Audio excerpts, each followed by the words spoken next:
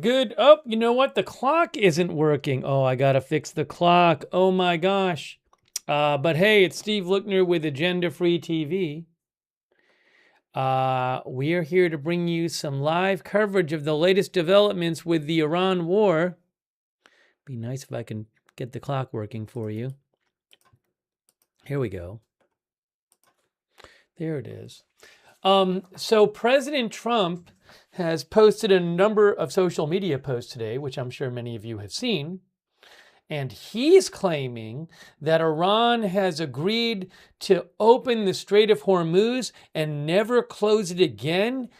President Trump is claiming that Iran has agreed to give the U.S. all its enriched uranium. But he's also saying that the negotiations are still going on. And we do not have confirmation of this from Iran, by the way. So, he also said that Iran is helping remove mines. He claimed that as well today. All of this unconfirmed. So we'll have to see what is actually going on. So we're going to bring you the latest updates here and talk about it, take your comments on the air, and go from there. You're looking at the marinetraffic.com live tracking map of the Strait of Hormuz and surrounding waters. You can find that at marinetraffic.com, the ship tracking and marine analytics website and app, I think. So thank you for being here. Also, thank you to our moderators, Ruth and Beth Mythical, are moderating right now. Thank you so much. They're over there on YouTube.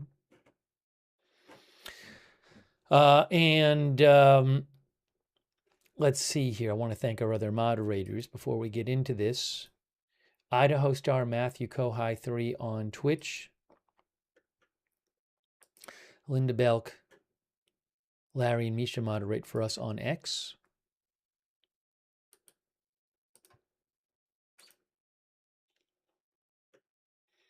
And, thanks Susan Priest-Buchner, by the way, for the Facebook stars. Thanks, Susan. Thanks to Charlotte Webb, who's moderating over there on Facebook. And Kayla Ribadi, thank you. Thanks also Joanne Gradwall for subscribing over there. And Susan Priest-Buchner, thank you. Okay, so let's look at some of President Trump's social media posts. He posted a bunch of times within, let's see here. The first one was at 9:06, and the last one was, within an hour and a half, President Trump posted, I think, 10 times. So let's look at what he had to say. And again, this has not been confirmed by Iran. And also, President Trump himself, he's been doing a bunch of phone interviews. After posting on social media, he's been doing a bunch of quick phone interviews with different outlets. And he has said that there's still negotiating going on. So there's certain, he's not saying there's a done deal.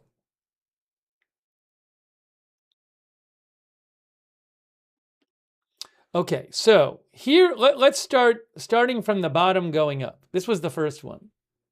This was around 9 a.m. Eastern. He said, Iran has just announced that the Strait of Iran is full. I think he meant the Strait of Hormuz, not the Strait of Iran, is fully open and ready for full passage. Thank you. That was the first thing. Now, I have to go to Iranian media about this.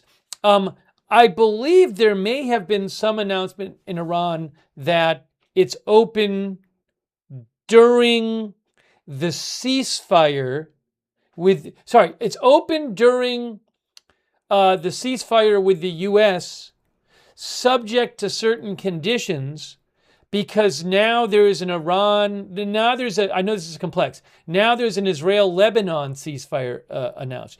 I don't want to get caught up in all the details about this right this second, but I believe the announcement he might be talking about is some sort of announcement by Iran about the strait being open with conditions during the second week of the U.S.-Iran ceasefire. Now that there's a what? I forget how long it is, but there's a ceasefire between Israel and Lebanon. Okay, so anyways, certainly Iran has not made any kind of announcement of any kind of permanent opening of the Strait of Hormuz. That has not happened. Not that I'm aware of. Okay, let's keep going though. Let's keep going. We got to keep going, and then we can talk about this. Then he posted, the Strait of Hormuz is completely open and ready for business and full passage, but the naval blockade will remain in full force and effect as it pertains to Iran only until such time as our transaction with Iran is 100% complete. This process should go very quickly, and that most of the points are already negotiated. I'm not sure if transaction means negotiation or that someone's giving somebody something. This also clearly says that there's no finalized agreement. So again, there's clearly some stuff here that's not clear from the exact wording. Now, Craig claims that U.S. is giving money to Iran. Axios had reported that there was a deal being considered by which the U.S. would give some money to Iran. We'll talk about that later, but we have no idea if that's going to happen. Okay, let's keep going here, though. Let's just keep going to go through what he posted. Then he said, the USA will get all nuclear dust, he means all of their highly enriched uranium, created by our B-2 bombers. He means the highly enriched uranium in canisters that reportedly is buried under nuclear sites that were bombed by the U.S. last year. President Trump claims no money will exchange hands in any way, shape, or form.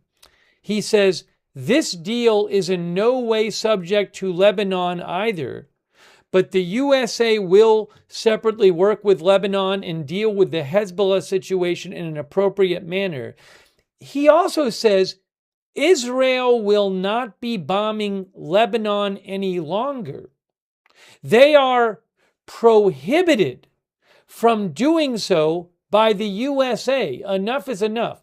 So he claims here that the US has prohibited Israel from bombing Hezbollah, its enemy across the border in Lebanon, forever.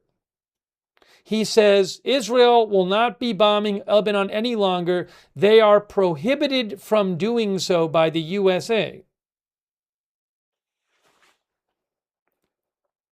All right, so that's another post. Here's another one.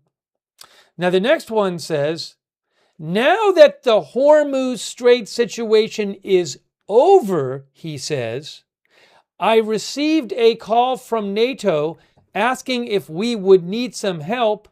I told them to stay away unless they just want to load up their ships with oil. They were useless when needed a paper tiger.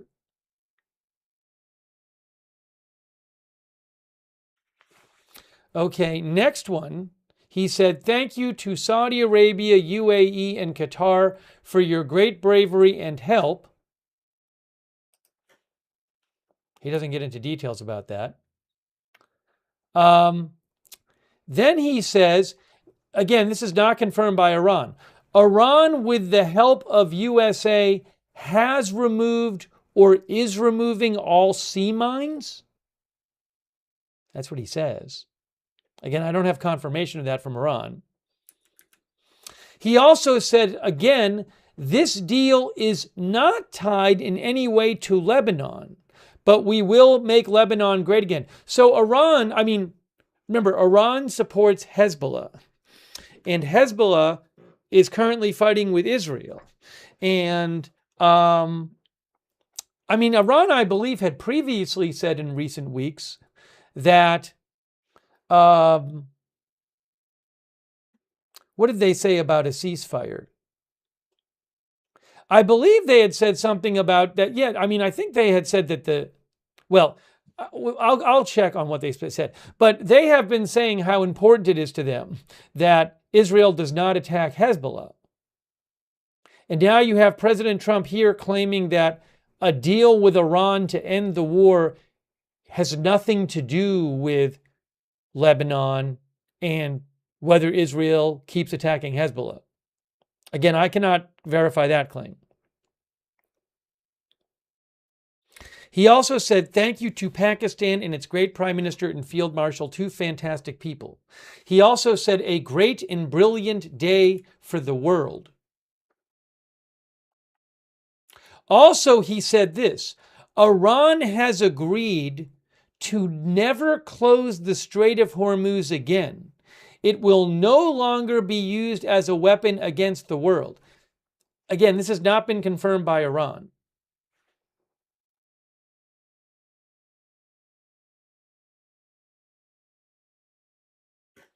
Then the last one he said was, the failing New York Times, fake news CNN, and others just don't know what to do. They are desperately looking for a reason to criticize President Trump on the Iran situation, but just can't find it. Why don't they just say at the right time, job well done, Mr. President, and start to gain back their credibility?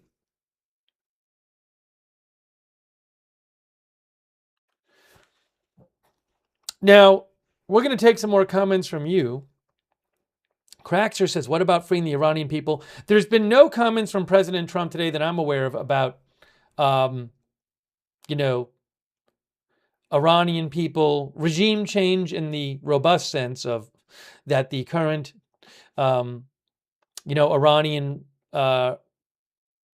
revolutionary regime, which dates back to 1979, would be overthrown and the people would take over. There's been no talk of that or anything that I've heard today. Let's see here. Hold on a moment here. So what I'm going to do now is we're going to take some comments, but I also want to show you what President Trump has been saying in interviews. So he did an interview. He's been talking to doing short interviews with different publications this morning.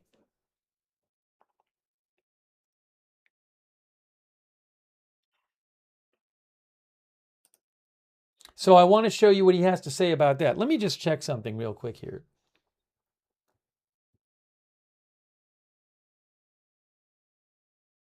Mr. Mullet Gaming says, I've never been more confused.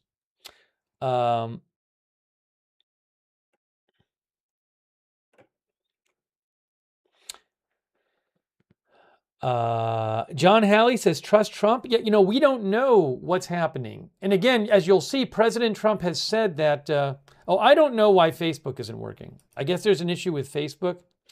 It's so bad. They have all these problems over there. I don't know why Facebook is having an issue. I wonder if they're having live streaming problems. It's very frequently weird stuff over there. Okay, so I have to restart the Facebook stream now for absolutely no reason. I'll try restarting the Facebook stream.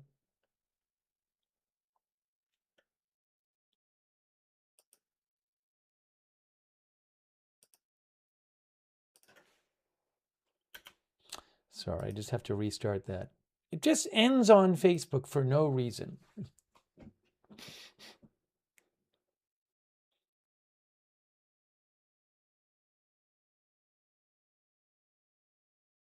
Hang on. Supposedly it started again.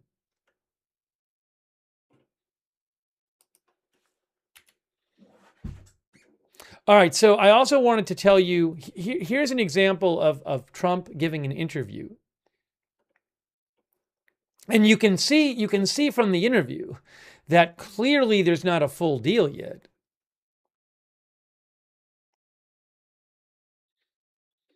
Okay, so President Trump told Reuters on Friday that the U.S. will work with Iran to recover its enriched uranium and bring it back to the United States.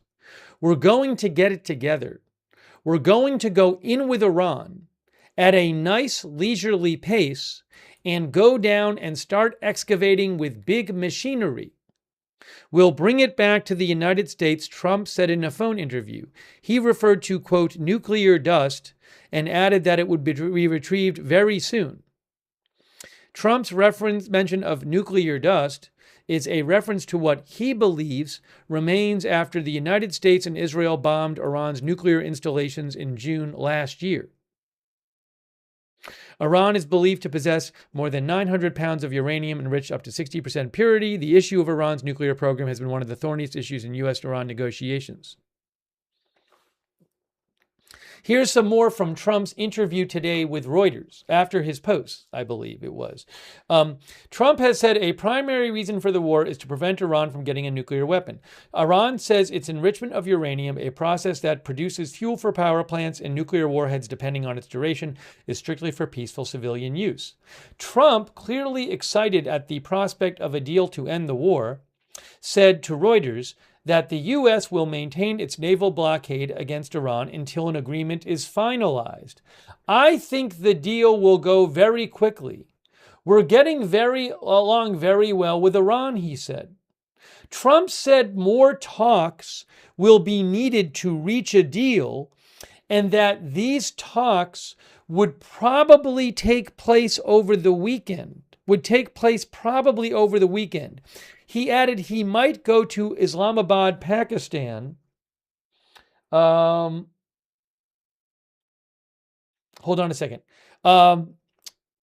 He might go to Islamabad, Pakistan once a deal is made. He said, I haven't made that determination. Trump also said the U.S. was working with Iran to remove mines from the strait. Responding to a report that the United States was considering a $20 billion cash for uranium deal, Trump said it's totally false. No money is changing hands.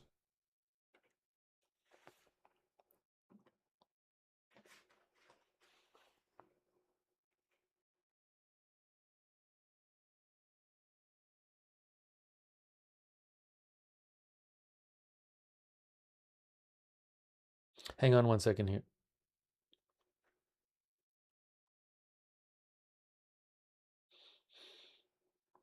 All right, so here we go.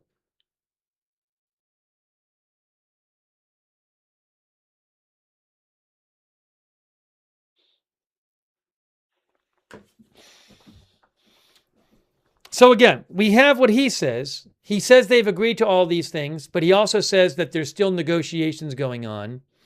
And he told Reuters that more talks will be needed to reach a deal, and these would probably take place over the weekend.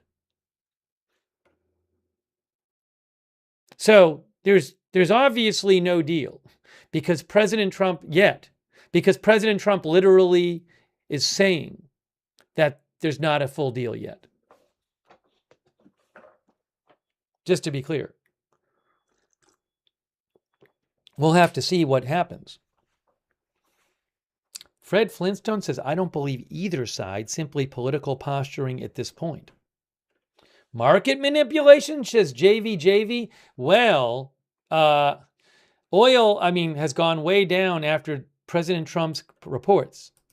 You can see here from Reuters, Wall Street stocks flourish. Oil dives below $90 after Iran says Strait of Hormuz. I want to clarify this. After Iran says Strait of Hormuz is open, I want to clarify what they said about this. I think this is in part due to what President Trump said. Yeah, the Iranian foreign minister, they say that the Iranian foreign minister said the Strait of Hormuz. Yeah, okay, look. Reuters says, I don't know. I will take a bit of an issue with this because My guess is that a significant reason for the stocks doing well and oil going down is that President Trump has posted all these things. You can see here it says stocks went higher and oil tumbled more than 11%. Then they say after Iran's foreign minister said the Strait of Hormuz was open for passage while a ceasefire is in force. I mean, the ceasefire is only in force. I mean, the ceasefire between the U.S. and Israel, between the U.S. and Iran, is only in force for another week. Here, let me show you exactly what the foreign minister said on X.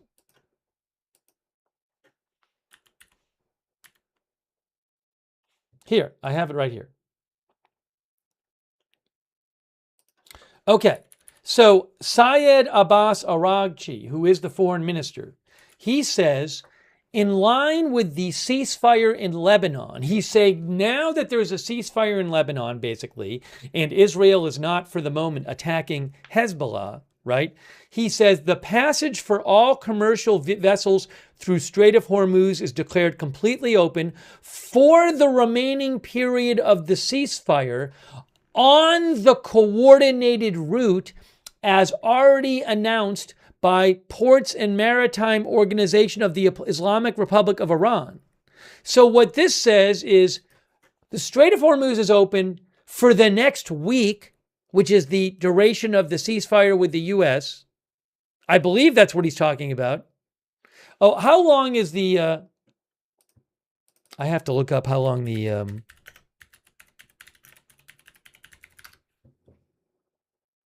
The Lebanon-Israel ceasefire is 10 days, I believe. Okay, anyway, so he's not saying it's permanently open. Yeah, and he's saying it's open during either the 10-day Israel-Lebanon ceasefire or the 7-day... but when he says remaining period of ceasefire, that sounds like the 7 days left in the U.S.-Israel ceasefire. I mean, the U.S.-Iran ceasefire. U.S.-Israel-Iran ceasefire. Anyways, he also says on the coordinated route already announced by Ports and Maritime Organization of the Islamic Republic of Iran. So he's saying that any ship that goes through needs to follow this route that Iran has declared, which is this route through the strait that's closer to the Iran side rather than the Oman side. So that's certainly not completely open. And there's certainly a time restriction on that. So just to clarify, Iran did not announce that we're no longer restricting strait traffic at all, and that's just permanent. That's not what they have said. Okay, so to be clear, so I don't know that this post is the reason. I mean, I don't know. I certainly have suspicions that a big reason for oil going down is not this post, but rather what President Trump has posted. But I don't know. You see, this is kind of an odd headline too. I mean, to be fair, AP says something similar. They say oil prices drop more than 10% in U.S. stocks store after Iran reopens the Strait of Hormuz.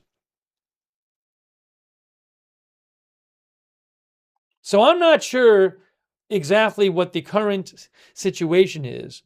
What I can do is look at when did oil actually drop. The price of oil, I'm looking at a one-day chart, and it really started going down about, the chart I'm looking at says it started going down about 840. Is that when the foreign minister posted? He posted at 8:45. So it certainly looks like it started going down a bunch when he posted this. But just to be clear, I want to be clear what he said. He said it's open for the remaining period of ceasefire, which sounds like that's either 7 to 10 days, and on the coordinated route that Iran has specified.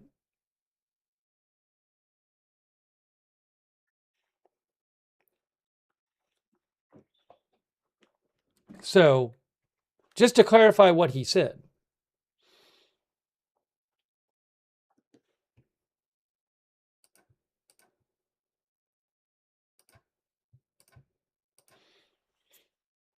So we'll have to see.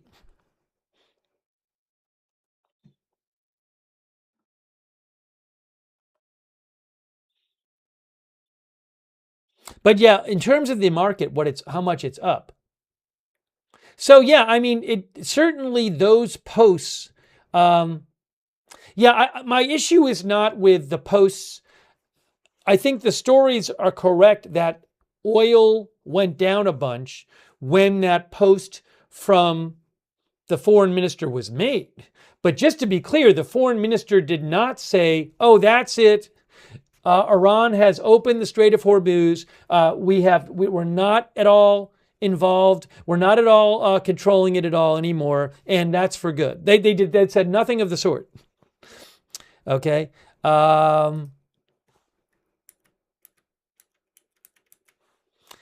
You can see that benchmark Brent crude futures nosedived down 11.5%. Brent is now down about roughly 10% on the day.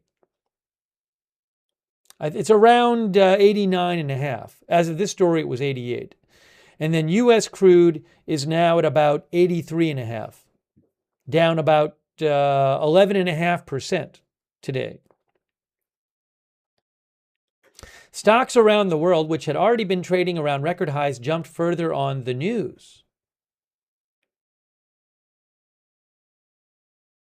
Now, this is interesting. Karsten Brzezinski, global head of macro at ING, said, "This is clearly positive news and should bring some relief for oil prices and eventually also for consumers. However, the question is whether, even if Iran claims to open the strait, whether vessels will really dare passing.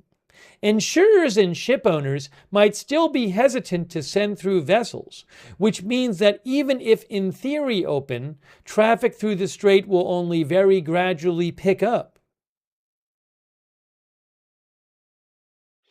Energy stocks that benefit from high oil prices fell. Oil and gas names in Europe slid 4.5%, followed by U.S. majors ExxonMobil and Chevron, which shed about 5% each. Airline shares gained, with American Airlines up around 8%.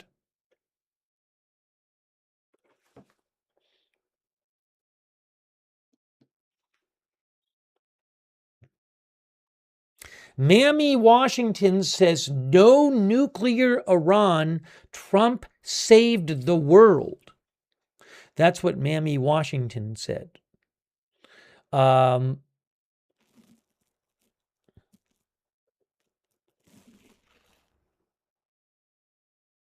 Realization said it's a money-making day. Thanks, Big Trump. Tepe thinks these are President Trump's Friday games.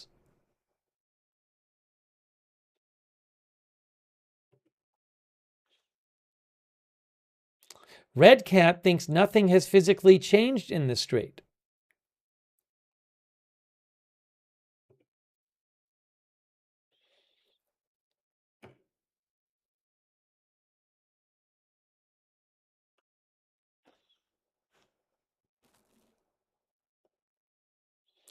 Let's see here. Sarcasm BTC says, hopefully no more games.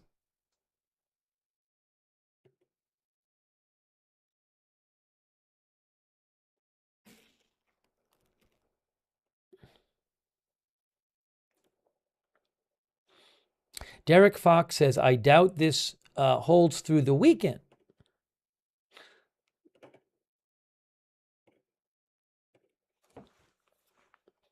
AE says, Trump can't stop winning.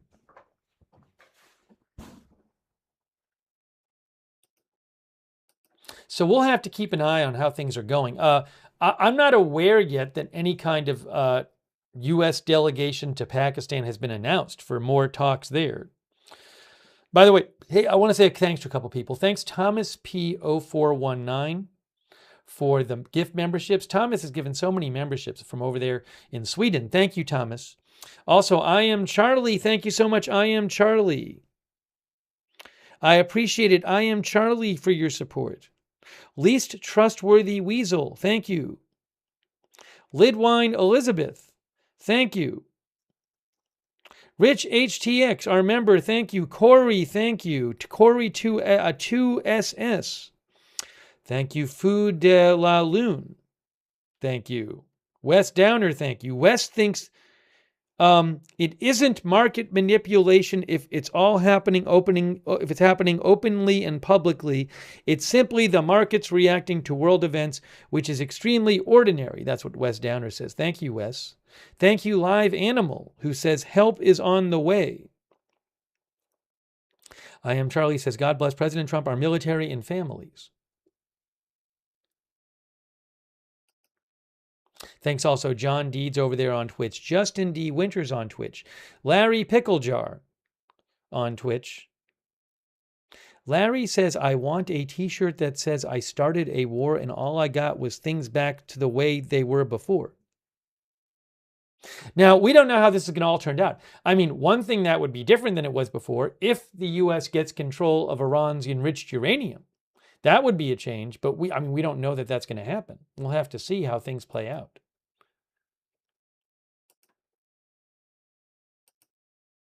All right, so we need to keep checking today if President Trump posts any more on Truth Social. And if there's any updates on negotiations. And what's coming out of Iranian media. I'll have to show you that.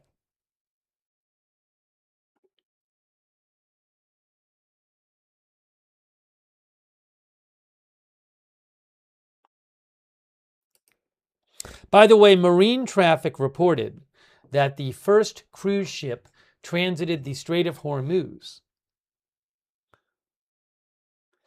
since the conflict began. The cruise ship Celestial Discovery has become the first passenger vessel to transit the Strait of Hormuz since the start of the conflict. The Malta-flagged vessel departed Dubai on April 17th after remaining docked for approximately 47 days, having first arrived in early March. According to marine traffic data, the ship crossed the Strait of Hormuz at something UTC today and is currently heading to Oman. Reports indicate that the vessel is sailing without passengers.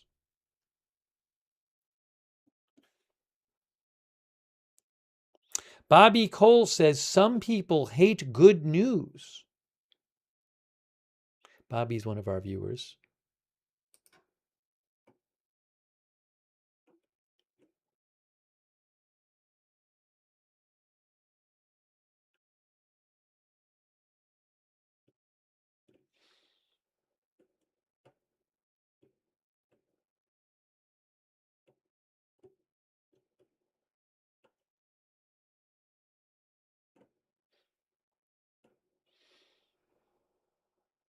Now, let's see here. Let me just check a couple. I want to check some Iranian media. Oh, here is a comment from, so remember, oil started going down today after the Iranian foreign minister said that the strait was open for the remainder of the ceasefire.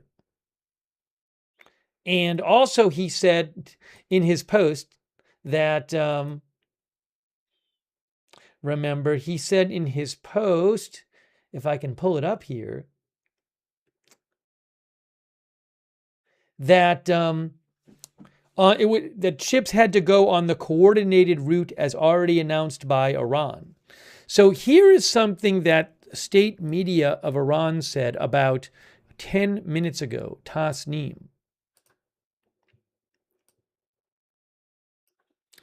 Explanations from the foreign ministry spokesperson regarding Foreign Minister Araghchi's tweet.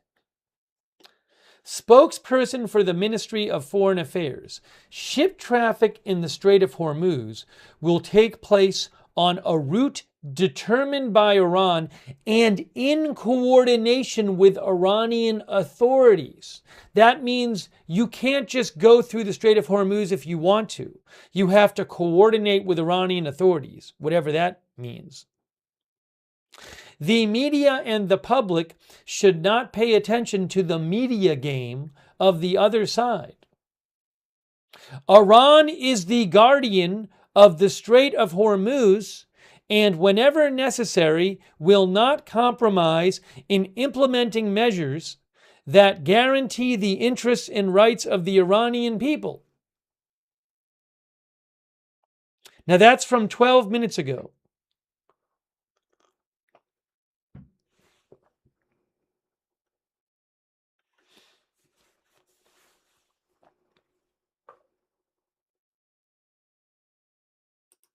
Give me one moment here.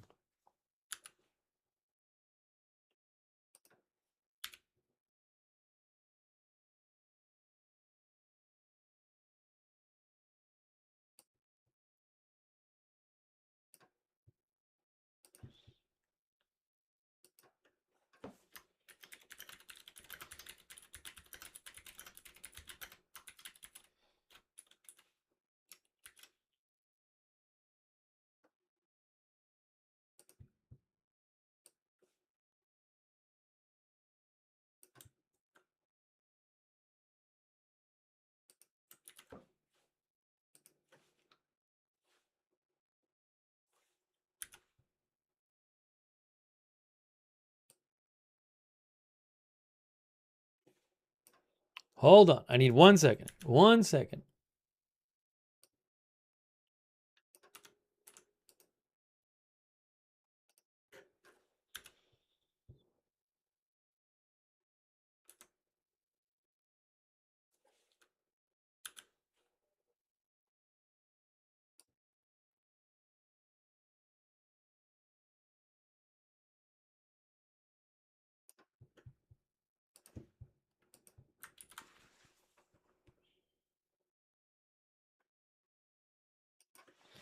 So I just want to point out again, this is a statement.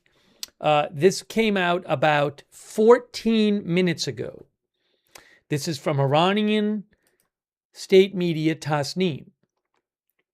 And again, they say this is an explanation from the foreign ministry spokesperson about the foreign minister's post earlier today, which said that Iran, let me again I'll show you what the foreign minister said earlier today. Here is what the foreign minister said earlier today, just to clarify.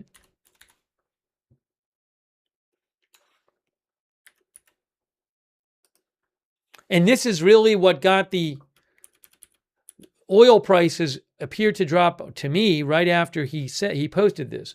And then President Trump made a bunch of posts after this post. But Foreign Minister Araghchi said, in line with the ceasefire in Lebanon, the passage for all commercial vessels, that's commercial, it's not even military, that's commercial vessels, not military vessels, through the Strait of Hormuz is declared completely open for the remaining period of ceasefire on the coordinated route as already announced by Ports and Maritime Organization of the Islamic Republic of Iran. So, here is the now, about, 15 minutes ago, here is what the clarification to that was posted by Iranian state media Tasnim.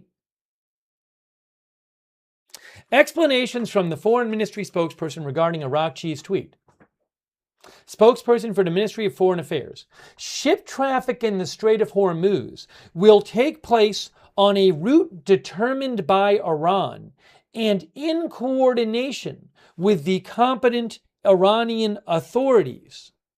The media and the public should not pay attention to the media game of the other side. Iran is the guardian of the Strait of Hormuz and, whenever necessary, will not compromise in implementing measures that guarantee the interests and the rights of the Iranian people.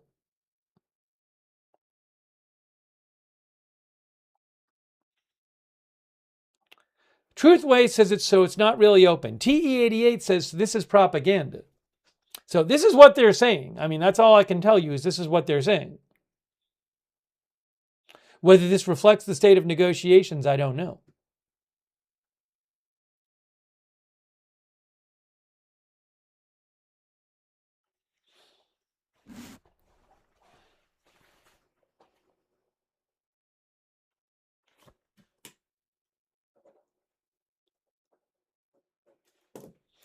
Mammy thinks this is theater for their domestic captive audience.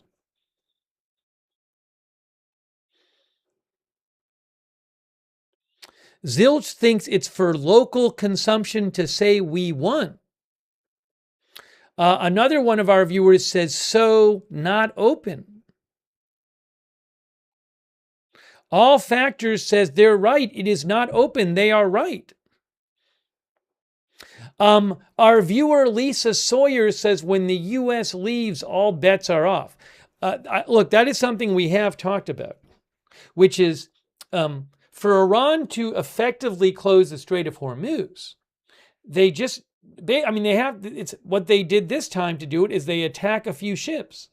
So if and when the U.S. leaves, if Iran were to, attack a couple of ships in the Strait of Hormuz with drones or, sea drones, air drones or whatever, or missiles or whatever,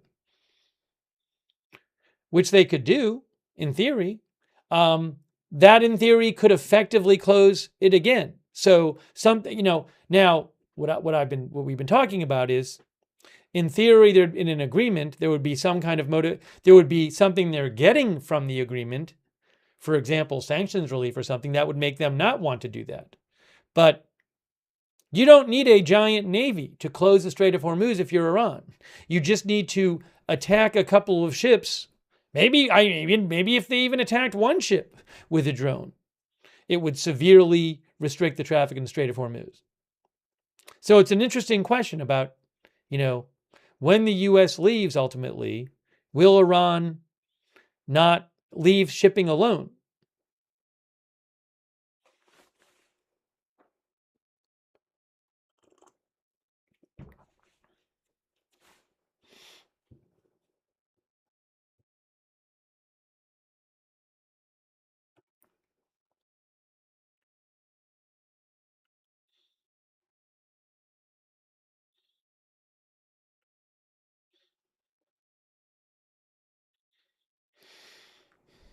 Is the U.S. leaving the strait? There's no agreement yet. Well, the U.S. is not technically. From what I understand, the U.S. doesn't have ships right in the strait right now. But is the U.S. leaving the region? Not right now. They have a very huge military presence there. We'll have to see what happens with these ongoing negotiations. Malice Bixie says, whatever the rhetoric is, the strait is open only when ships start sailing through. We'll have to wait and see. Certainly something to be. I agree that you don't know if it's really. We don't know if ships will go through until they go through. Jerome says Trump's propaganda versus IRGC propaganda.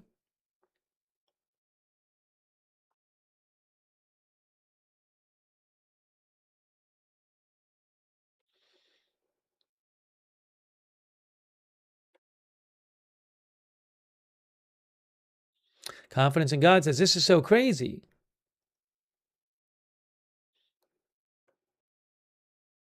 By the way, these ships only go so fast. These ships go, a lot of the tankers, you look at them, they're going like 10 knots, like 11, 12 miles an hour. So, to get through the Strait of Hormuz, it's hundreds of miles lengthwise.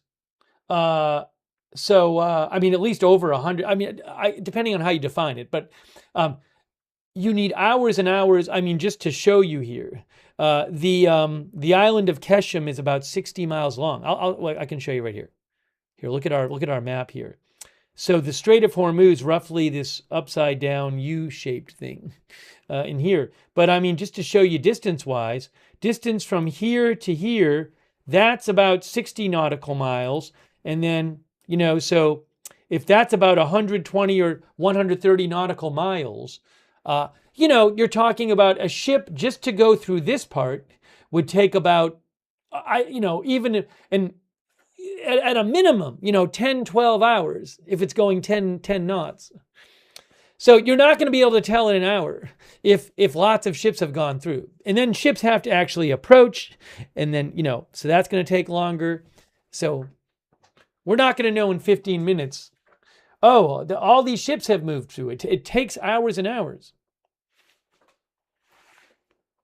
Oopsie, what just happened there? Oh, I see. I accidentally zoomed. I want to see if I can get you some more. I'm interested in seeing what else we're hearing out of Iran at the moment. What reaction we're getting from them. We'll give you new reports as well. Hold on. I wonder what's happening over at Fars News in Iran. What they're saying about this.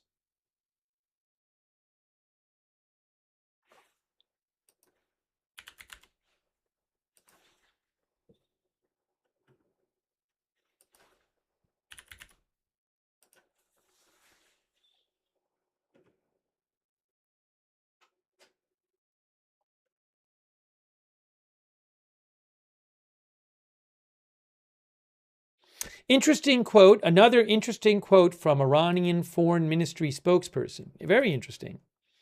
Fars News posted this, state media.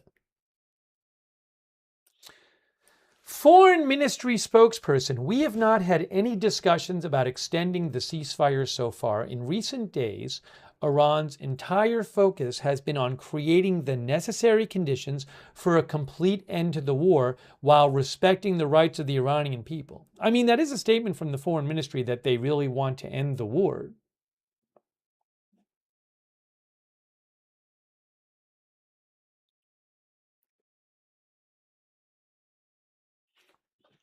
It's interesting. I'm seeing Barak Ravid right now over there on CNN. I might check in and see what he's talking about.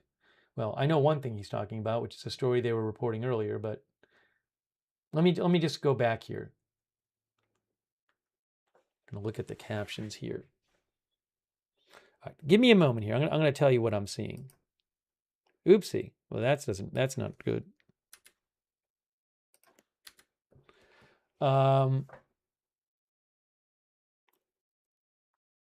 All right, hang on a moment. So Barak Ravid of Axios was just talking to CNN.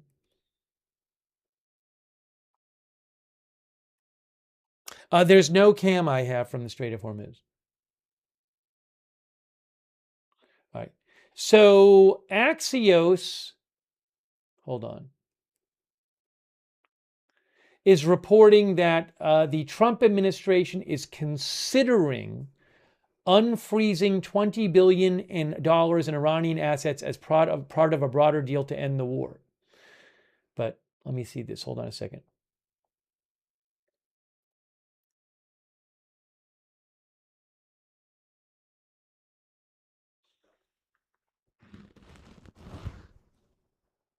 So Barak Ravid is reporting from Axios that Iran needs money badly, which certainly makes sense. And I mean, there's been so much damage done to their country and infrastructure during the war, certainly. And Barak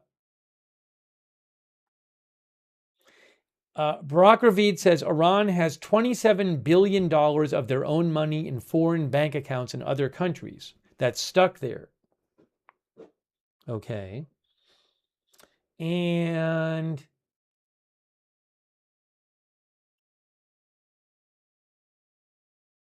hold on a second here.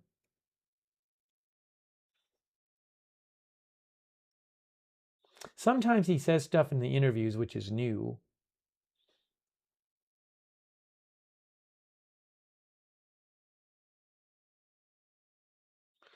So again, Barak Ravid of Axios is claiming that, reporting that the Trump administration is considering unfreezing $20 billion in Iranian assets as part of a broader deal to end the war.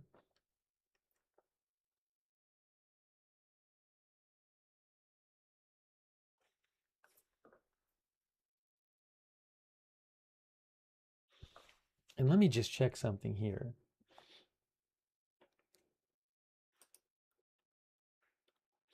And what Barak Ravid says is when President Trump said this morning that no money will change hands, he's saying what Barak Ravid of Axios says is, well, technically, if it's the Iranians' own money which is frozen in accounts, it's not changing hands because they're just getting their own money.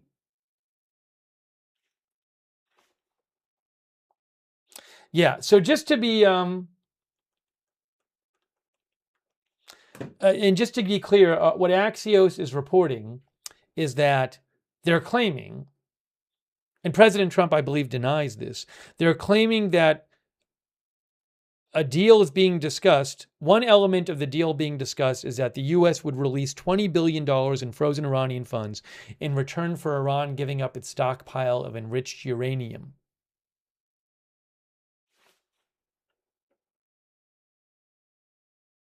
As I mentioned before, President Trump said that he told Reuters that the report that the U.S. was considering a $20 billion for uranium deal is totally false. No money is changing hands, he said. But again, what Barak Ravid says of Axios is, well, if what's happening is Iran's frozen foreign accounts being unfrozen, then technically you could say no money is changing hands.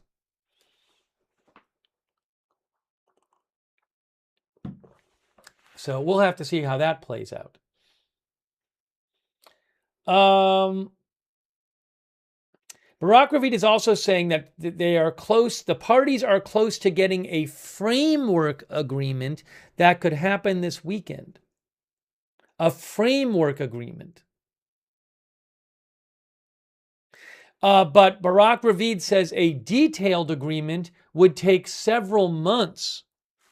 So that's also something interesting to think about, is when President Trump talks about a deal getting done this weekend, are we just getting to talking about a framework of a deal without the specifics worked out? Which could certainly serve to keep hostilities from starting up again. J. David Agudelo says better than months of dealing with an instant war. Better than months of dealing with instant war, I think, if I interpreted that right.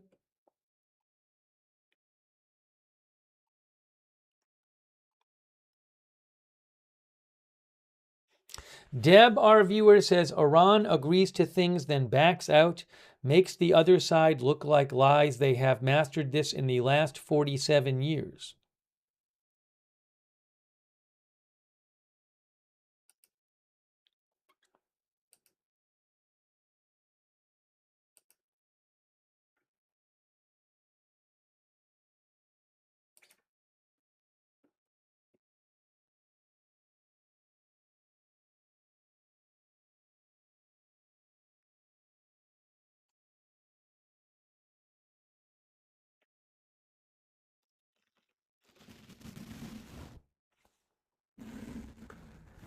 David St. Clair, our viewer, says without regime change, nothing changes.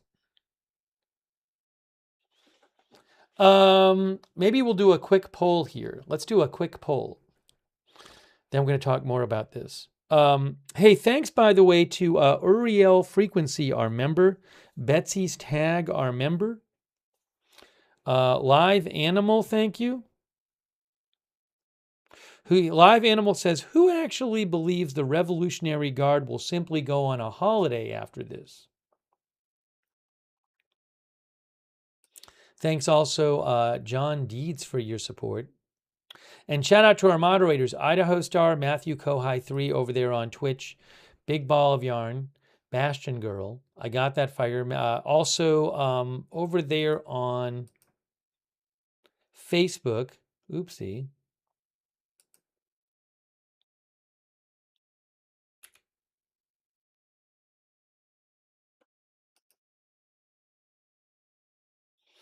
Let's see here. Shannon Davis Hughes is moderating. Kayla Aribadi is moderating. Thank you very much. On Facebook. Linda Belk, Larry, Misha on X, who moderate for us there. Roberts May Queen, Ruth on YouTube, Beth Mythical. Huge thank you. Let's do a poll. The poll is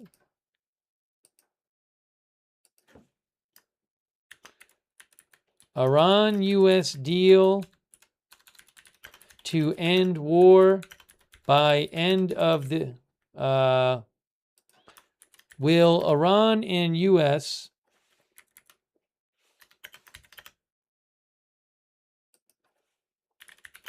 make deal to end war by end of weekend?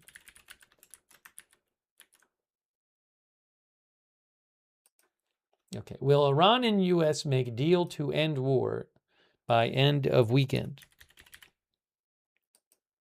Thanks, Mark Grenfell from Australia. Mark, that's really nice of you. Thanks so much for your support, Mark Grenfell. I appreciate that.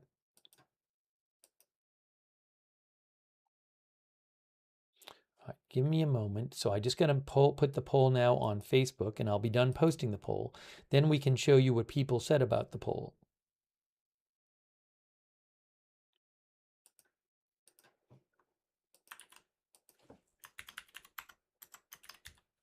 Something else interesting that I thought about is, so we talk about this a lot. A number of our viewers talk about this. But the market closes, stock market closes in 2 hours and 18 minutes, and the oil market closes at 5 p.m. Eastern. 3 hours and 18 p.m., 3 hours and 18 minutes. And a number of our viewers have noticed that dramatic things can sometimes happen over the weekend during this war when the markets are closed. Will something new and dramatic happen this weekend once the markets are closed? I have no idea. I don't know. Brick B says constantly. MLCDN says yes. The Knight's Palace says it won't this time. All right, we got to look at this as you vote in the poll. As you think to yourself how to vote and then vote.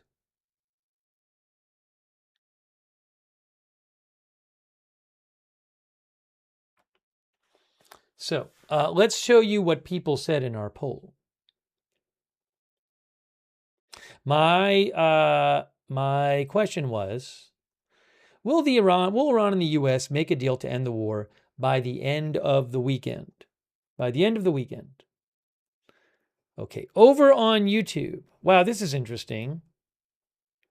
Over on YouTube, here is the poll result.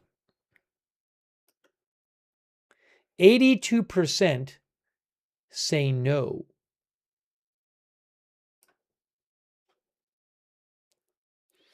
On Facebook, 90% say no.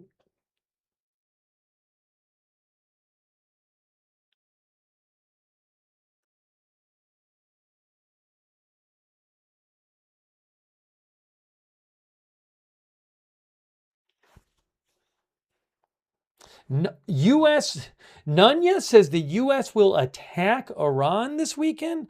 That'd be quite a turnaround.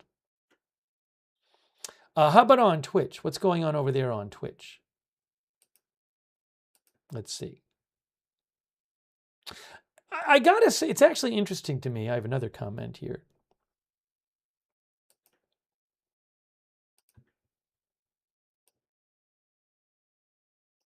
%82 on Twitch say no. It's interesting. I mean, President Trump has been posting all these posts this morning on Truth Social, making it sound like there's been all these major things agreed to. Yet, at least a lot of our audience appears skeptical about a deal by the end of the weekend. 82% no on Twitch, 82% no on YouTube, and Facebook was over 80% no as well. Now, the great Catsby says he always does that. Well, see, now Spook says nobody believes him anymore. So this is, first of all, the market has reacted to, well, the market also reacted to what Iran said, but the oil has gone down today by like roughly 10%, and stock, but it's a good question. I don't know if the public is just more skeptical now when stuff comes out about a possible deal because it hasn't happened yet.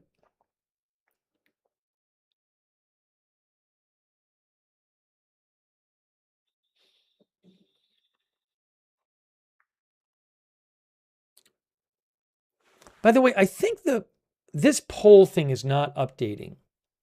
Hold on, let me reopen the chat window because I think, yeah, it's not registering new votes and people are voting. So give me a second. Let me just, all right, hold on. I need to do something real quick. Let me just fix this. Yeah, because the number of votes was stuck on the YouTube poll window, which makes no sense. So let me see if I can update that for you. I would think that there's a trickle of people voting. Let's see. Yes, it is just updated. There are way more people voting.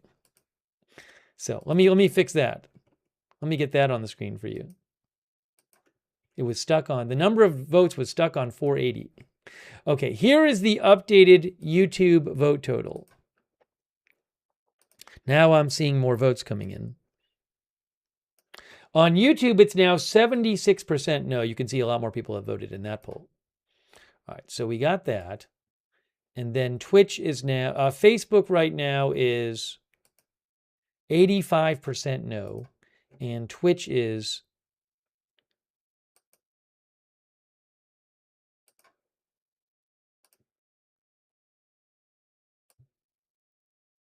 81% no.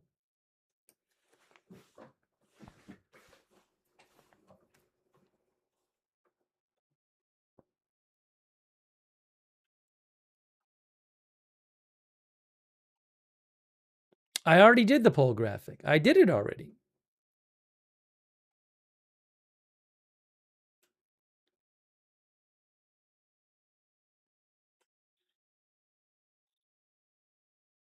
Dogs Frog says, "Why do you still insist on believing what he says?" When did I tell you that? You're just saying things that are not true, that I have never said. I didn't tell you who to believe. Now come on.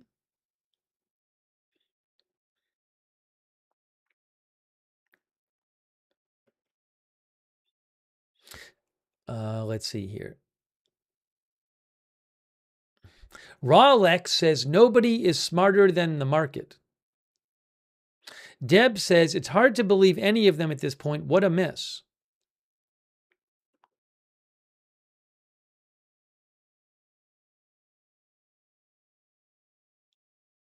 Zeppelin says, "I stand by watching what he does rather than what he says." One of the viewers said, "Skeptical because of Iran." Z-Line says, "I'm being optimistic that a deal will be made." All right, hold on a second. Now I got this messed up. All right, so thank you for voting in our poll.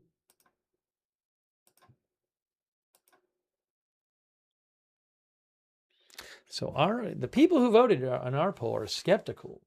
About roughly 80% across the platform say they don't think there'll be a deal by the end of the weekend. Thank you, Crypto King, for your support. I really appreciate that. Crypto King shouts out the mods. Thank you. Thank you, Live Animal, who says, 10-day ceasefire that expires next Friday. Time to further jitter the markets. Foreign policy being designed by my stockbroker circus. Now, again, the U.S. Iran ceasefire expires in 7 days, I think.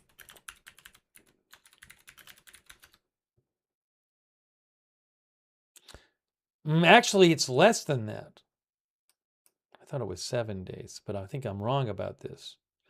According to Wikipedia says the Iran-US ceasefire was on April 8th, which would mean April 22nd in 5 days. So I'm sorry, I had my days wrong, I believe. 5 days left in the US-Israel-Iran ceasefire. And then there's, I think, 10 days left in the Israel-Lebanon ceasefire, I think.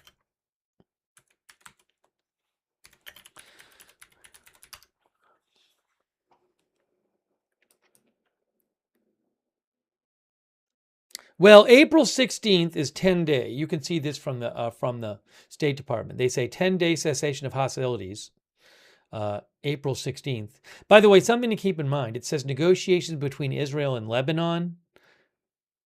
The fighting is between Israel and Hezbollah, which is a group in Lebanon. So really, we're talking about a ceasefire between Israel and Hezbollah.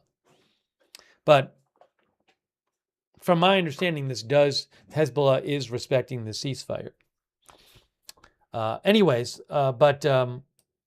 Again, that's April 16th, so that would be the 26th, 9 days, I guess. Well,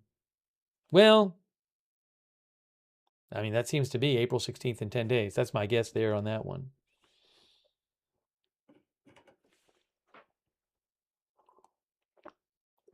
But apparently only 5 days left. Only 5 days left till the U.S., Israel, Iran ceasefire ends.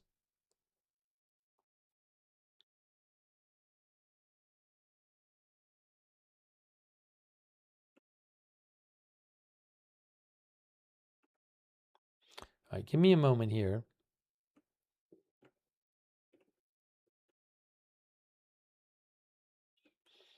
We're going to take more of your comments, bring you more updates.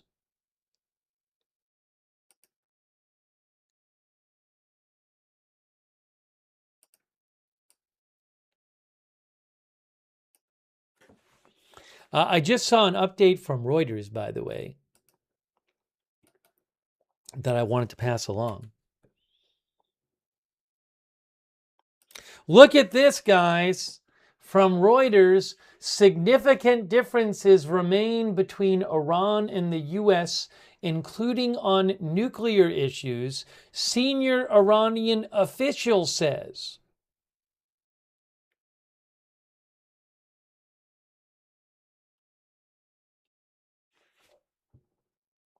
By the way, quick thanks to Scottish Lass, our member. Thanks, Scottish Lass. I really appreciate it. And Betsy's Tag and Uriel Frequency, our members. Thank you.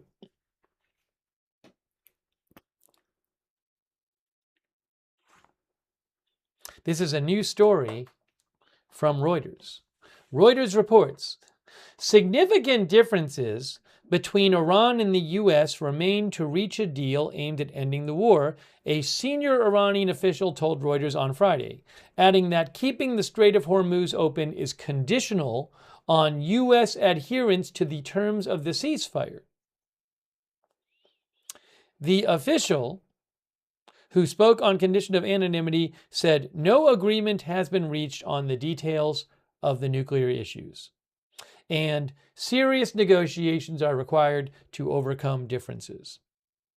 He said Tehran hoped a preliminary agreement could be reached in the coming days. So this is what Axios was talking about too. Some sort of framework, not a detailed deal.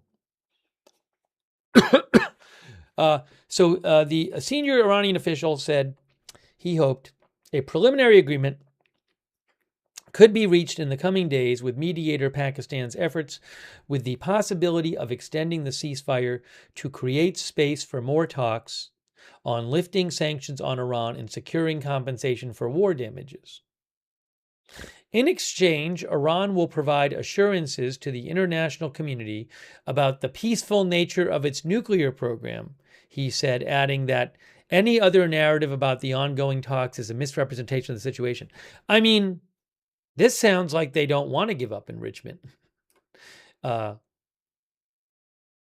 doesn't sound like not having a nuclear enrichment program.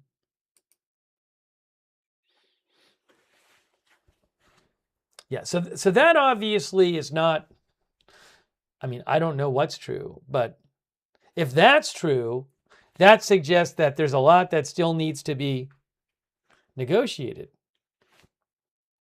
Mr. QQQ Crash says oil is going up.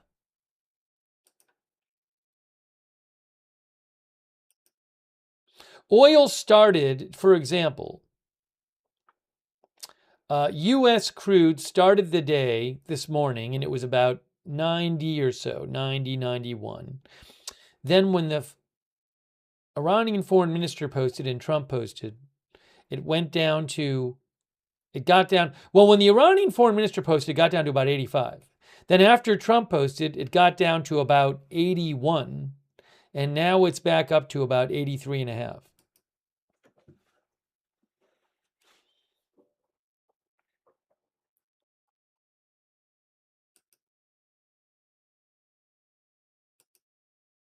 Brent crude, same thing.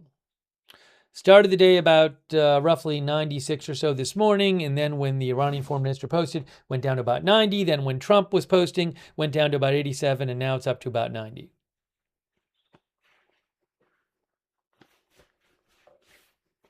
Again, the Iranian foreign minister posted that the Strait of Hormuz was open for the duration of the ceasefire, basically, which is not that long, and it was subject to the ships had to go on the Iranian path that they said they needed to go on. I'm a bit confused as to why. It's interesting to me that oil dropped so much on the post by the Iranian foreign minister. To me, when you look at that post, I don't know that it's claiming that much. I don't know, but who knows? Again, what the Iranian foreign minister posted today before was in line with the ceasefire in Lebanon between Israel and Hezbollah, basically, the passage for all commercial vessels through the Strait of Hormuz is declared completely open for the remaining period of ceasefire. If he's talking about the ceasefire with the U.S., that's 5 days. 5 days. Also, on the coordinated route as already announced by Iran.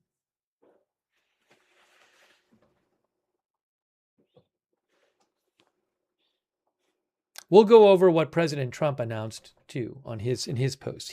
He posted a lot after that. Wesley says, "Are we going to pay war reparations?" That is not clear. Whether that would be part of some deal, we'll have to see. Wall Street says, so they still control it even as they allow ships to pass?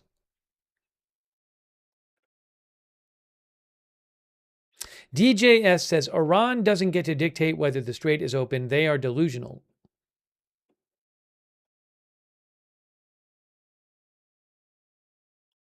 Hey, let's look at. I want to look at marine traffic for the last few hours.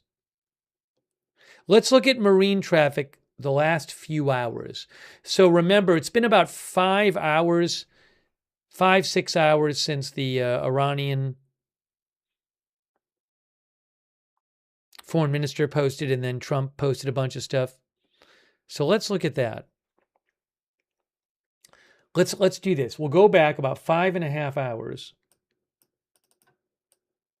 Here's the Strait of Hormuz. On marine traffic. Custom.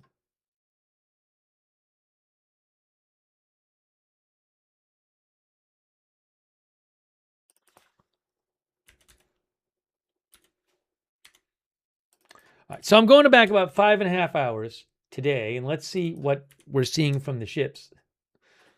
Hold on.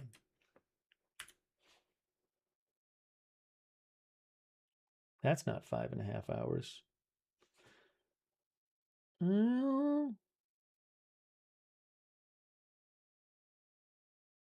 Oh, yes, it is. It is 5.5 hours. Okay.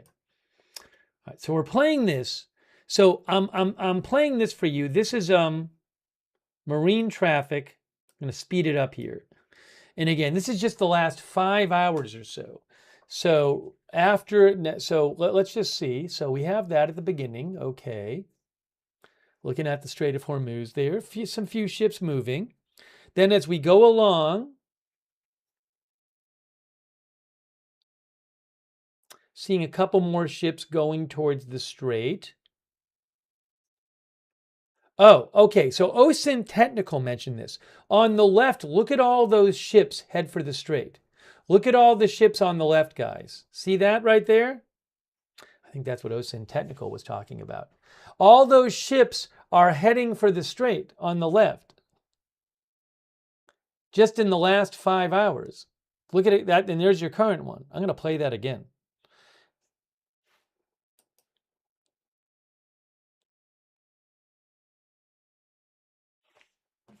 Give me a moment here.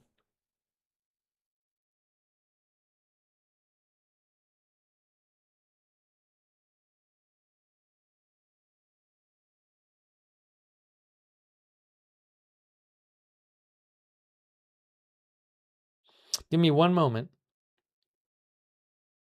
One moment.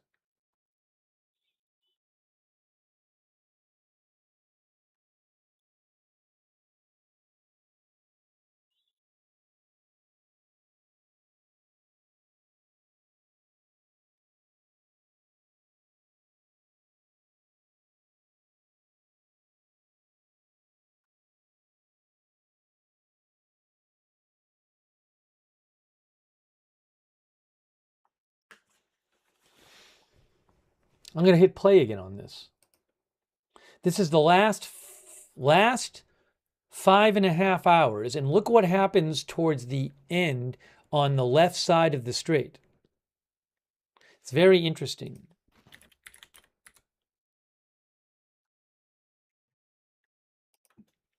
Coming up, you get about 2 hours ago or 3 hours ago. Now look at all those ships start. Now those are, the green ships are cargo ships, red is tanker ships. But you have a bunch of ships like break out and start moving towards the strait over on the left side there, on the western side. Look at that. See that? Very interesting.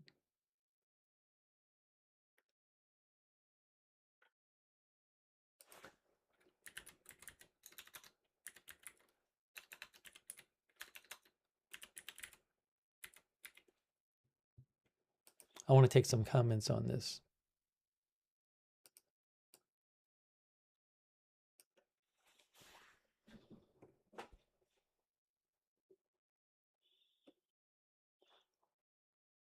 Now, will they all be allowed to go through?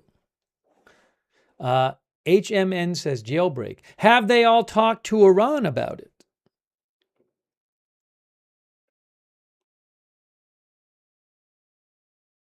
Is Iran charging a fee? I can't be sure about that. I can't be sure about it. Garnett Arthurs says that's a lot of ships finally. I'm zooming in a bit here. Let's replay it again, zoomed in, the last 5.5 hours or so. Guy from KC says more interested from the blockade side. Well, remember, technically speaking, the blockade is on ships going into or out of Iran. Anywhere in Iran, into or out of Iran. But, I mean, I understand what you're saying is it's interesting that we don't see ships going in there. Look at that, though. Look at that. Look at that.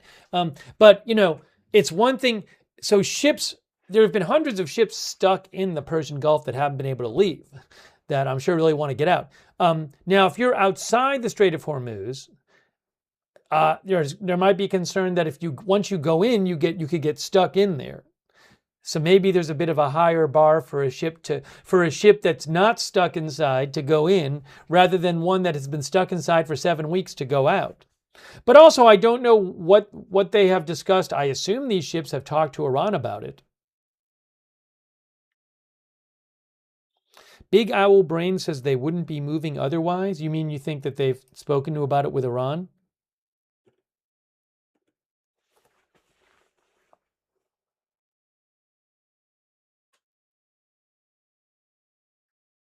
I mean, that's a really noticeable move. Just look at all those ships. Remember, in recent days, you've had, I think in the last, I'll check how many it was the last day, but you're talking about a handful a day. Nothing like this. That's, I mean, right there I see 1, 2, 3, 4, 5, 6, 7, 8, 9, 10, 11, 12, 13, 14, 15, 16, 17, 18, 19. I mean, it's at least 20 or so ships there. Actually, and do we get more from back here? How about from down here?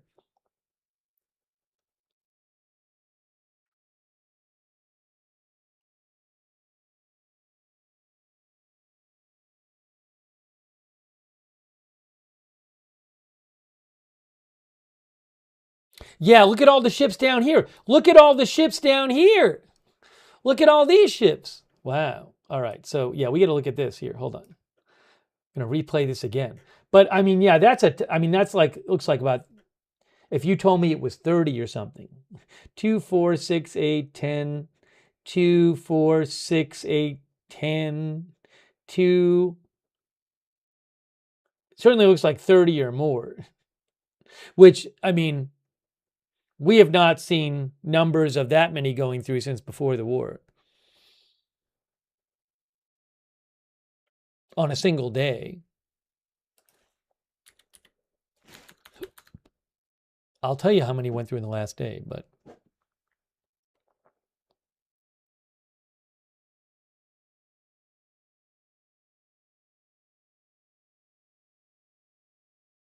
look at that. Are those ships going to be allowed through? Are we going to see like 30 ships go through today?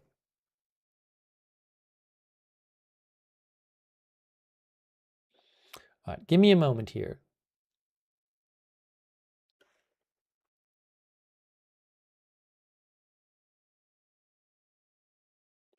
What I want to do is I want to reset this and I want to make it like 4.5 hours. Maybe 13:37.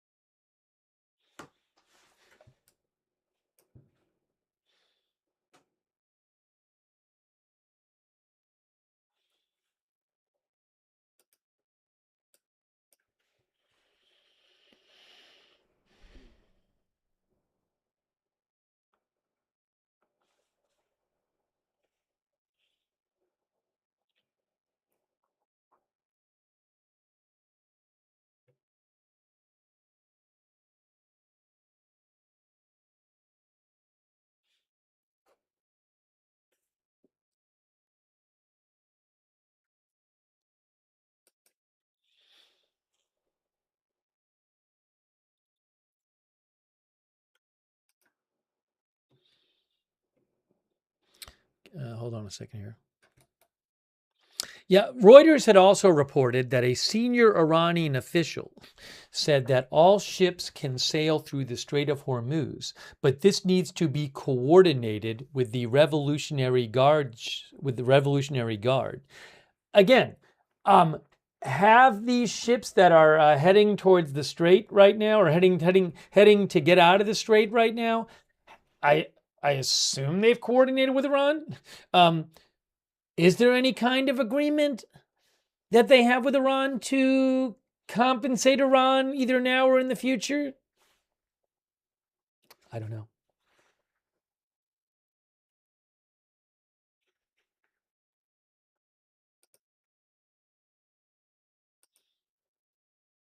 I was going to get the number of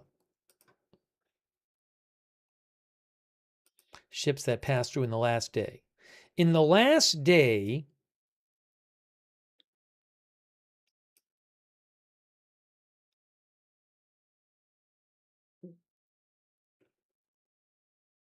April 16th, on April 16th, 6 ships passed through the Strait of Hormuz, according to UKMTO. 6 ships passed through the Strait of Hormuz on the last day. And now we have, it looks like, over 30 heading for the strait right now, heading through the strait.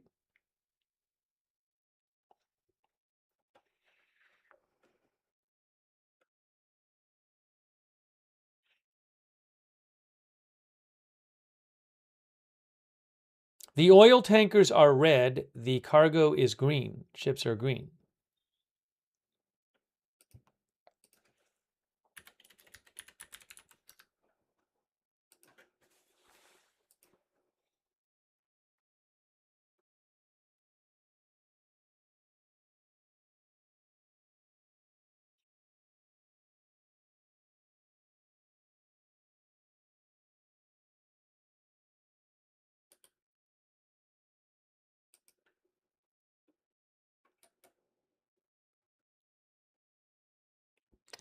Where is...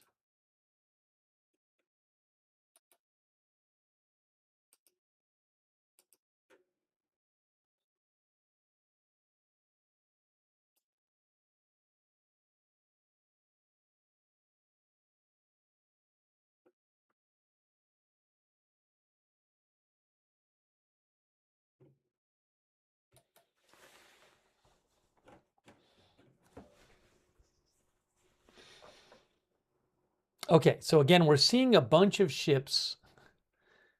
I'm guessing a lot of these had been, if not most, if not all of them, have been trapped inside the Persian Gulf, are heading for the strait to go through the Strait of Hormuz. Castle Keeper says, strange, not a word on mines, maybe something behind the scenes done. Remember, Iran told ships like a couple weeks ago, you need to take this particular route through the strait close to Iran, close to the Iranian side, to avoid mines. And from what I understand, ships are taking that route. We don't know if there actually are mines somewhere in the Strait of Hormuz. I would also remind you that what shut down the Strait of Hormuz was not mines. What shut down the Strait of Hormuz was Iran attacking ships with things like drones and missiles, from the reports. And when those attacks happened, the ship stopped going through. So the removal of mines itself does not remove threat to ships going through the Strait of Hormuz.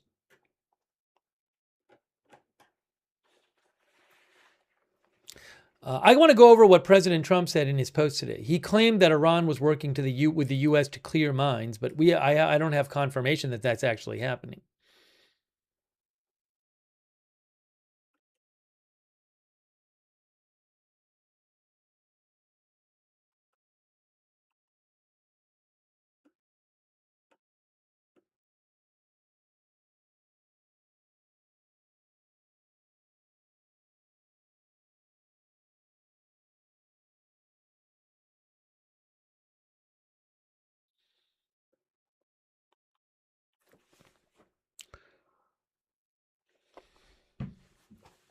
So we'll have to keep an eye on all of these ships in the coming hours that are heading to get out of the Persian Gulf through the strait.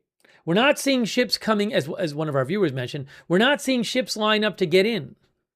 We're seeing them a lot of them going to get out.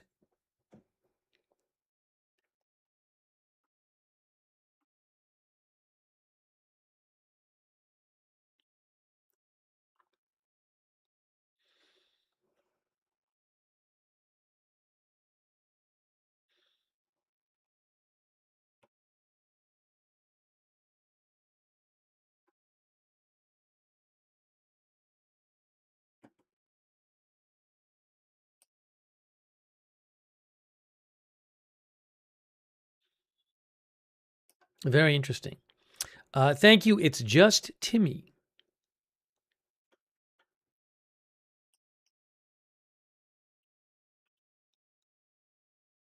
It's just Timmy says Celestial Discovery skipped the Iran warning.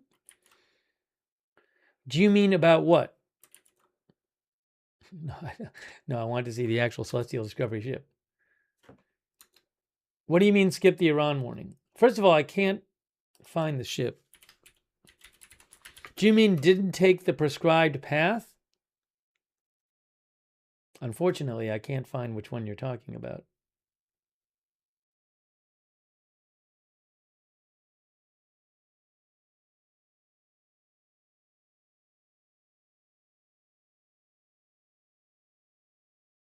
Maybe I'm spelling it wrong. By the way, thanks to Lidwine Elizabeth. I really appreciate it. Lidwine says, if the USA says who can sail through Hormuz, but it would mean losing face if Iran says no, but it still happens. Maybe that's why they go along with what Trump says, but add conditions to show they're in control.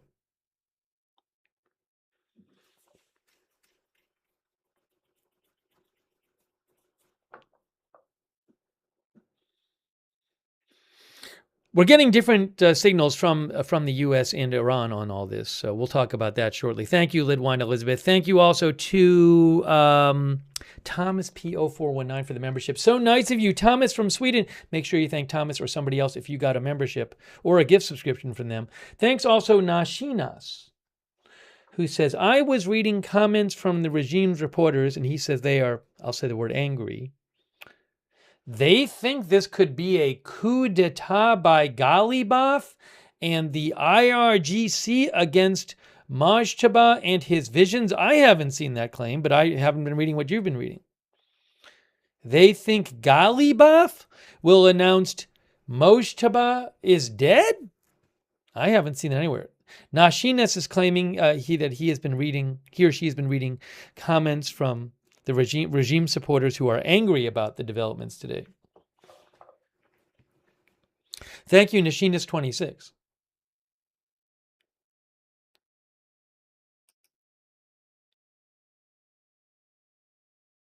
Let me remind you that state media of Iran posted about an hour ago, ship traffic in the Strait of Hormuz will take place on a route determined by Iran and in coordination with competent Iranian authorities. The media and the public should not pay attention to the media game of the other side. Iran is the guardian of the Strait of Hormuz and wherever necessary will not compromise in implementing measures that guarantee the interests and rights of the Iranian people.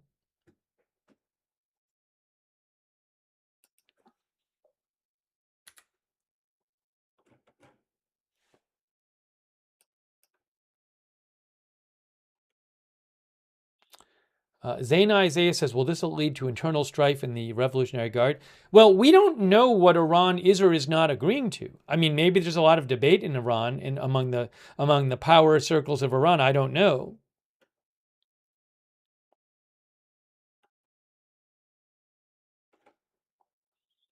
We need to go back and look at what Trump said, just to remind people what he said.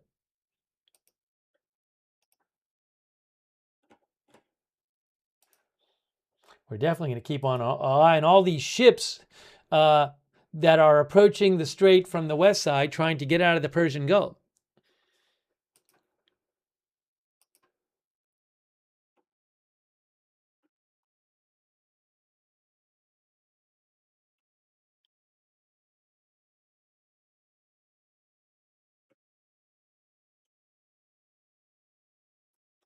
Oh, hey guys. Here is some more from Tasnim State Media.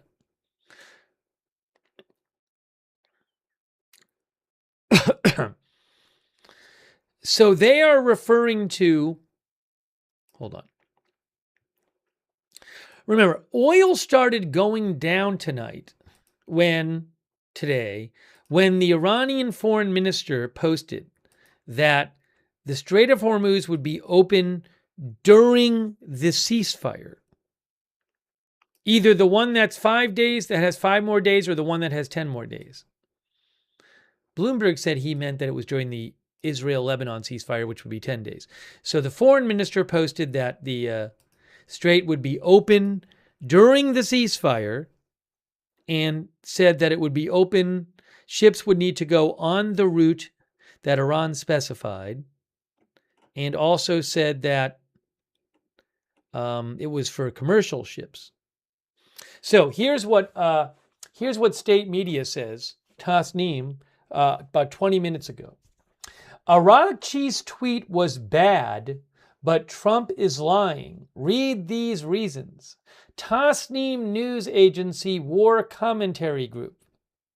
The bad and incomplete tweet by our country's foreign minister, Araqchi, about the reopening of the Strait of Hormuz, which did not mention any details and, most importantly, its difference from before the war, caused a lot of criticism and speculation. And Trump, who felt that he had found a good opportunity to fantasize, announced his wishes as news in several posts on cyberspace. There are a few points in this regard. The ceasefire in Lebanon, which came after Iran's continuous pursuit and military threat last night, a credible threat of an attack at 8 p.m., this is what they're claiming, was another huge victory for our country. Trump was practically forced to declare a ceasefire and in humiliating manner towards Israel. Trump was so hasty, he did not even coordinate with Israel on this matter, and today he somehow said he made the decision and Israel must act. With one bad tweet by Mr. Araghchi, this great victory should not be sidelined, and we should imagine that Iran has really lost its achievements. Also, as was stated in the initial reports of the ceasefire, the exchange of measures regarding the temporary ceasefire was intended to declare a ceasefire in Iran and Lebanon and then hold negotiations based on Iran's 10-point proposal. Israel and the U.S. initially rejected the ceasefire, and Iran did not allow ships to pass through the Strait of Hormuz on this basis. Now that the ceasefire in Lebanon is operational, Iran has accepted the passage of some commercial ships through the Strait of Hormuz under certain conditions. The Strait of Hormuz has not returned to its previous state, but rather, after Iran's demand was met, part of the ceasefire agreement has now become operational. The U.S. naval blockade has been a bluff so far, and according to Western media, many Iranian ships have passed through the Strait of Hormuz and the Sea of Oman, but even Trump's claim should be treated with great sensitivity and should not be ignored. If the naval blockade is not officially ended in any way, there is no reason to restrict the passage of ships. If the U.S. Wants to close the strait with a blockade, we should also lock it with 2 or 3 locks and not allow even a single ship to pass through. In addition, this naval blockade is officially a violation of the ceasefire, and not specific and proportionate measures must be taken. I am not following all of the reasoning here, by the way. That was a bit of a confusing paragraph to me. I'd have to look at that again. It must be emphasized again that the Strait of Hormuz will never return to the pre-war situation. Tweet writing errors on the one hand and Trump's tweeting delusions on the other will not change the situation. Wow. That's something. Iran state media Tasnim. It must be emphasized again that the Strait of Hormuz will never return to the pre-war situation. Trump tweet writing errors, they mean by the Iranian foreign minister on one hand, and Trump's tweeting delusions on the other will not change the situation.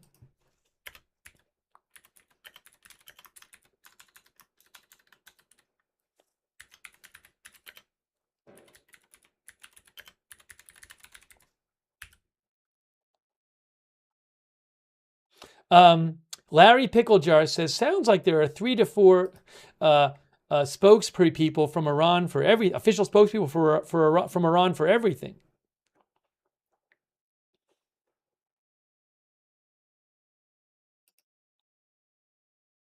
When they refer to tweet writing errors, they're talking about their own, and it's quite interesting, they're saying that basically that their own foreign minister posted a sloppy tweet.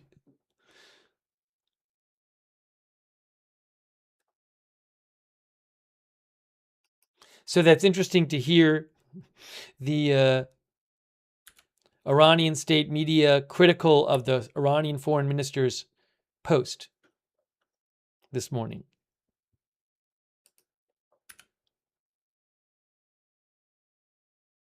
Again, the headline of that article in state media is, Araghchi's tweet was bad, but Trump is lying.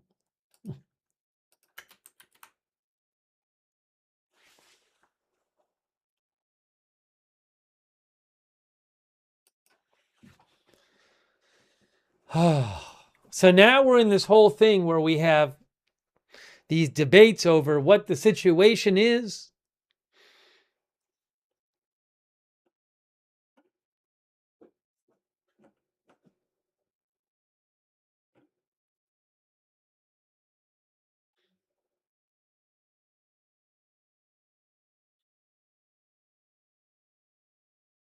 Looks like the ships are being turned back.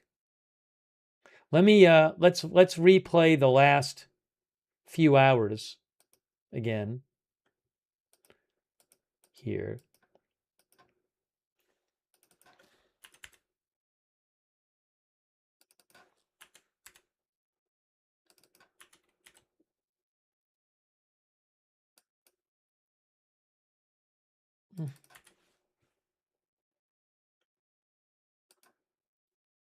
Here's the last 4 hours,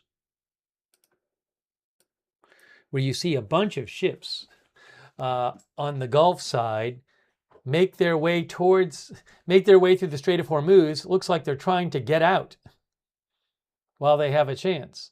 That's what it looks like. I haven't seen any turnaround. I don't see ships turning around yet.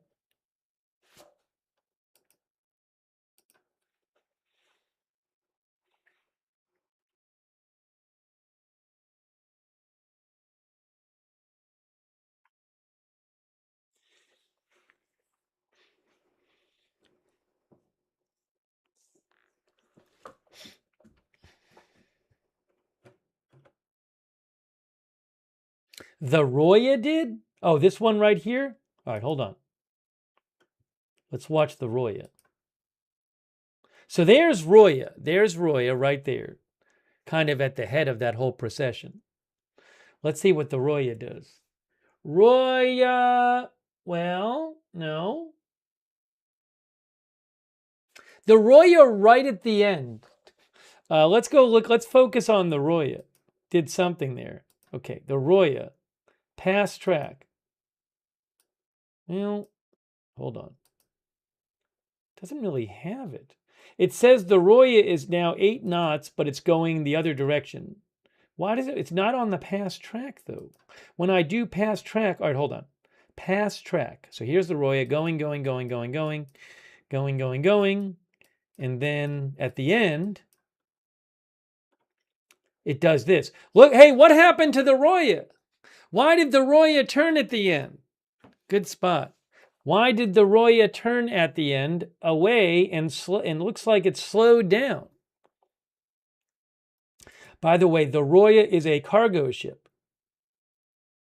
It is a cargo ship, and it is under the flag of Panama, and it was anchored, and it left, and it's supposedly going to Yemen.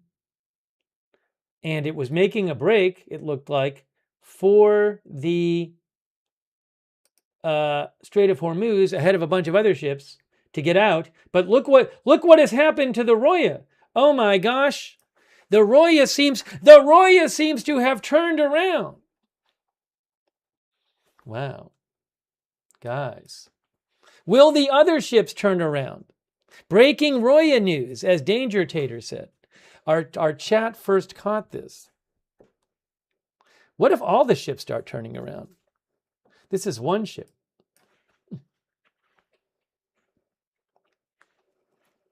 Why is the Roya turning around?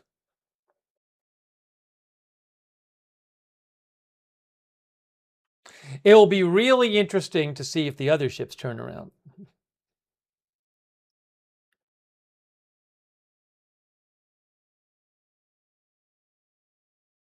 Maybe it's doing a happy spin, said one of our viewers. So you can see it was here at... that's about 10 minutes ago right there. And that's 3 minutes ago. So again, that's 10 minutes ago, and that's 3 minutes ago. This is just the last like 15 to 20 minutes, it looks like. Can we zoom in a little more here? Yeah, that position marker is 9 minutes ago, 6 minutes ago, 2 minutes ago. Now it's still going, it's still at 10 knots. It hasn't stopped. It's just going the other direction. Maybe we'll get another update in another couple minutes. What if I hit refresh?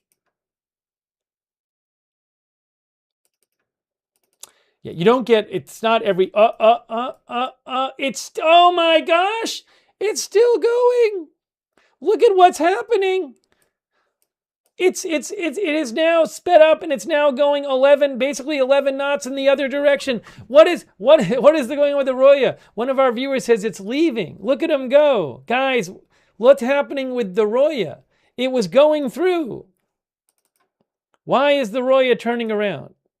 It's a cargo ship. We got to see if any of the other ships are turning around. Hold on a moment. Roya on the run, says one of our viewers. Now let's see. Are any of these other many ships, dozens of ships that have in recent hours headed for look at all these ships here. Oh, did this one turn around? Did another one turn around? I mean, well, that one's, I mean, all these ships are pretty much pointed in this direction. So, but the one at the front turned around. But this one's still going. How about this one? CMA CGM Everglade. Has it slowed down at all? Has it slowed down at all, this one? Let's see, just to pick one.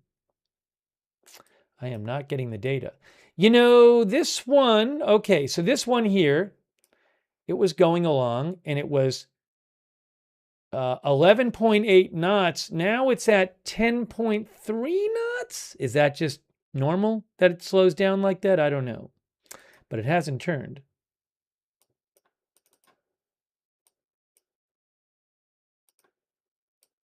So the Roya turned around. I don't see these turning yet.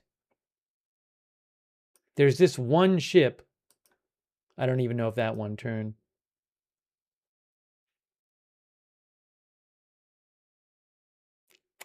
Well, that ship didn't look like, I mean, it's turned some, but it wasn't really going the other, it looked like it was going in here. Yeah, this is, I'm going to not conclude, this doesn't, I don't know that this is the same kind of situation here. I don't know. It's interesting. This ship was a ship that, see, that's April 12th. I mean, that's 5 days ago. And then as of, when is this here? That's April 17th, like this morning. Then it went there. Anyway, so I don't know that that's something similar to the Roya. Who knows? But I'm certainly going to look in here and see if any of these other ships turn around. All these ships have broken out in the last few hours to start making their way. How about this one here? See this one? There's a tanker. Did this one turn around? The G-Yim. Has that turned around recently, or does it just happen to be going in the other direction? Let's see.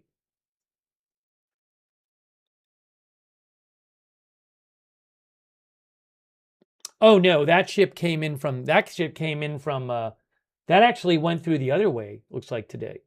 The G-Yim went through the strait from the outside. So that has not turned around. Roya check-in. Oh, how about this ship?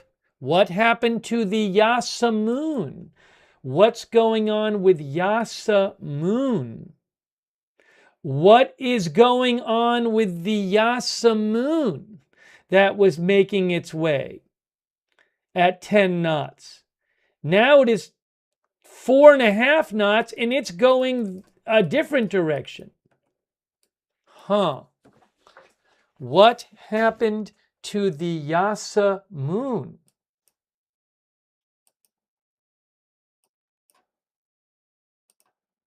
We'll have to keep an eye on that. I don't know. How about the Al-Baraka? How about Al-Baraka? Livestock carrier.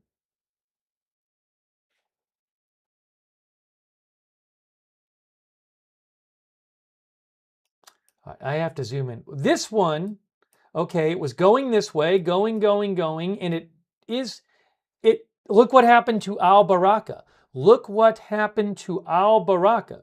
So you can see it's been going here up towards through the strait, and then in the last few minutes, it has done this.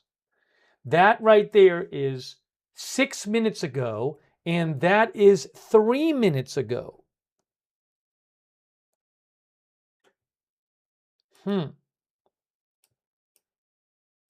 So that ship seems to be turning, whether temporarily or not, I don't know. This ship, Yasamoon, has turned. Temporarily, I don't know. Why don't we check back in on the Roya that was at the front of the pack, it looked like, on the marine traffic, and see what's going on with this. Now, this is weird. What happened to the past data? That is from, we're not getting, that data is old data, I think. That's like an hour and a half ago. Why aren't we getting the more recent data? It says Roya is now going in the opposite direction, but when I went to past track, I wasn't getting the complete data. Let's try this again. I was missing the recent data. Past track. Where's the Roya data? There it is. There is the Roya. What happened to the Roya? There you go. All right, I don't know what's going on. I don't know if a bunch of ships made a break thinking they could get out, and now are they figuring out they can't get out?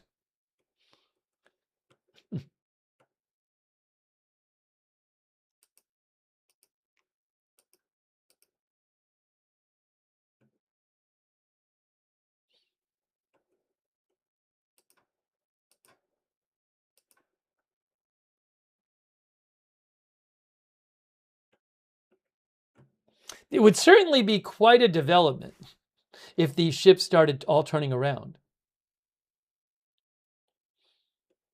But I don't know that's going to happen.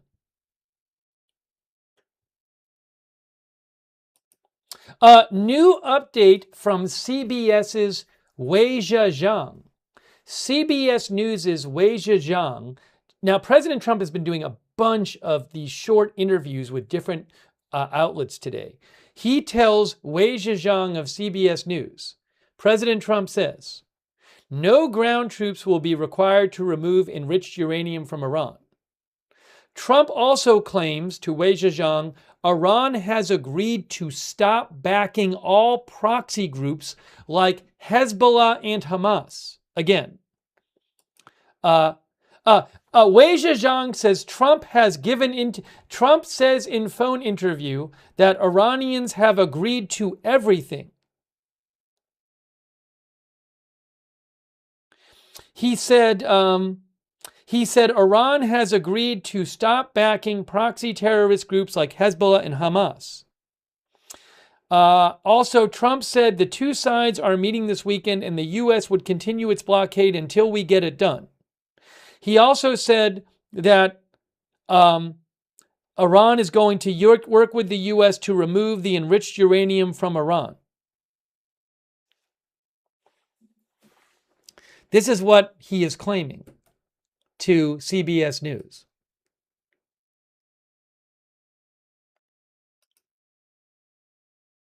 I mean, these would obviously be very big concessions. I've heard nothing from Iran about stopping support for Hamas and Hezbollah and so forth. Hold on. We're seeing this ship, the Yasamun, now appears to have turned completely around. Look at what happened to Yasamun. Oh my gosh, it's the Yasamun.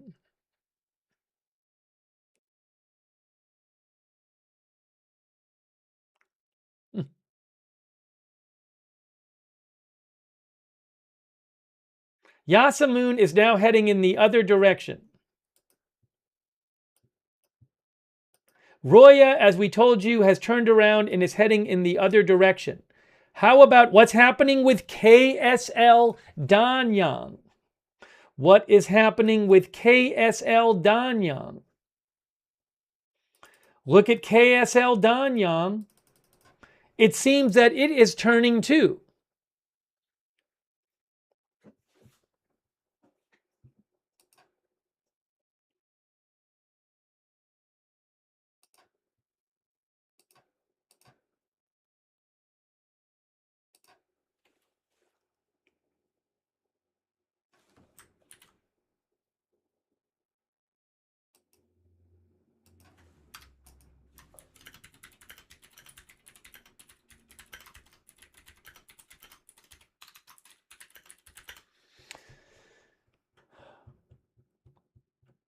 What was it? So the Roya turned around, and what else turned around? This one, Yasamun.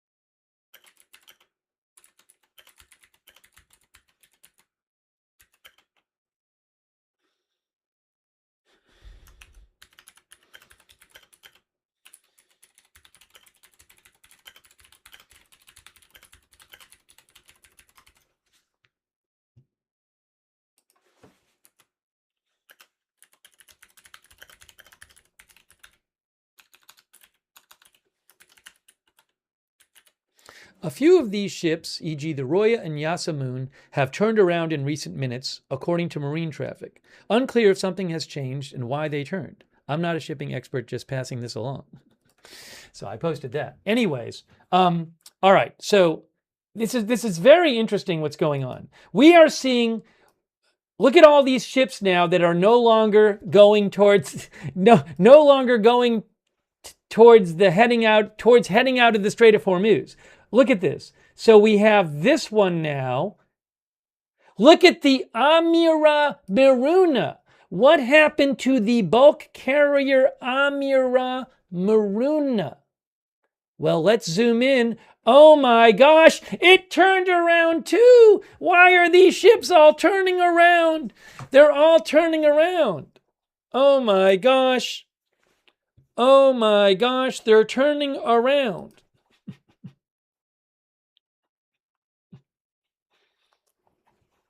Now, I am not a shipping expert, so I don't know what's going on. It's just very interesting that we had this outbreak of dozens of ships suddenly heading to exit the strait, and then in recent minutes, numerous of them have turned around.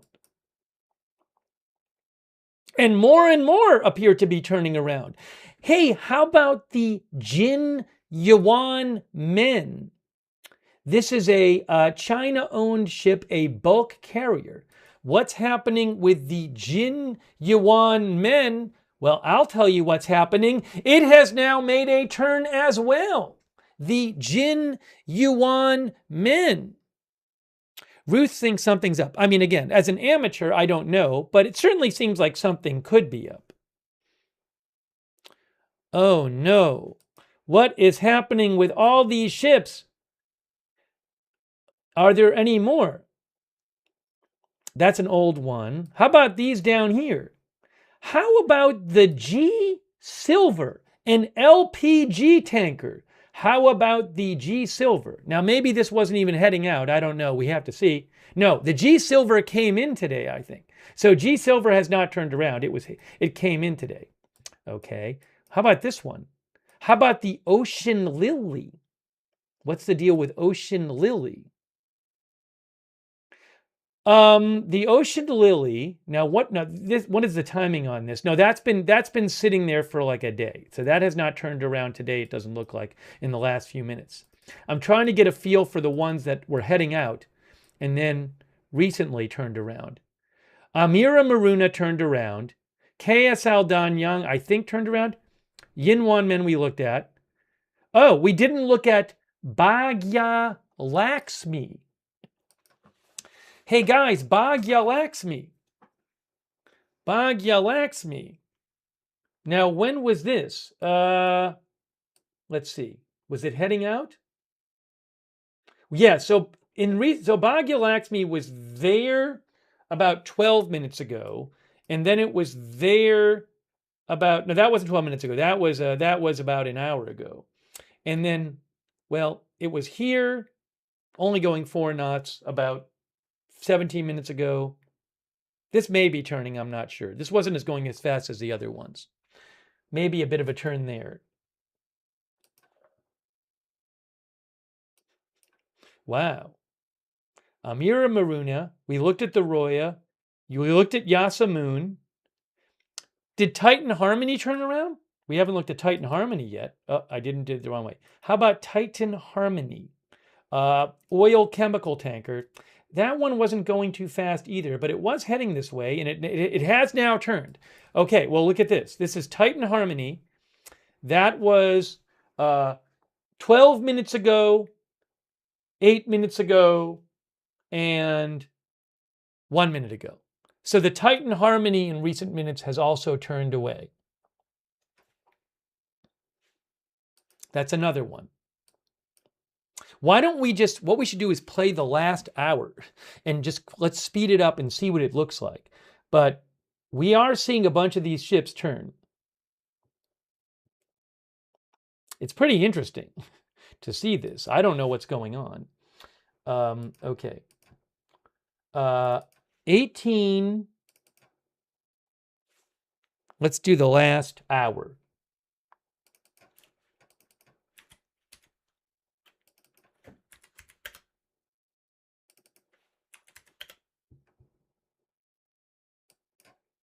Nope, that's not what I wanted. 17. There. So I'm going to speed it up, and I'm going to show you the last hour. Let's look at this here. Can we get this? Maybe need to back up a little bit. No, that's not enough. I'm trying to get the right level of zoom here. So the Roya, look at the Roya definitely turned around. I'm just going to play this again. I don't know if we're going to, I don't know if there's enough length on this to see. The Roya turns, Al Baraka turns, KSL Danyang turns. Look at all of these. So when I play it again, look what happens with the Roya. Roya, I think Yasamun, Amira Maruna, KSL Danyang. Just keep an eye out. You'll definitely, you see a bunch of them turn. I think the Al Baraka turned too. So Roya, there's Roya turning. Al Baraka turns. KSL Danyang turns. Did you guys see that?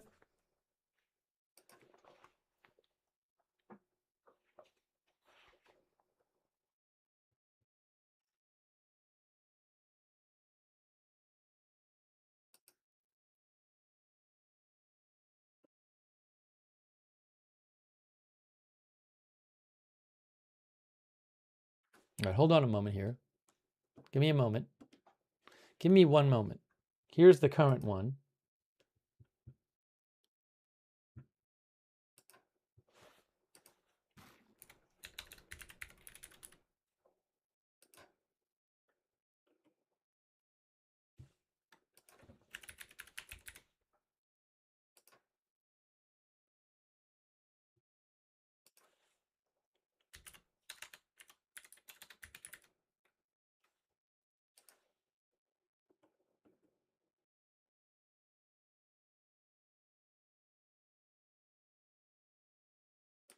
All right, let's see. Give me a moment here. Hang on.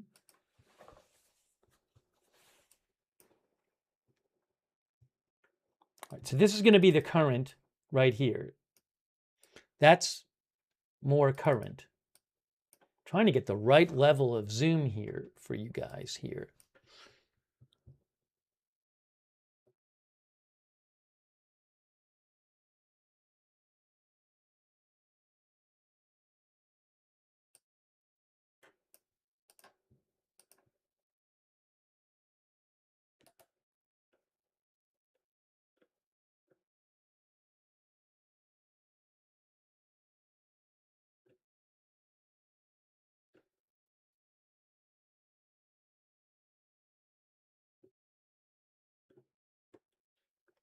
So I'm going to be taking some comments too. I just want to look through here and catch up.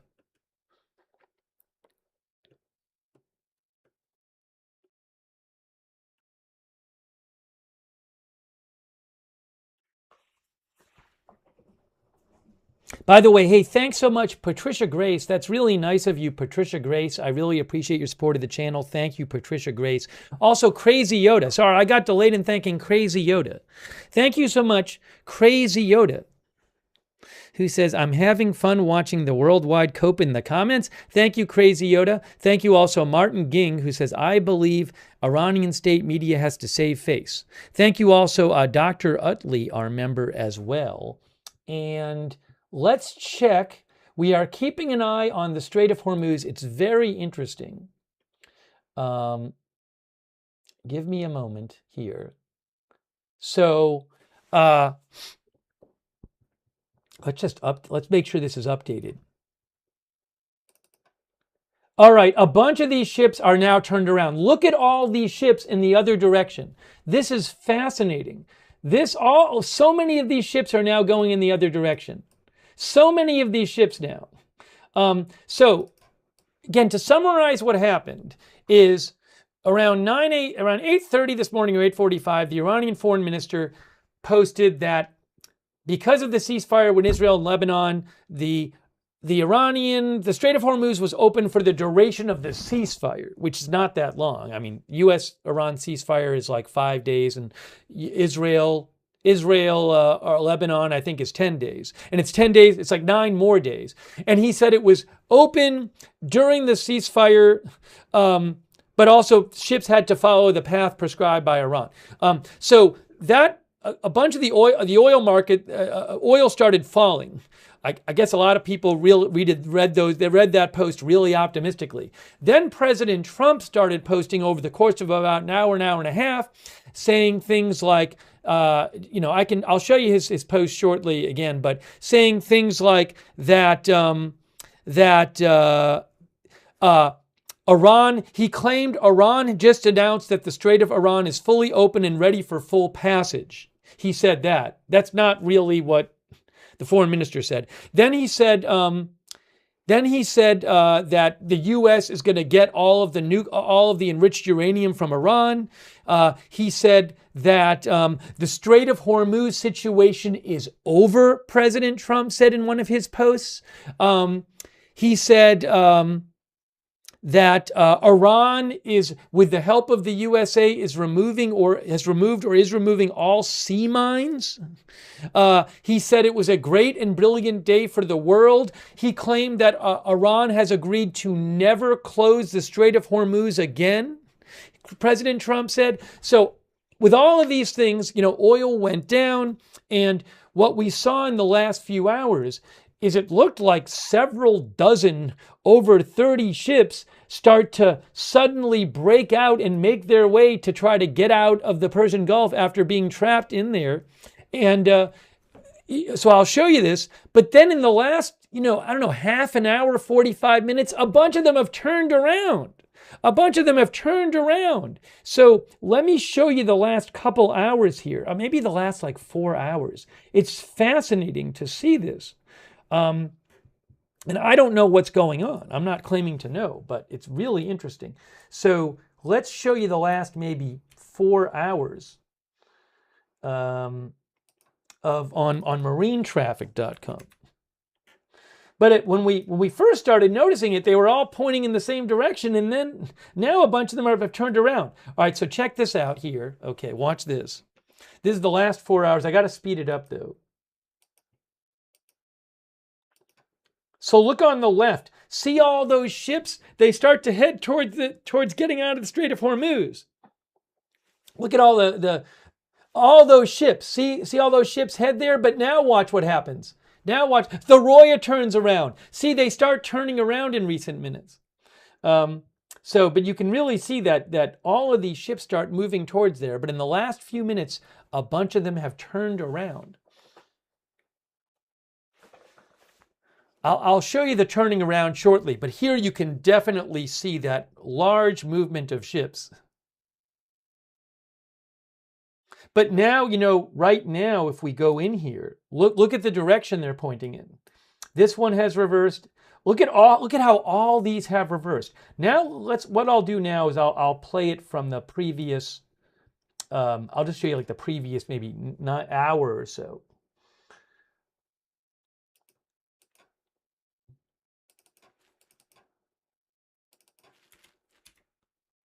But it's really striking how many of them are now going in a different direction than they were about an hour ago.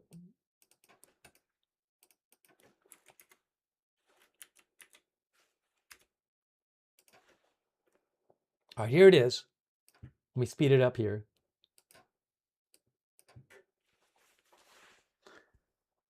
Wow, look at the end. You can really see that movement. Wow, look at the end. Look at the last part of this loop.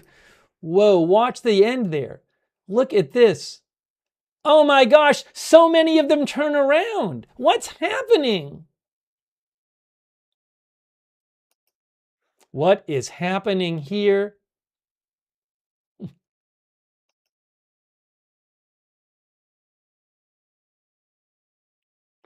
I don't recall seeing anything like this during the war because, this is about 30 ships anyway. So on the average day during the war, you'd see 10 ships pass through or 5 ships pass through, or 6. I think the last day was 6. Here you have over 30 ships looking to make a break for it. And then a lot of them just turn around.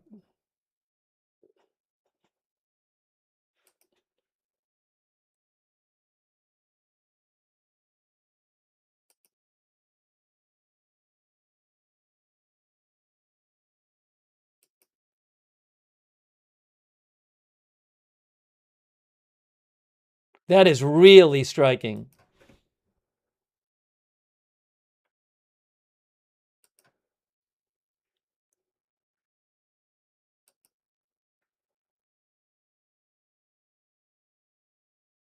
So OSINT Technical just said what I said. I follow OSINT Technical. OSINT Technical says numerous ships making the break for the Strait of Hormuz have made abrupt U-turns and are heading back towards the Persian Gulf. Over a dozen ships have already turned back. This is what we've been talking about.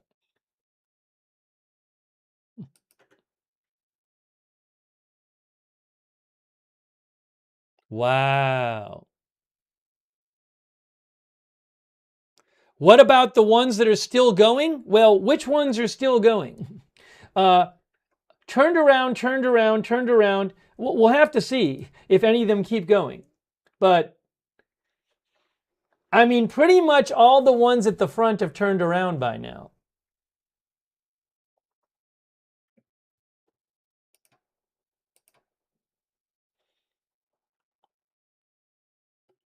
Hold on. First of all, I got to get the chat window back open. Wow, that is really crazy. I have not seen anything like this during the war. It's really wild.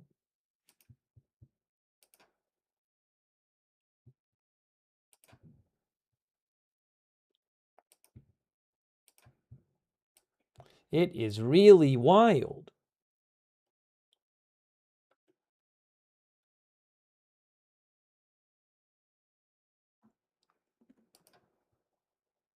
Darkmore says that's not looking good. All right, what I have to do now is, it's probably a few more minutes ahead now, so let's try it this way. Vessels, custom, let's do it this way.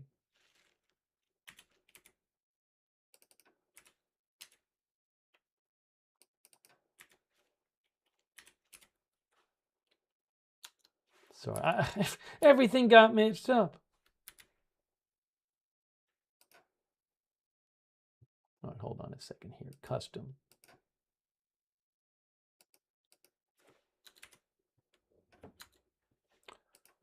Give me one more second. Trying to get you the latest loop here. Custom. All right, there we go. So we want 1759, and we want there. This is the latest loop. Here's the latest loop, and I'll speed it up for you. Wow. Whoa.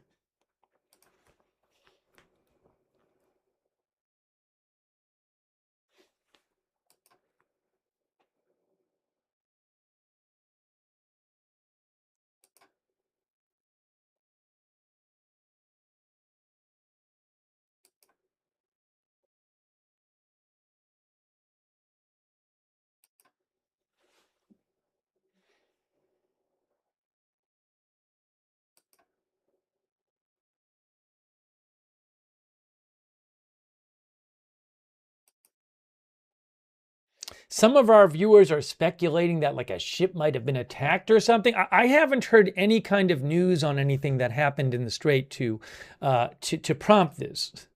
But I mean, again, I don't know for sure, but it certainly seems like to me something happened.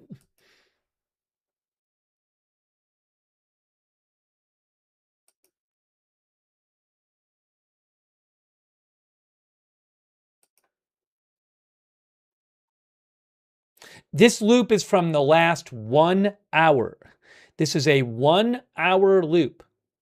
This is the last 1 hour.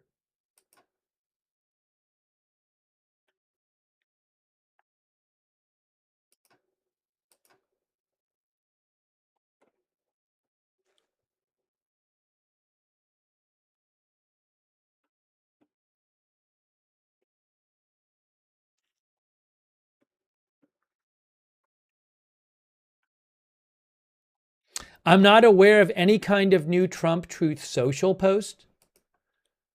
I'm going to check Iranian state media again and see if there's anything going on with Iranian state media. And here is the latest updated. This is the latest updated map right there. And wow.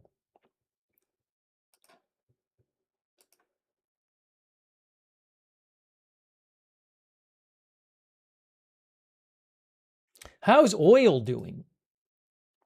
It's not, I mean, oil is now, it's up off of its lows for the day.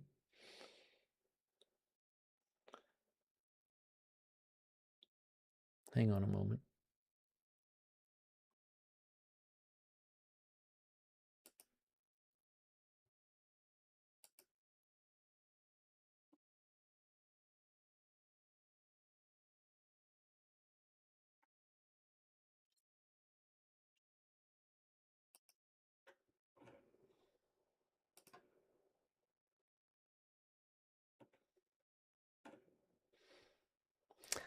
I haven't yet seen an Iranian state media.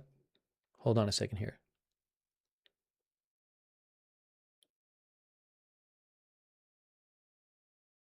Oh, Iranian state media. Hey guys, Iranian state media, are you ready?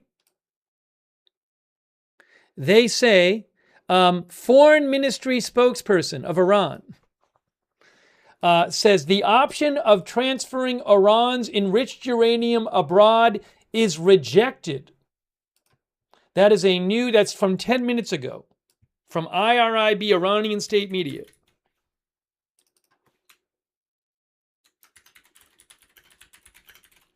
Now, again, I don't know how the negotiations are really going. I'm just telling you what they're saying.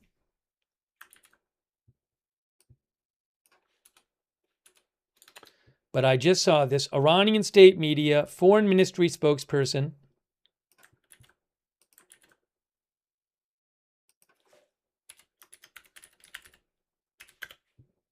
says the option of transferring Iran's enriched uranium abroad is rejected.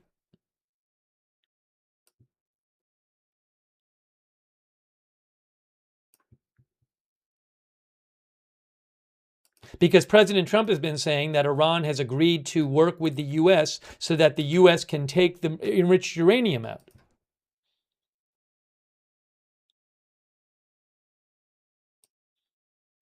Here, I'll show you the actual post from the Iranian state media. Look, it's right here. There it is. Iranian state media. Foreign ministry spokesperson, the option of transferring Iran's enriched uranium abroad is rejected.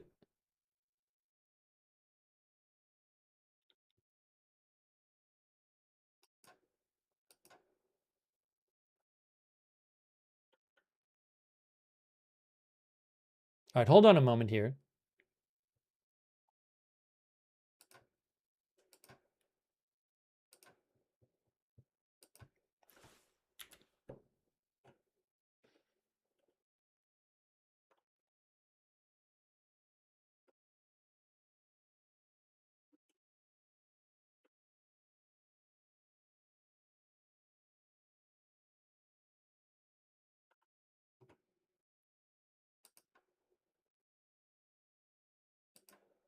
One of the viewers claimed that the New York Times was reporting that the blockade was turning these ships around. I don't see any report from that in the New York Times. I'm looking at the New York Times right now. I don't see any report from the last hour. I mean, the New York Times says that the U.S. blockade still remains, but I don't know why these ships would be blockaded from leaving. Remember, the blockade is on ships that are going to and from Iranian ports.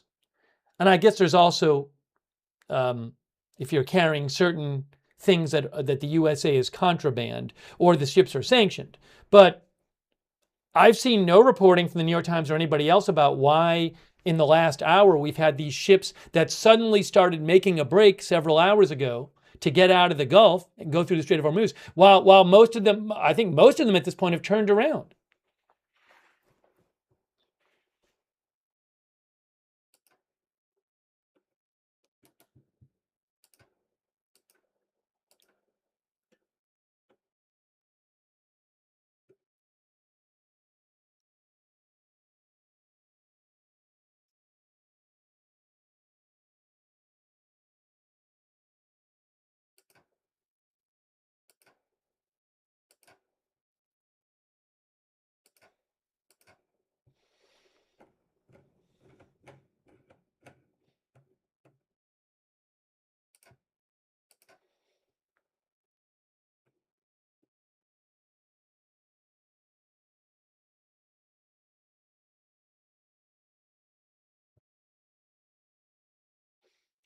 Bear with me for a second here. You are looking now, look at this. Let's look at all of the ships that are now not pointed towards going out. Most of them here. I'm gonna do this again. Hold on a second here. I'm gonna play that loop from the last, 70 minutes or so. We'll do last 70 minutes. Maybe the last 75 minutes. You can see for yourself what happened. Ugh.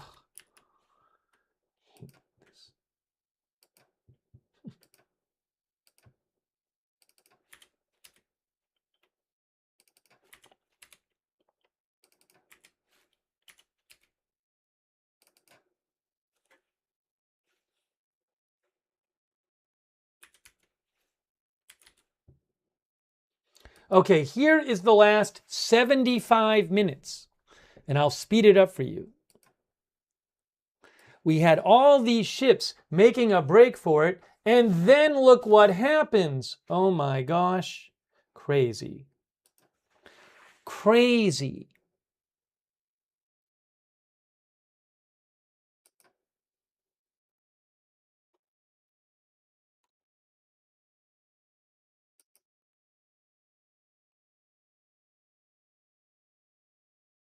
They turned around. Look at all the ships turning around.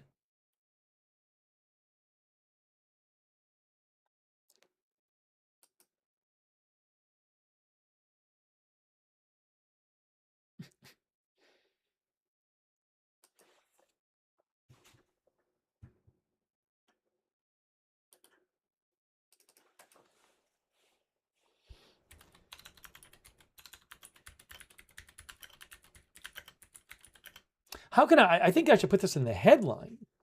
Here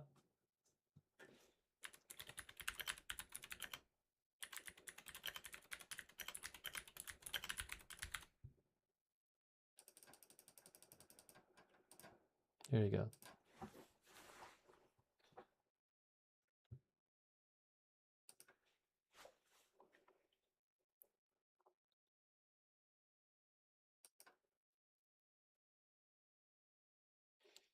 It's just, I mean, why did all these ships start going there?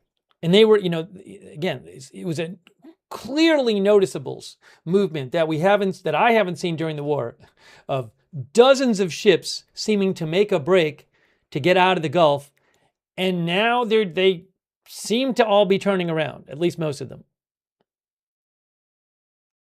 And the Roya, to me, the Roya was the first one of that group, and it turned around first, it looked like.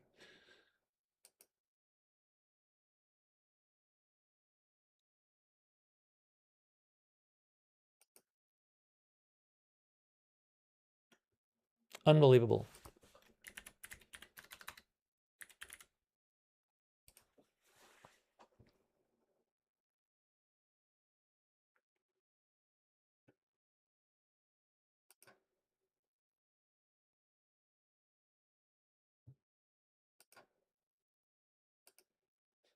OSIN Technical says mass turnaround. Nearly every ship attempting the crossing has turned back.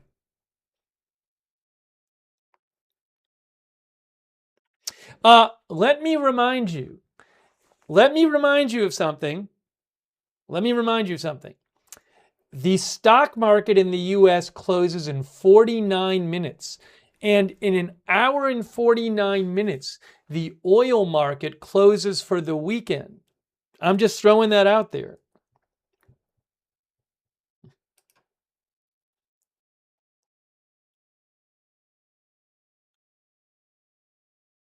All right, let's look at the current one. Wow. Look at all these ships. Some of these are still going, but a bunch of these tankers have turned around down here too. But most of these ships have now turned around.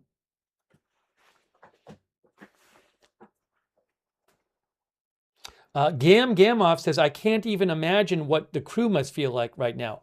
Presumably a lot of these ships are ships that have been just trapped in there for weeks and have not been able to get out. Thanks, Belfast Scargazer. Belfast, I assume that the ships have various destinations. I'm not aware that they have. I would have to check the destinations, but I'm not aware that they all had similar destinations. It just looks like a bunch of different ships. I mean, that one says China owner and crew, and we checked a bunch before, and they were certainly different destinations. They were not all saying the same destination. This one says Yemen. The Roya said Iraq. It said Iraq. I don't know how accurate these are, but I at least the ones I've checked, I've not seen some kind of pattern in the listed destinations. So this one says India. Thanks to Belfast Stargazer. Thanks to Teppy. I appreciate it, Teppy. Thank you. NY Man, thanks for your support, for being a member. Thanks to the Mon Captain. The Mon Captain says, this is absolutely wild. Do you think maybe the speed of information just hasn't gotten to the Iran radio operators broadcasting the warnings? I mean, I know what you're saying. You're saying like, well, is it possible that there's some sort of deal and whoever is talking to the ships from Iran doesn't know about it? I mean, the thing is, though, why would all of these ships that have been sitting there for weeks suddenly make a break for it unless they had gotten some information they thought was real? I can't imagine that the captains of these ships are sitting there and they read Trump's posts on Truth Social and they say, that's it, guys, we got to go through. You'd think that they would only do this if they thought that it was okay with Iran. I would be shocked if these ships are making their decisions about what to do based on social media posts. So I don't know, but again, that would just really surprise me. Now, maybe there was some weird rumor that got going, but so many of them seemed dozens broke out over the span of just a few hours.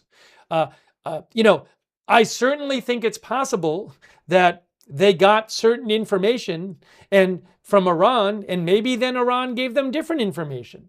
I don't know. It's possible that Iran said it was okay and changed its mind. I mean, one thing that's possible here, it's also possible that there were negotiations going on and that Iran was thinking about making concessions, and then it got leaked, and then there was a huge, and who knows, once it gets leaked, right? Maybe there were powerful people inside Iran who said, why are we doing this? No, we don't agree to this. Maybe they changed their mind. I don't know. But I find it really hard to imagine that all these ships just decided to make a break for it based on social media posts. It would seem more likely to me that they actually got information they thought was good information, and then that information changed. Now, one of the viewers said they take orders from ship owners. If that's the case, it's the same argument. I cannot imagine that people whoever it is who's responsible for these ships are making their decisions to have these ships go certain directions based on some social media posts. I might be wrong. I would be surprised. But this is really wild to see. Really wild. Let's see. And I think that, again, the best way to show it to you is just keep showing you that loop.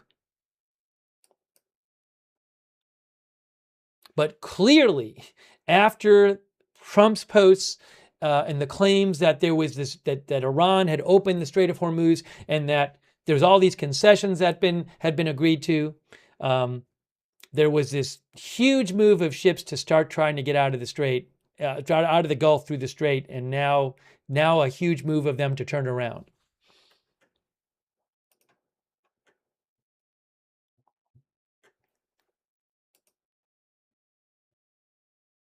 Let's show you again now.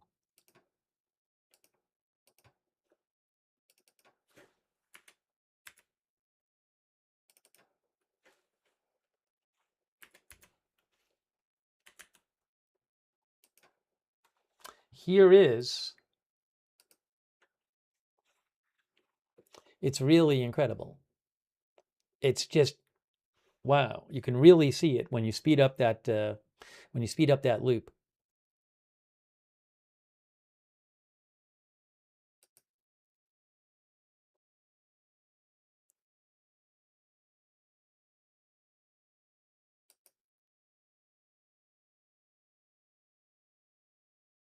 One of our viewers, BSR says this seems to happen every Friday now. You mean something odd happens before the weekend? Somebody commented, I think, under OSINT Technical's post, wondering if there might be bad news after the market closes or something. I don't know, But we talked about this. We talked about it early in the stream, and we're talking about this idea of, a bunch of stuff has seemed to have happened after the market closes for the weekend, and we were talking about, will something happen? So I don't know.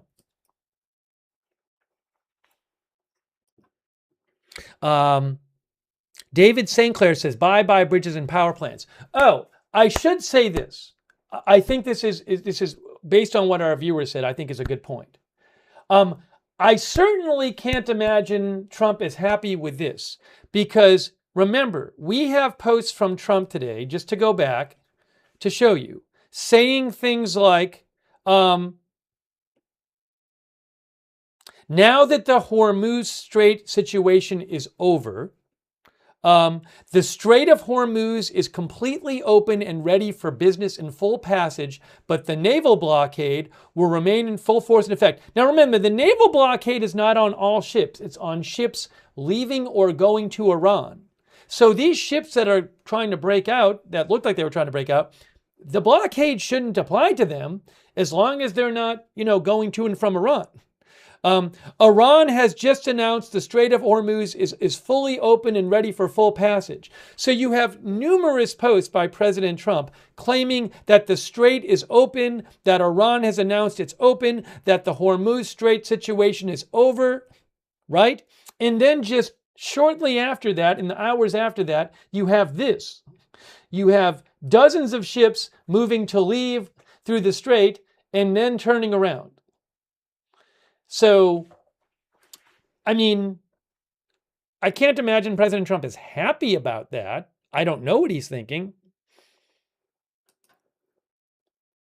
Because this doesn't look like a strait that's open to me. Now, there could be some other reason they turned around that I don't know about, certainly, that is not related to Iran, I guess. But I haven't heard it reported.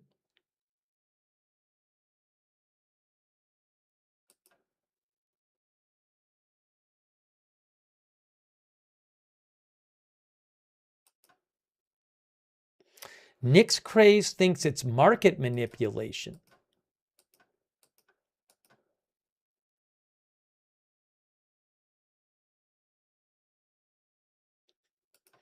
Oh, I think there's another post about enriched uranium. Because President Trump also posted several times that he has posted and said in interviews that Iran has agreed to let the U.S.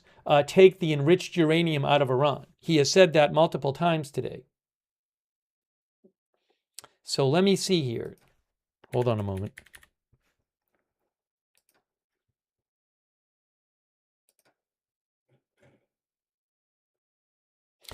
Breaking update. Thanks to OSINT Technical for noticing this.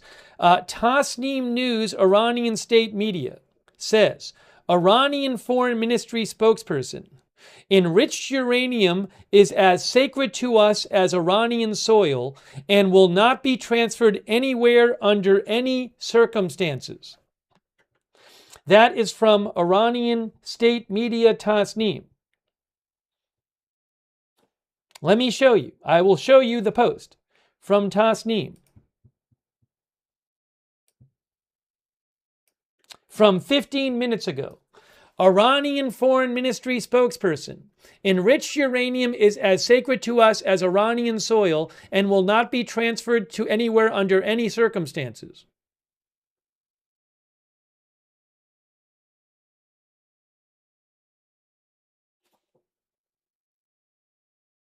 That, of course, does conflict with President Trump saying today, the USA will get the nuclear dust created by our great B-2 bombers. No money will exchange hands in any way, shape, or form. And he also told Reuters today that President Trump told Reuters in an interview that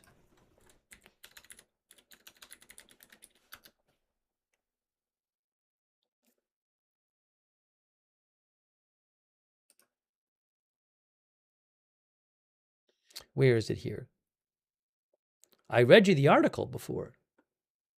Yes, look, U.S. to recover uranium from Iran at a leisurely pace, Trump tells Reuters today.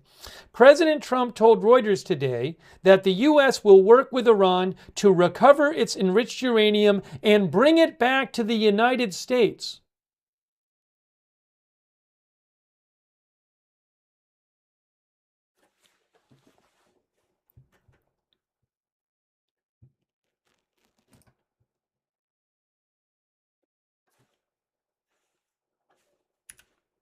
What a day so far.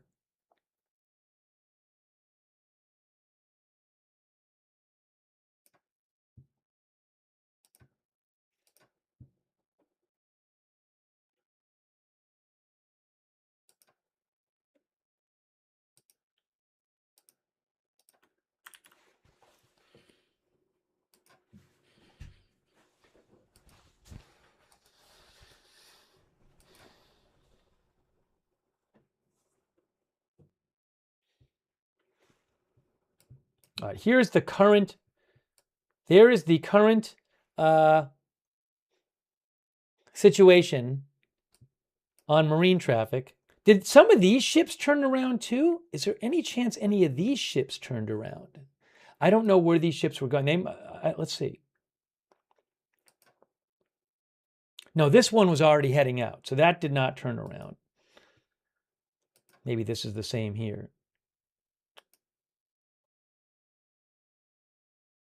We haven't seen many ships. Yeah, that doesn't. I mean, I'm not. Where is this one? I can't even really make heads or tails of this. But anyways, again, the big thing we've been looking at is not a lot of ships don't be seeming to try to get into the Persian Gulf today.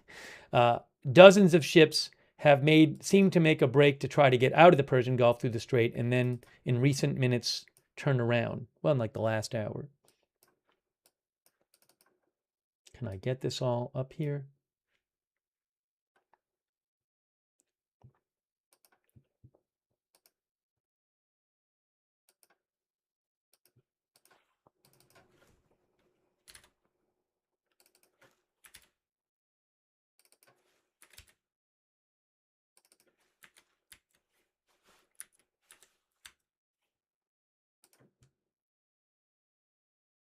What happened here? What happened here?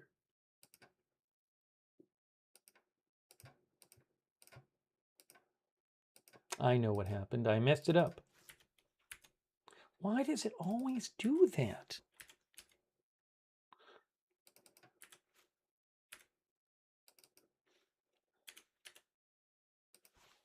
Here is your last hour and a half, roughly.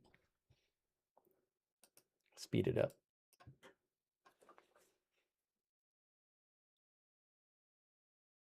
Yeah, actually, in recent minutes, it looks like you're also starting to see a bunch of the tankers down here. The green are the cargo ships. The red are the tankers. And first you seem to see that the cargo ships start turning, and now we're seeing a bunch of those tankers turning. Just at the end there, we're seeing a bunch of those tankers turning.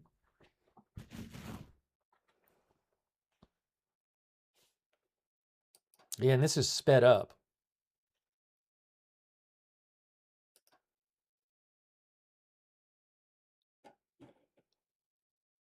Hang on a moment.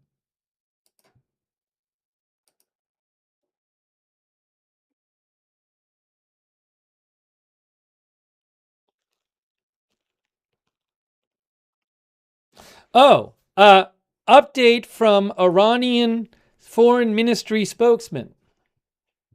Update from Iranian Foreign Ministry spokesperson.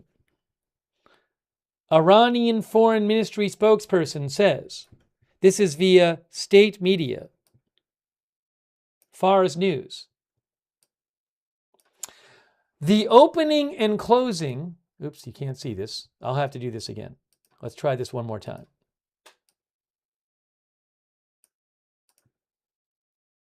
Hold on here. Iranian Foreign Ministry spokesperson. The opening and closing of the Strait of Hormuz does not happen in cyberspace. Iran is the one who determines this. It does not happen in cyberspace, they're saying.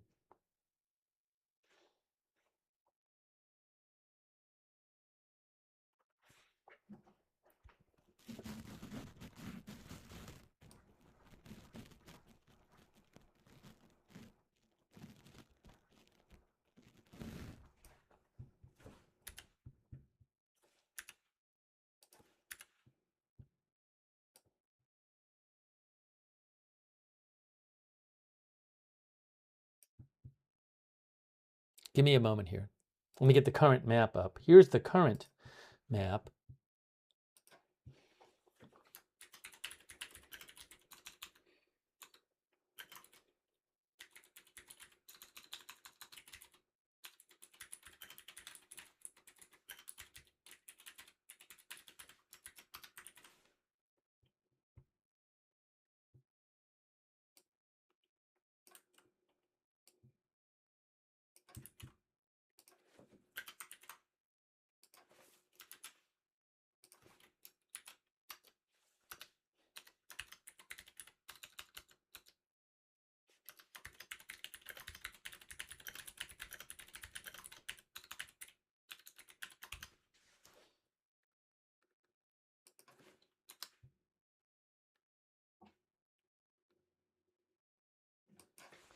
Another post, another comment from the Iranian Foreign Ministry here for you via Iranian state media. Iranian Foreign Ministry spokesperson.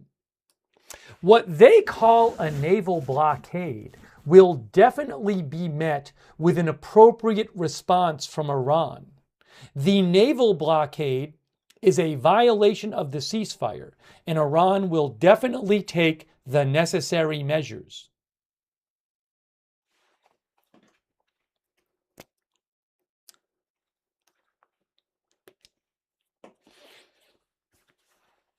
That was posted about 5 minutes ago on Far State Media.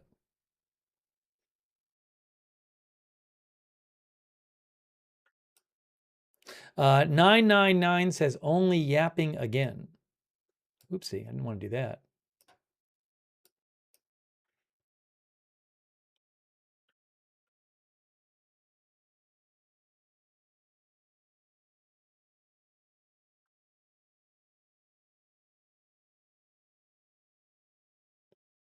Another thing,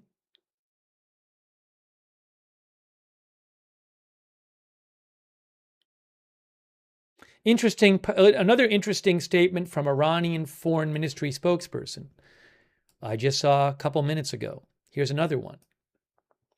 Foreign Ministry spokesperson, Iran. Whenever we feel that the issues and interests of the Islamic Republic of Iran have been taken into account and secured in the form of an agreement, then we can say that we are a short distance away from an agreement. Lifting sanctions is very important to us. Compensating for the damages incurred during the war is of particular importance to Iran.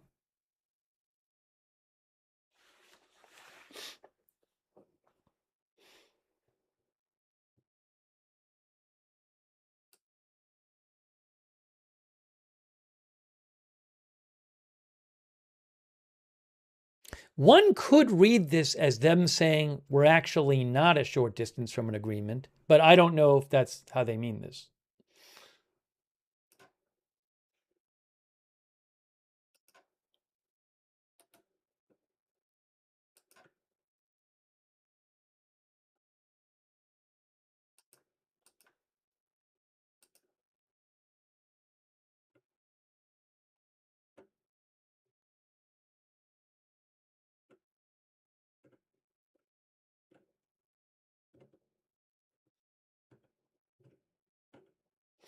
The stock market closes in 28 minutes.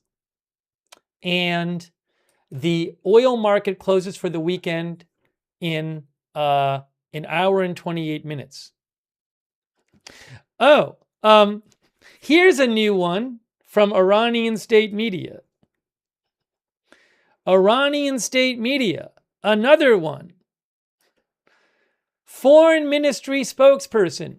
U.S. President's claim about talks with Iranian officials is not true.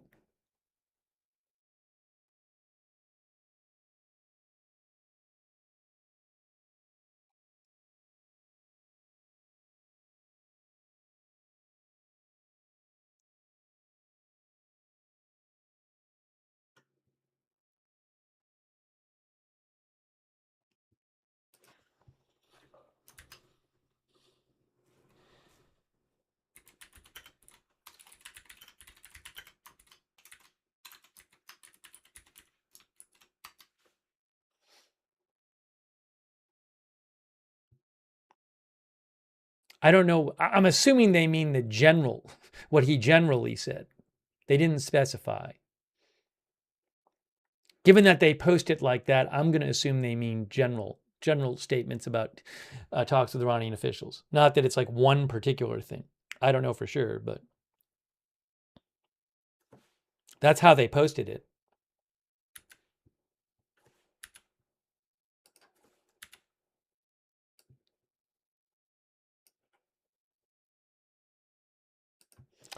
I mean, I don't know if you know what happened today. Did Iran say one thing to the Trump administration and then change their mind, or were the initial reports from Trump about what Iran was saying inaccurate? I don't know, but I mean, I'm showing you what's coming out of Iranian state media right now. Or is Iran still committed to things? Is Iran still committed to the things Trump claims they're committed to, but they just don't want to say it publicly? It's another possibility too.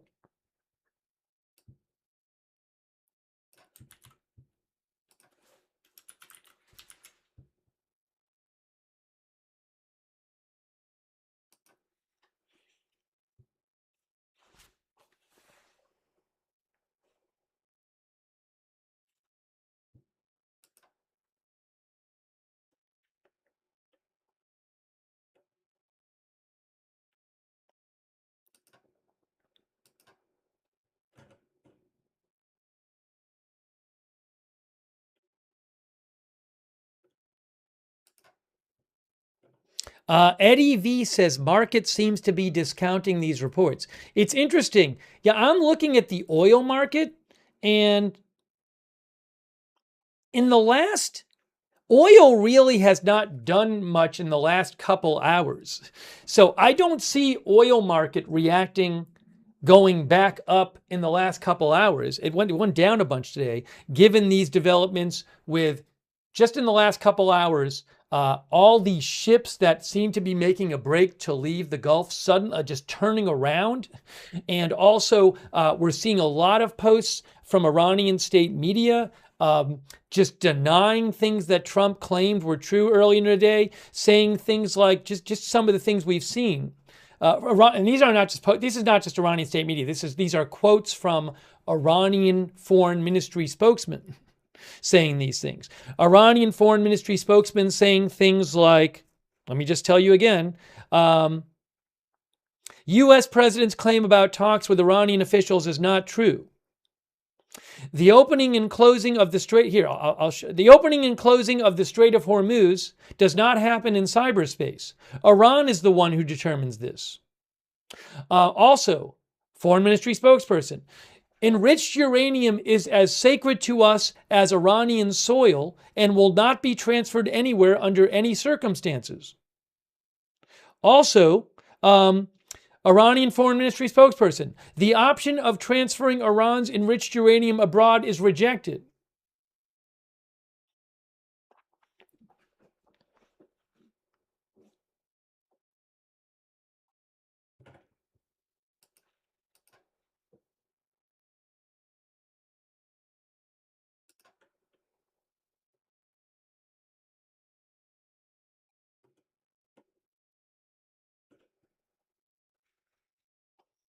Let us play this again. I'm going to take some comments from you guys.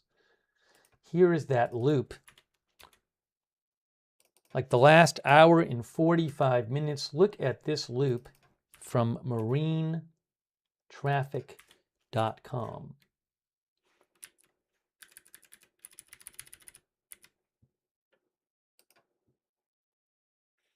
Here is the loop of the ships turning around. Wow. Oh, and look at, they're going back. Oh my gosh. You can really, are they all going? I think I have to make a longer loop because it's not just a moment. I mean, you really see a bunch of these ships turn around and you see a bunch of, they've been heading back for a while now, some of them in the other direction.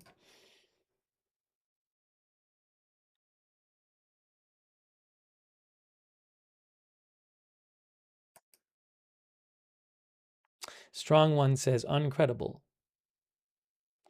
Channeling Gary claims that there was a $760 million bet placed today on oil prices falling. I haven't heard that. I saw somebody claim this online. I don't know where that report is coming from. I have to look into it. Anyways, though, Channeling Gary thinks it's more market manipulation by Trump's posts. That's what Channeling Gary thinks. Thanks, Channeling Gary, for your support. Also, Jerry A, for your support. Jerry, our viewer, thinks Trump is manipulating the markets. Thanks, Jasper Axelrod, who says, seems strange, but Trump's post says the blockade will remain until the transaction is complete. Yeah, we talked about that before, but remember, the blockade is not on ships going through the Strait of Hormuz. The blockade is on ships going to and from Iran. So when President Trump said that the blockade will remain, again, it was kind of confusing. I was talking about this before. The language he used, he said, the Strait of Hormuz is completely open and ready for business and full passage, but the naval blockade will remain in full force and effect as it pertains to Iran only until such time as our transaction with Iran is 100% complete. I don't know if he meant transaction as the negotiation or what, but again, that blockade, I assume most or all of these ships are not going to and from Iran.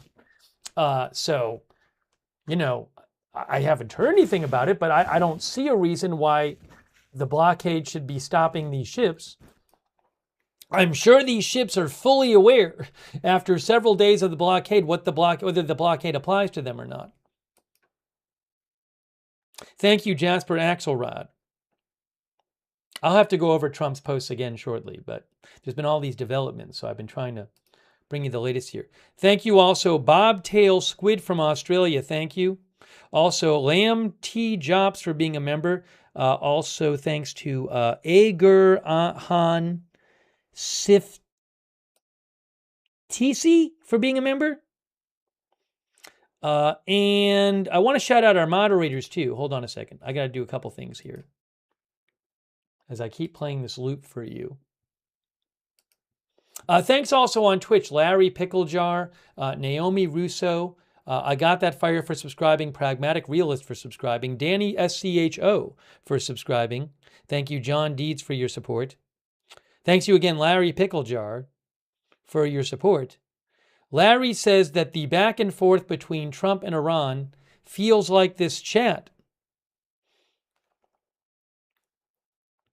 I want to shout out our mods very quickly here. Thank you so much to our mods. You guys are awesome. I really appreciate the mods. They are the ones who allow us to have the chat rooms. Bash and Girl Idaho Star, I Got That Fire over there on Twitch. Huge thanks. And you know what? I think I never ended the last poll on Facebook. I'm sorry about that if it was sitting there open the whole time. On Facebook. Linda Belglary, Misha moderate for us on X. Thank you. Facebook moderators, people like Charlotte Webb, Kay Lowry, Body, Shannon Davis, Hughes. Thank you so much for moderating over there. And also our YouTube moderators. Give me a moment here. I got to pull everything up here so I can see it. Right, here, by the way, is the current, this is the latest update there from Marine Traffic. And most of those boats now, not all, but most of those boats that were heading to get out of the strait, it looked like, get out of the Gulf through the strait, have turned around at this point. Wow.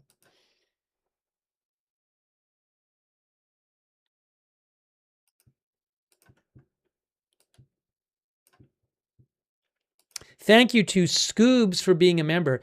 Hey, thanks to our moderators, Beth, Mythical, Haley Girl. They're over there on YouTube moderating. Really appreciate it. Thank you. All of our mods over there. Ruth, thank you. And thanks the Weather Buff. The Weather Buff thinks Trump is setting the conditions for a major attack by saying he'll say they broke my deal. Thanks Fast Peak, who thinks all modified facts by both sides. Thanks Cupid from Canada. Thank you.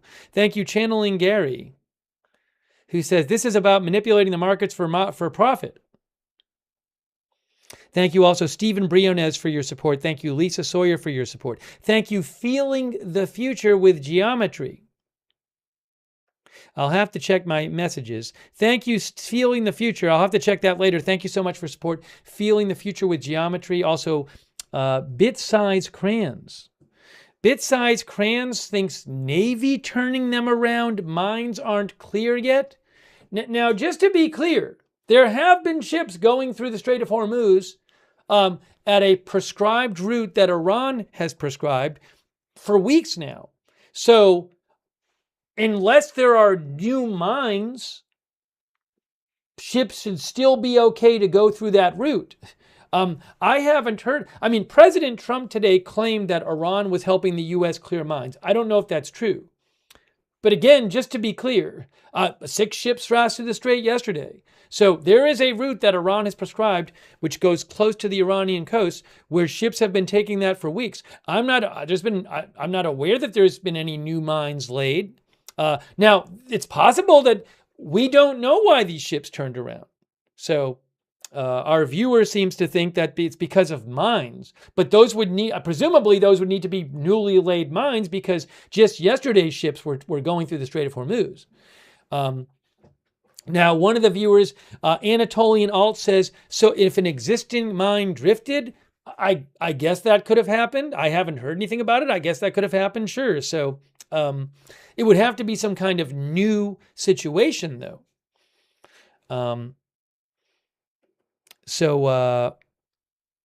Anyway, thanks to Bit Size Crayons. As I've said all along, I appreciate it, Bit Size Crayons. I don't know why these ships, I don't know exactly why they left and all seemed to make a break for it, and I don't know why they turned around.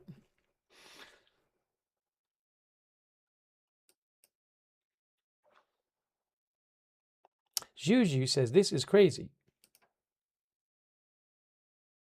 I got to check a couple things. Let me just try to check. There's been so much to discuss and with Iranian state media and their statements, and I want to check different reporting on what's going on.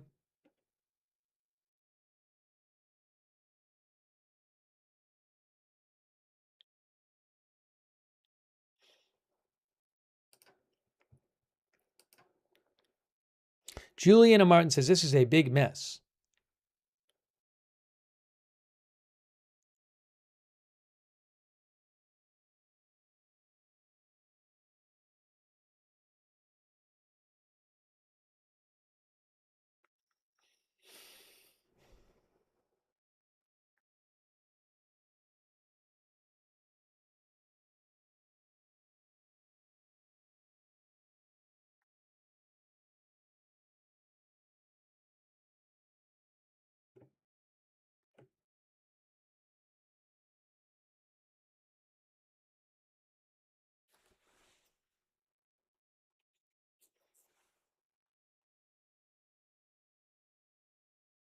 I got here's another statement from Iranian Foreign Ministry spokesperson.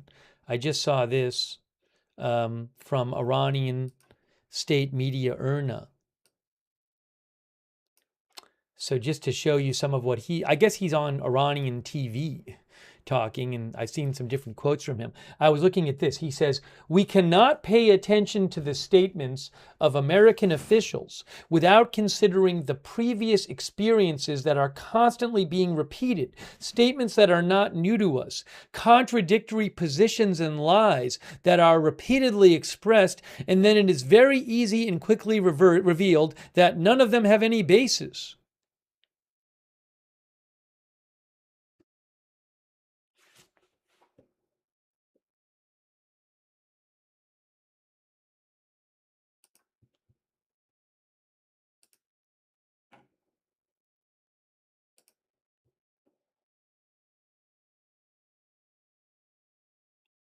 Also, Iranian state media quotes the foreign ministry spokesperson of Iran saying U.S. authorities making contradictory statements on the Strait of Hormuz out of desperation.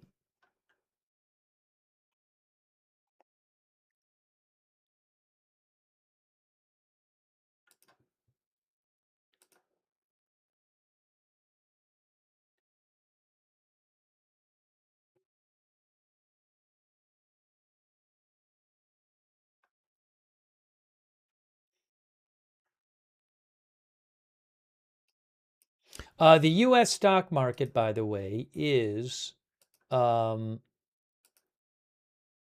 closing in about 10 minutes for the weekend. We have Dow. The Dow is up almost 2%.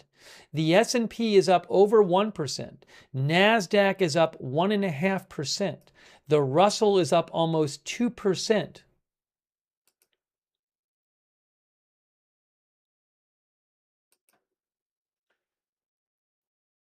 Sushi Surpass thinks something big is going to happen this weekend.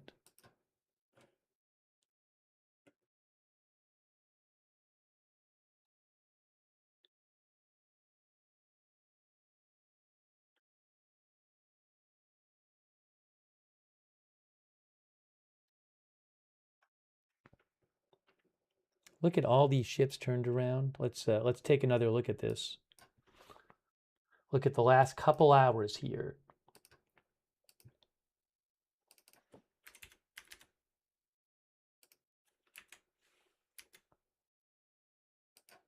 Here is the last couple hours with all those ships seeming to make a break for it. And then why did they turn around? Why did they turn around? We do not know.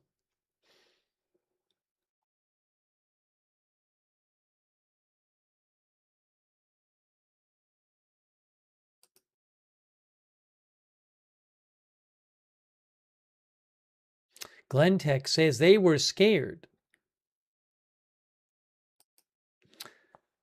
One of our viewers said, typical Friday pump and dump. These ships are from different countries. We've checked some of them before. They're from different countries. I'm not aware that they're all from the same. I mean, I'll do a check in a second, but we were checking a bunch of them, and I didn't see that they were all. They seem to just be from different countries with different destinations.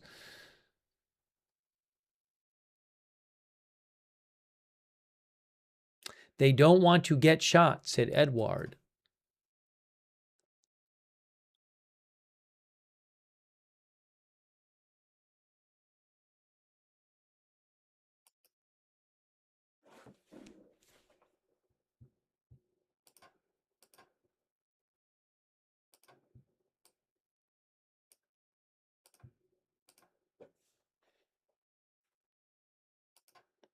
Sharkbite says, waiting on Truth Social.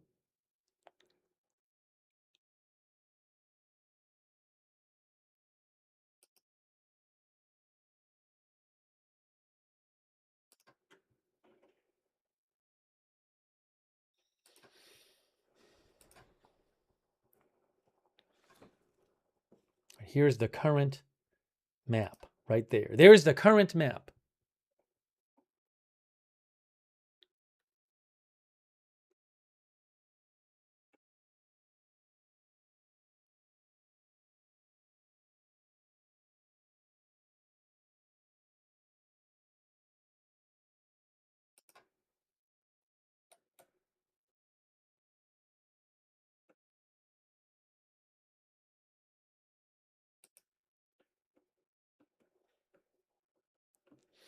Let's take a look at some of what President Trump said earlier today.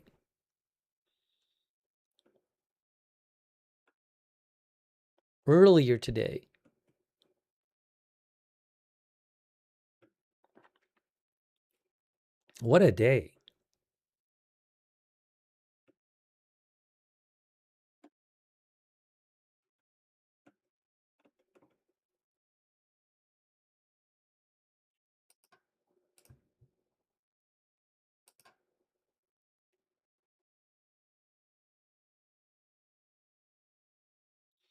Donna Simmons says, I watched something today. They said it would be up to the insurance to travel. So Donna makes a point. I don't know.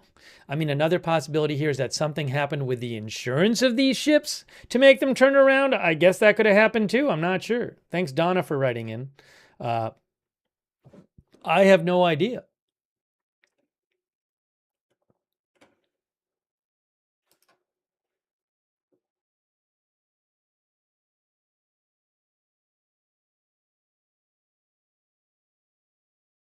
Boston Josh Z says the problem with making any deal with Iran is you don't know who is really in charge. Who is controlling Iran state media right now is the question.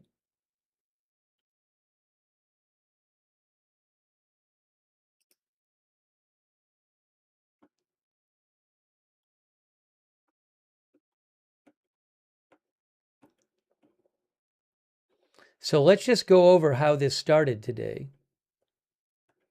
Hold on. Hold on a moment. We will.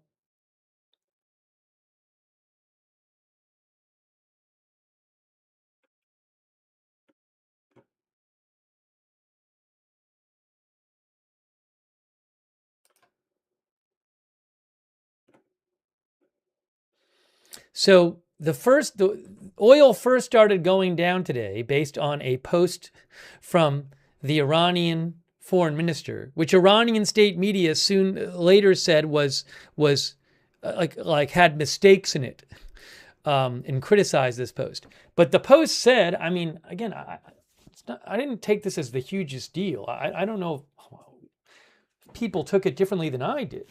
But the foreign minister of Iran said, in line with the ceasefire in Lebanon, that the Israel-Lebanon ceasefire, which said Israel would not be attacking Hezbollah, I think it's 10 days starting on the 16th, so 9 more days of the ceasefire, the passage for all commercial vessels through the Strait of Hormuz is declared completely open for the remaining period of ceasefire, not forever, for the remaining of the ceasefire. I guess that's 9 days if it's the Israel-Lebanon ceasefire, on the coordinated route, the route specified by Iran, as already announced by Iran, basically, by the Ports and Maritime Organization of the Islamic Republic of Iran. So it's saying that the strait is open because of the ceasefire, and it's open for 9 days, but you still have to do the things that still have to go the way Iran says to go. Now, you could read this certain ways. When I see that, I certainly don't see, that Iran just doesn't want to be involved for 9 days and anybody can go through. There's more and less positive ways of reading this, but when that happened, oil went down a bunch.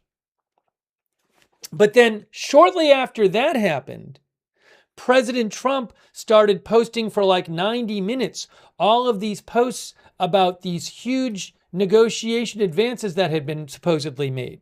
For example, about 15 minutes after that post, Trump said, this is what he said.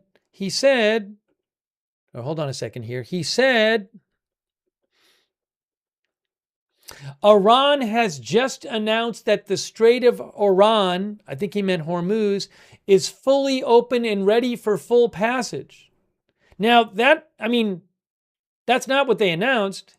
Even the announcement we heard said, well, it's open for 9 days, and you have to take the route prescribed by Iran. And then there was, questions about it otherwise. But so I don't know if he was going off of that post, or maybe I don't know what exact announcement he's referring to. If he's referring to the foreign minister's post, it had important limitations there.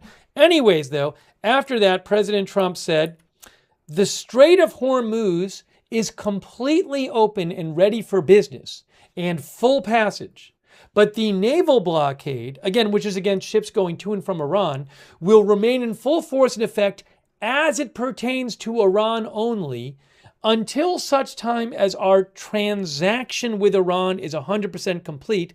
This process should go very quickly, in that most of the points are already negotiated. Thank you for your attention to this matter. Then he said, the USA will get all nuclear dust. He means Iran's enriched uranium, created by our B-2 bombers. He means the enriched uranium that's buried, reportedly, in nuclear sites that were bombed in canisters that's buried at nuclear sites bombed by the U.S. last year. He said the USA will get all of the Iranian nuclear dust created by our B-2 bombers. No money will exchange hands in any way, shape, or form. The deal is in no way subject to Lebanon either, but the USA will separately work with Lebanon and deal with the Hezbollah situation in an appropriate manner. Then he said, Israel will not be bombing Lebanon any longer.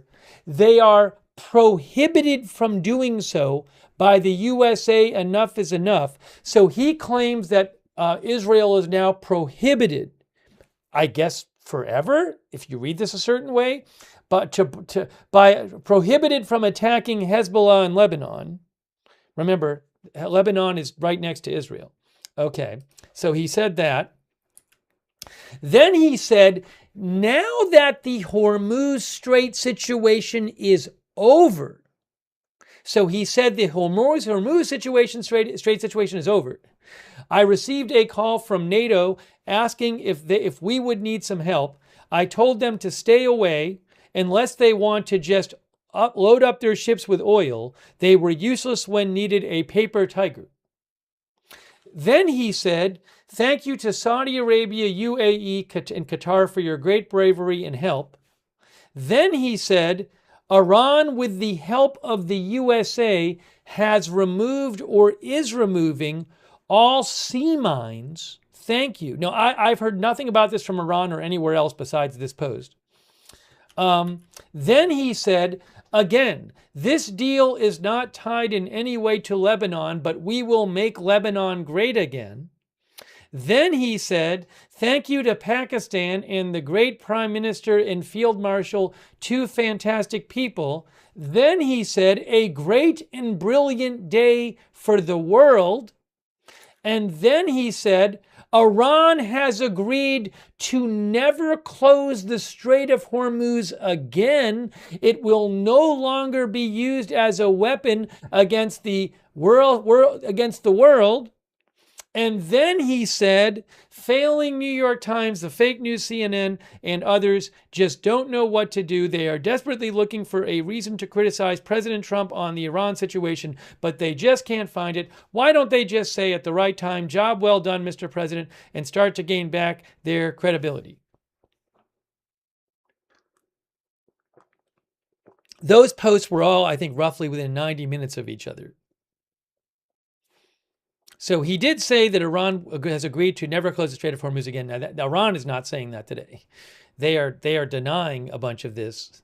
And we'll have to see if President Trump gives any more updates. But what you can see here is after those remarks by President Trump and the post by the Iranian foreign minister, dozens of ships seem to make a break to exit the Gulf via Strait. Exit the Gulf via the Strait and exit the Strait. But they have now turned around, many of them. So I will show you here on this time lapse from marine traffic. Sorry, it just keeps doing this. It just keeps doing this. 1750. Here is a time lapse of the last 2 hours and 15 minutes or so. And you can see what happened with these ships that seemed to be making a break to get out of the Gulf where they had been stuck. And then look what happens.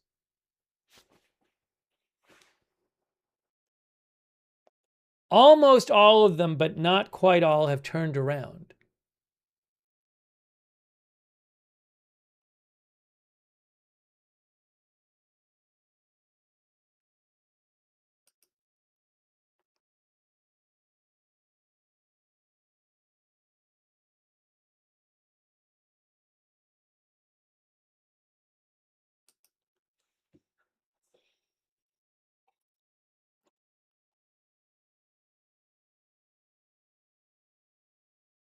Actually, I think I need to make it earlier. Now you can see the Roya there. Yeah, there it is.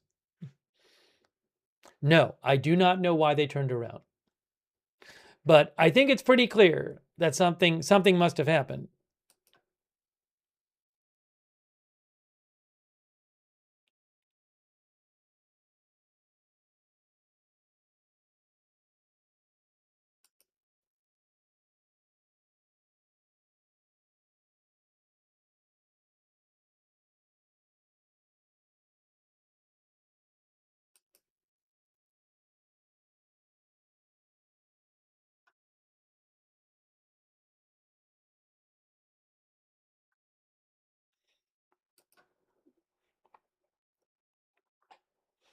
No, I haven't seen Iran say anything about this.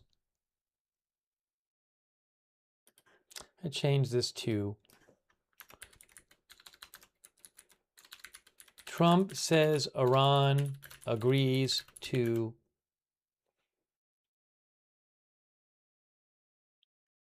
open strait, right? But Iran to various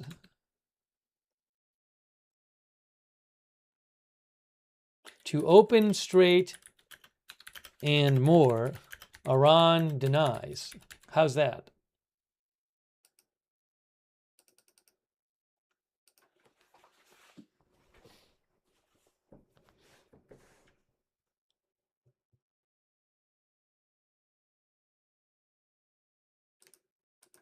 I think that's fair to say, given that the Iranian spokesperson has said things like, the opening and the closing of the Strait of Hormuz does not happen in cyberspace. Iran is the one who determines this.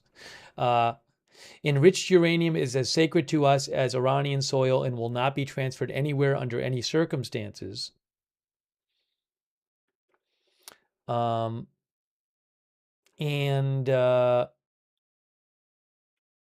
other comments they've made. I have not seen anything. They say they're still working on a deal.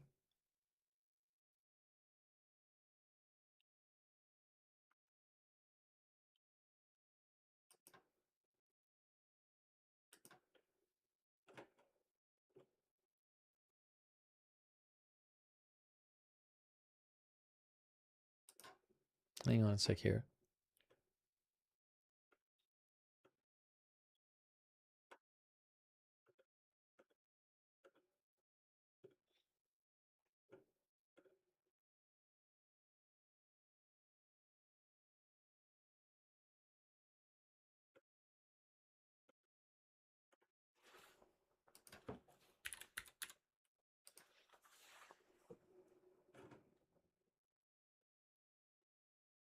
Oh, also, look at this.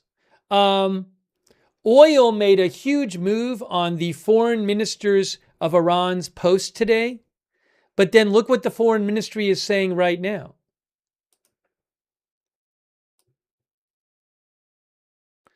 The foreign minister, oh, here, you can't see. The foreign ministers, hold on.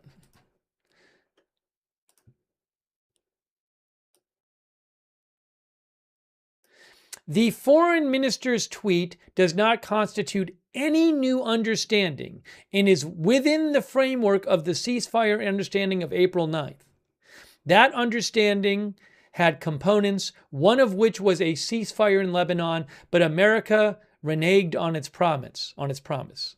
So they're saying that the tweet that on which the oil market hugely went down before Trump posted today by the Iranian foreign minister, which said something to the effect of the strait is open for the next 9 days, but you still have to go where Iran says you have to go.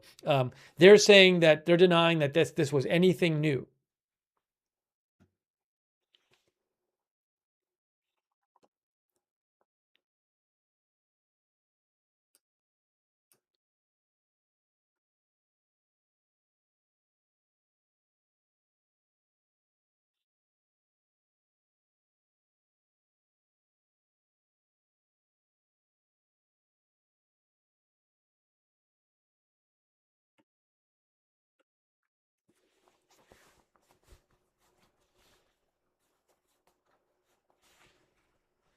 I mean, it's certainly clear from the Iranian statements we've seen in Iranian foreign and state media that they are not saying that they have agreed to permanently open the Strait of Hormuz. So, I feel comfortable by saying Trump agrees to open strait and more. He also said that they had agreed to give back their enriched uranium. And they specifically said, there's comments from them today, Iran saying they're not going to do that. So I'm comfortable with saying Iran denies these things. Gentleman says, this is the most confusing war ever. Here is the current status. That ship is still going forward. This one. Will Desh Suraksha turn around, guys? This is an Indian ship. This is a crude oil tanker. Will this turn around? It's still moving forward. It's still moving forward, this one. You see it went out here. Well, it seems like we don't have all the data here. Hold on. We missing some data or not? What is that one? No, that's old data. That's about 40 minutes old. Hold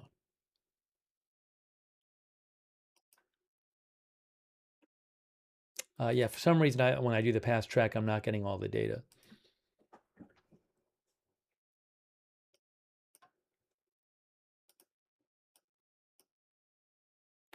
But how about these ships? What is that ship? That is a cargo ship there.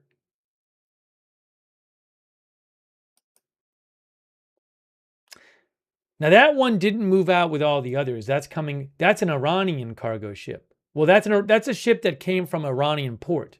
This, in theory, would be subject to the blockade. In theory, I think, because it left from Iran.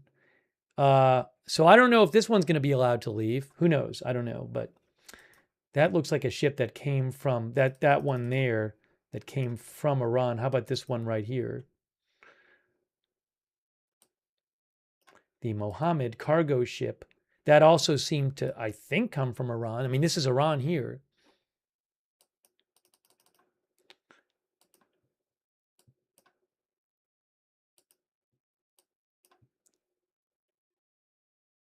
This ship is still moving towards, I mean, it's also possible, look, it's possible that some of the ships that made a break for it will get out. I mean, 6 ships left yesterday. So maybe this ship will end up going through. This ship has not turned around yet, this Indian crude oil tanker. But most of these other ones have. But some of them haven't.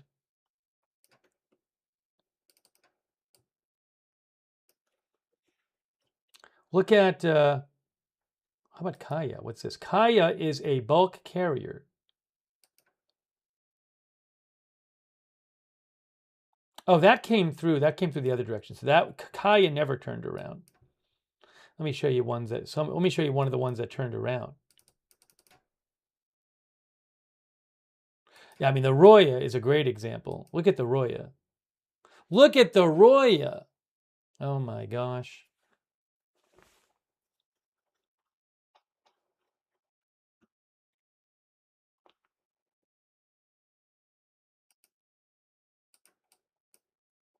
Then we have, do we check this one? The Vic Star bulk carrier. Did this turn around or did it come in from the other direction today? I don't know. Some of them had come, oh nope, the Vic Star certainly turned around as well. That is the Vic Star bulk carrier.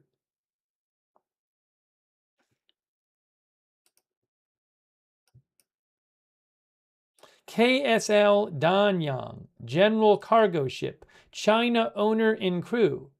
Look, it made a break for it like a bunch of other ships and then turned right around. Looks like it's going right back where it came from.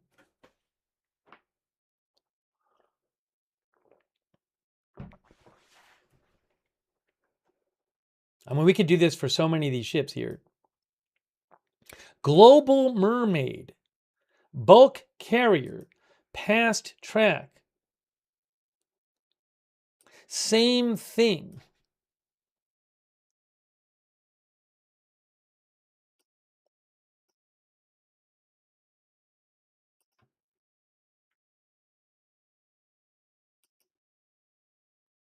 This is a French container ship here. CMA CGM Everglade. Look at this one. So this ship moved out today, CGM Everglade, French container ship. It was going, and then look what just happened here. Oh my gosh. So even this is about, that was about 2 hours ago. It was moving forward, and then it started slowing down, and now look what happened to it. It is basically stopped, and it is no longer going towards the exit.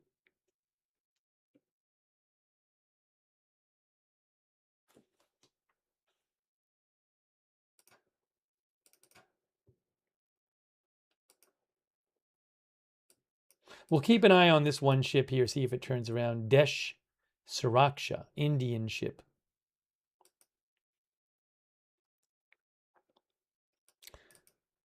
Mort says it would be frustrating for all the sailors trapped in the Gulf. The ones trapped either on these ships or not. I mean, they might have thought that a bunch of ships were getting out today of the Gulf, but it doesn't look like it's happening right now.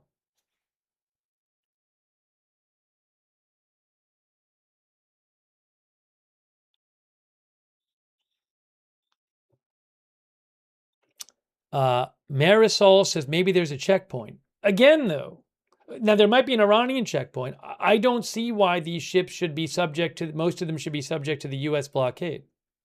It's not a blockade of the strait. It's a blockade of ships going to and from Iran. Unusual Whales says just 20 more minutes. Unusual Whales specializes in stuff like this. I follow them. They say just 20 minutes before Trump's announcement that the Strait of Hormuz was open, massive trades hit the market. Investors sold a combined 7,990 lots of Brent crude futures, a $760 million bet that oil would go down. These orders were much larger than anything else at the time. The traders made huge gains, unusual. Now, there was that post 20 minutes, roughly 20 minutes before Trump posted. There was a post by the Iranian foreign minister. Didn't seem like the hugest news to me. He said that the strait is open for the remainder of the ceasefire, which is about 9 days. And again, he said it was the ships had to go to where Iran told them to go. And Iran has later said today that he was saying nothing new. So I don't know if people might have been trading on that news.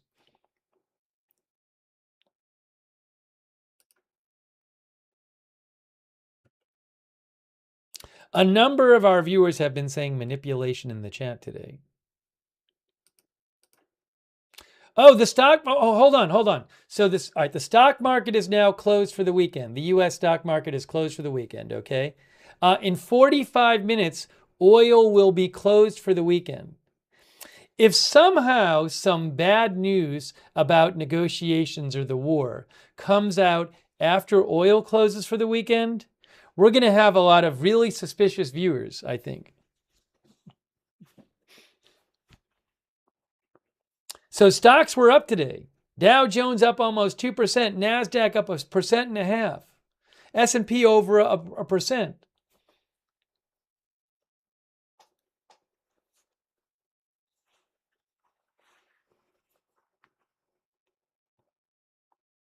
I don't know what's going to happen. I have no idea.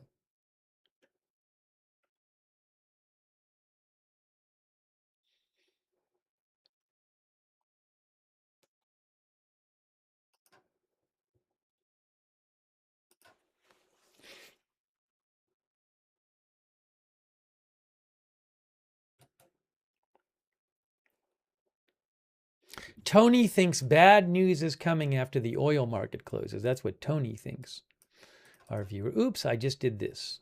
I don't want to mess that up.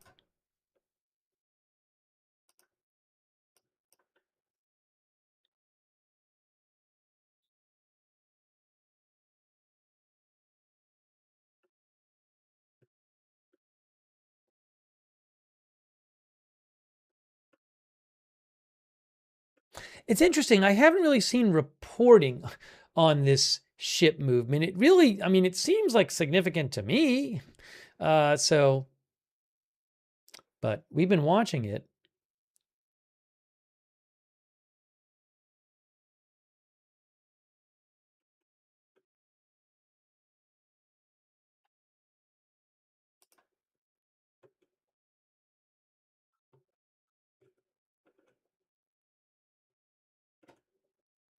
I got to check some of the financial news outlets too.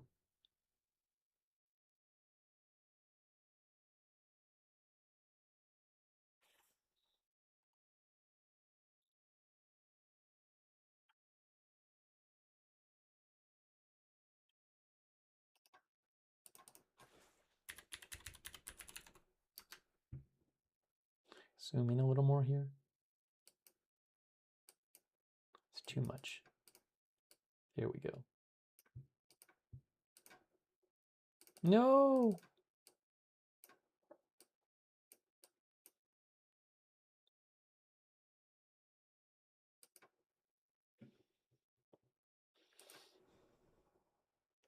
Yeah, so Bloomberg posted a video 5 minutes ago that says oil tankers make dash toward Hormuz as Iran says Strait is open. But I mean, I think that's old news. Maybe they posted the video a while ago and it just got posted. I mean, I just saw the post from maybe they made the video a while ago, but it seems like the news now is that, yeah, so Bloomberg has an article, right? Has an article that came out 2.5 hours ago. And it says oil tankers make dash toward Hormuz as Iran says Strait is open. But that article is from 2.5 hours ago, and it's interesting. They haven't updated the article yet. I'm looking at it on their site, and I mean, we've clearly seen most of them turn around.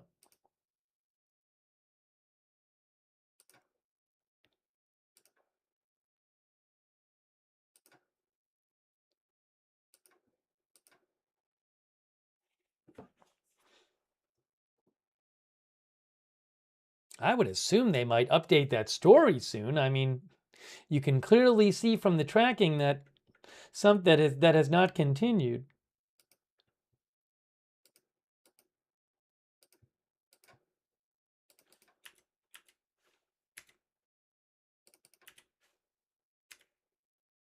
Here you go. Here's like the last 2.5 hours or so of tracking there. You can watch yourself what happened. Look at this. Wow. Wow. Wow.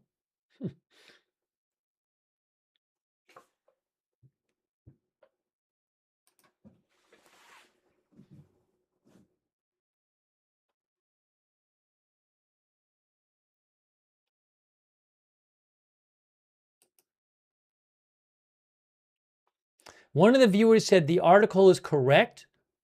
Take off the cargo ships. Well, I'm seeing tankers turn around too.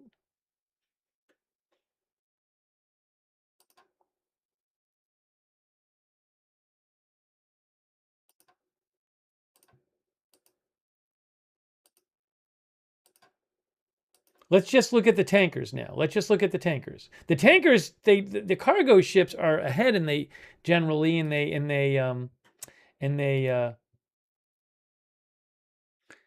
they turn previously, but it certainly seems like a bunch of the tankers turn. Watch.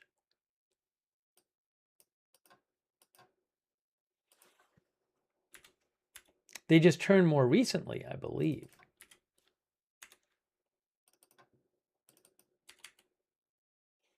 Here's the last couple hours, basically. Oh, I can't. It's not letting me do it. It's not letting me do it. It's not letting me do a filter while I don't think I can do a filter while I do a playback. Oh, maybe I can do this. Vessels, fleet. It's a whole thing. Sorry. Yeah. So it's not letting me. I'll just have to play the. Doesn't let me filter during playback. I don't think.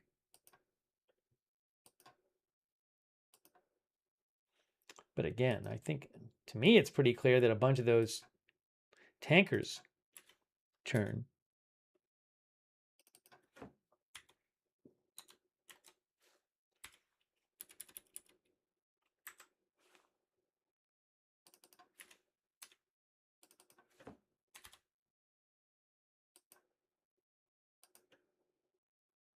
What is going on? Why does it do this? No! Sorry. This thing frustrates me. I wish I could save the playback option so I didn't have to keep putting them in every single time. I need to request that feature from them.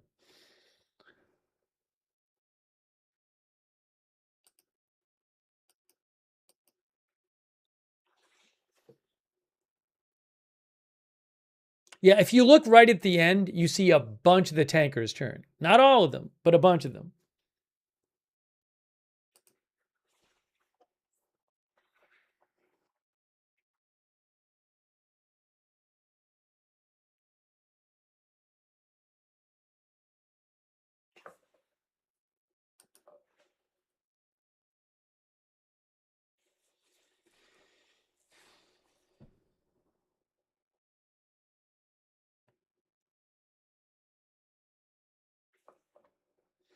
Ravens, one of our viewer, Raven Star, that says, stocking up on pizza. The ships have hit the fan. Hey, thanks to Tanks a lot. I really appreciate that. Also, MROD DRM or not. Is it open or not? Does this look like an open strait to you? When dozens of ships seem to be going and all of a sudden turn around? Doesn't look open to me. But I don't know. Maybe I don't know what happened to make them turn around. Thanks, Crawdad, who says, thought Oman was going to build a canal. I mean, I've heard a number of experts say that you could have in future years countries building new canals or pipelines to bypass the strait, but that's something that would take years. Thanks, Armed and Dandy, who says, is it possible Iranian-linked people could be making the trade since they know the current state of the deals before announcement? You mean if people traded on inside info? Thank you. Thanks also to Groundser. Now, Groundser said that in the foreign minister's statement, Iran said that the strait was open during the ceasefire, but it also said it had to the ships had to transit through the Iran-approved route, which also lines up with their toll route. Yeah, Groundser, as I was saying before, and I agree,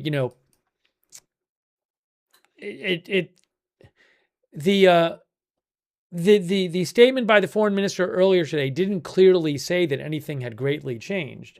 And I thought it was unclear whether whether they might be still charging a toll or not.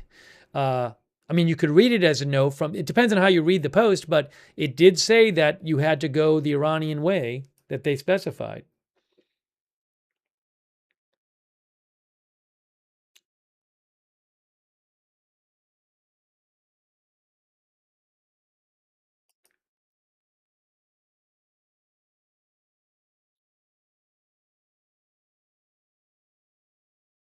I certainly didn't think that the Iranian foreign minister's post was so clear that you could just assume some huge policy change had been made based on it.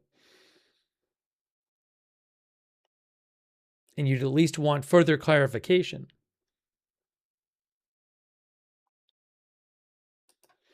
Thank you, Groundser. So I don't know if in recent days the ships that have gone through have still been paying tolls. I have no idea. If reportedly some earlier ones were. Thank you also, Cupid from Canada.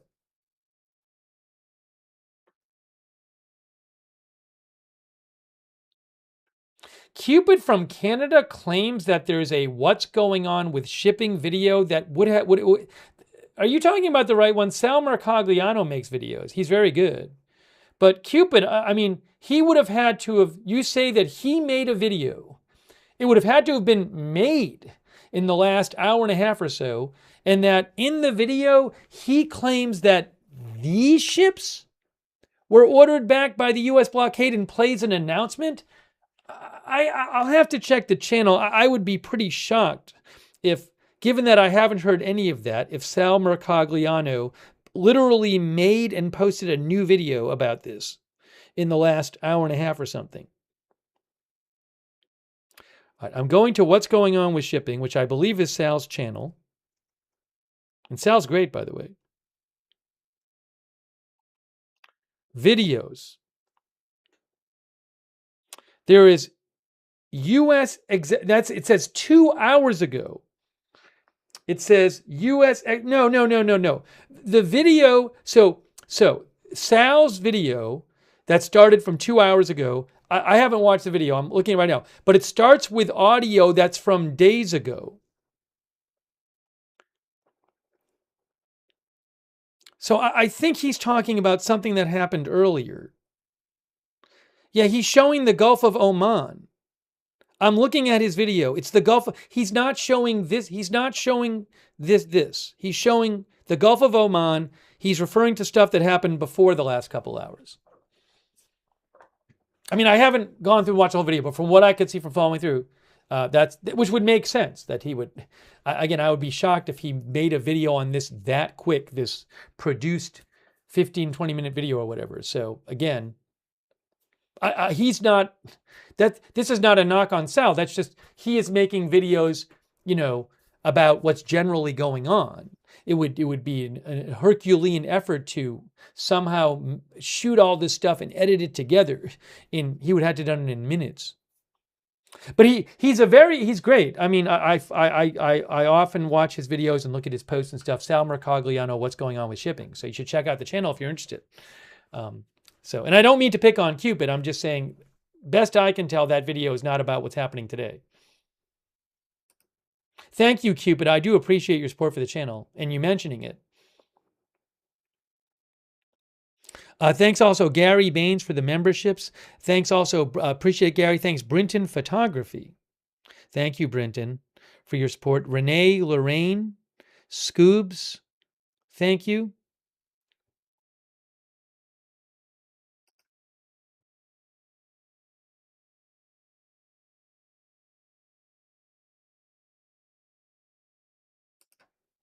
All right, let's go to the current status of things. There's the latest update. I'm going to hit refresh, make sure it's the latest. I don't think I have to hit refresh. There's that one ship here. Desh Suraksha has not turned around yet.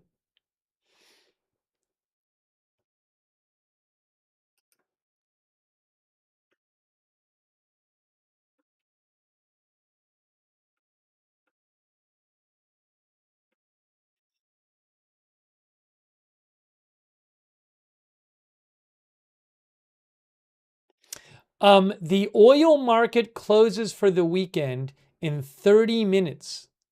In 30 minutes, the oil market closes for the weekend.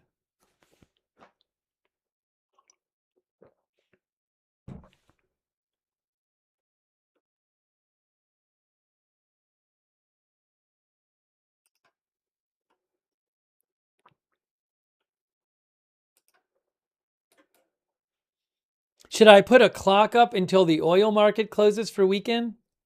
Maybe I'll put a clock up for that. Kelseter says money time?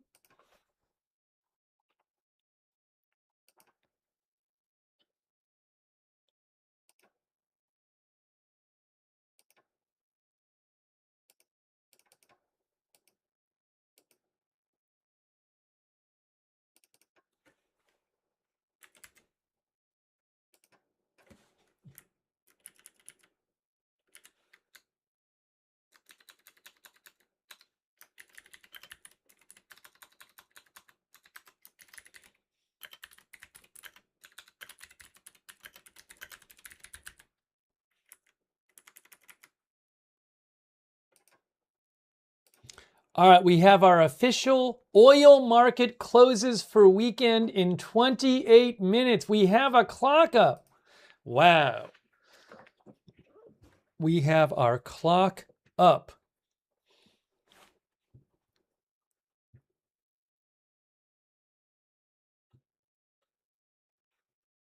The oil market closing countdown.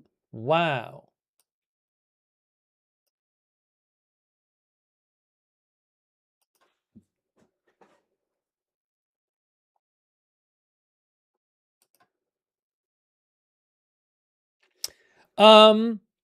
Hey, update from Wall Street Journal.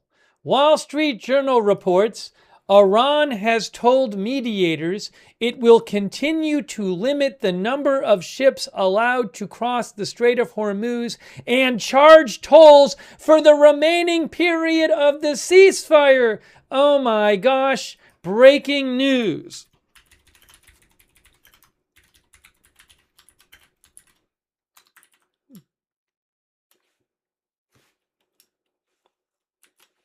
New from the Wall Street Journal. Vessels will still have to coordinate with the Islamic Revolutionary Guard Corps. They can block ships they deem hostile.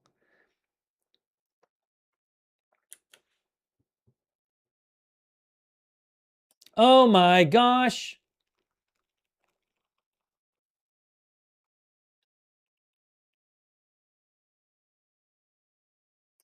All right, hang on. I'm going to post this. New from the Wall Street Journal.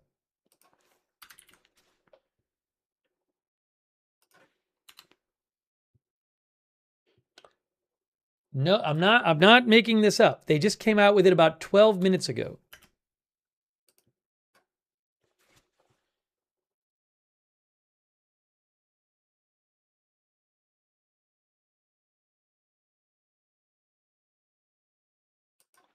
So again, the Wall Street Journal is reporting about 10 minutes ago, Iran has told mediators it will continue to limit the number of ships allowed to cross the Strait of Hormuz and charge tolls for the remaining period of the ceasefire.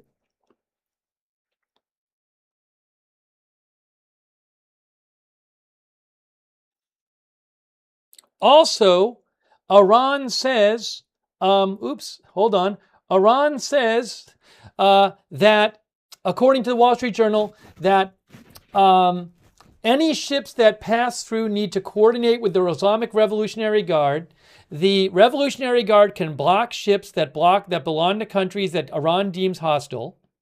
Also, Iran is still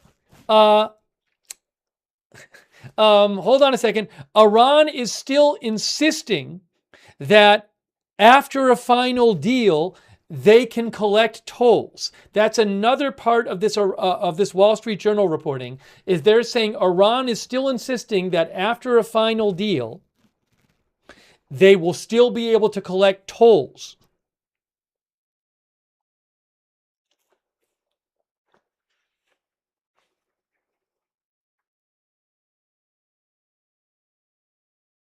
Wow. Wow.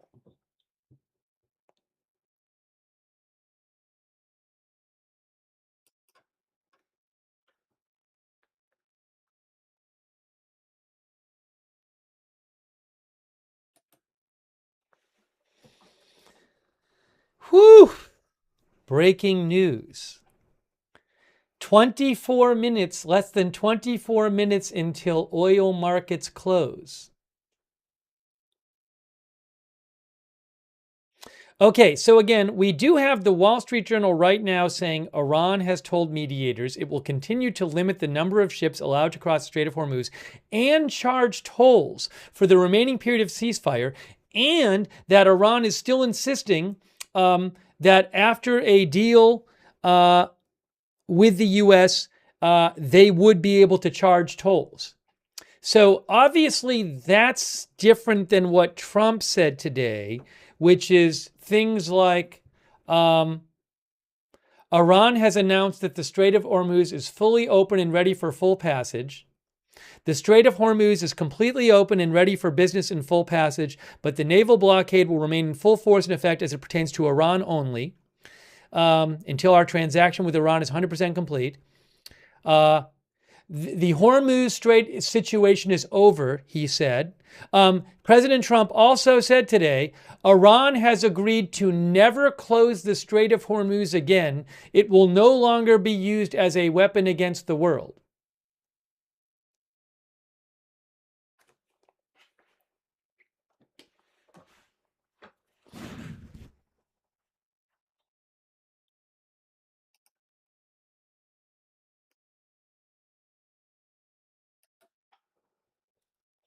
Wow. The oil market closes in 22 minutes. Is anything happening in the oil market right now different the last hour or so? Let me look. I'm seeing that currently, so American crude oil today, it started the day, it was at around 91 or so, and then the Iranian foreign minister said that the strait was open for the rest of the ceasefire. And I think a lot of people read stuff into that wasn't necessarily implied in that. Anyways, oil dropped a bunch then. And then when Trump started posting, oil dropped more. It got down. So it went from around roughly 91 to 81 U.S. crude. And now it's back up to about 85. and Brent crude something similar, where it was earlier in the day about 96 or 95, and then the people looked at that Iranian foreign minister's tweet and apparently drew big conclusions from it. Then it dropped to about 91, and then when President Trump posted, it got down to about 87. Now it's up to about 91.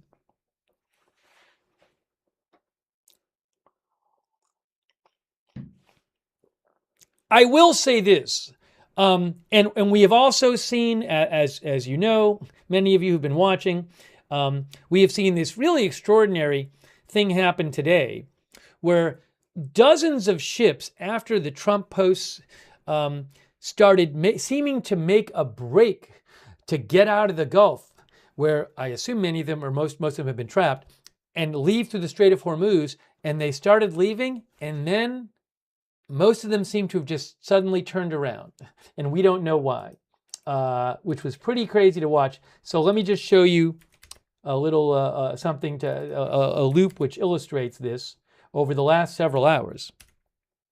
Pretty extraordinary to see this.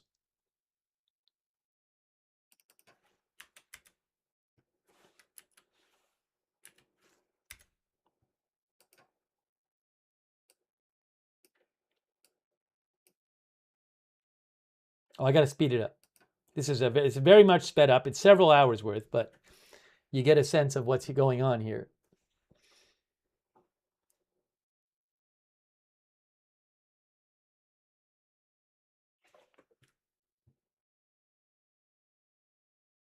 Let's play it again.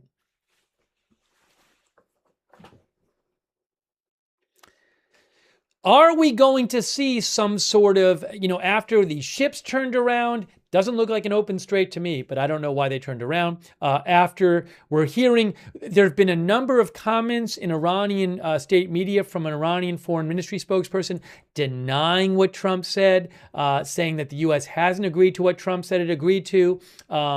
And also, we have that. We have, so with all of this going on, are we going to get some kind of another post today from Tehran, from President Trump on Truth Social, where he is saying that Iran is not fulfilling their promises that were the basis of his earlier posts?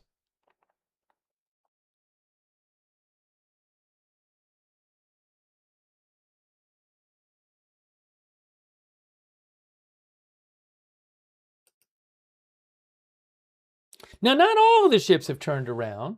Maybe some of them will go through. I mean, and we have seen yesterday 6 went through. So it doesn't, but clearly there is many of them have turned around.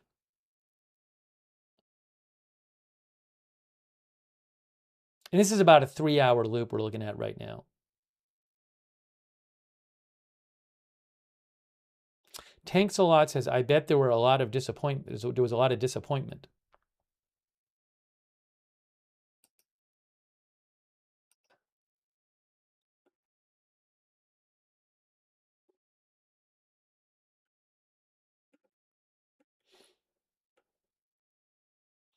Now I'll go to the current. But again, in case you missed it, is a new report from the Wall Street Journal.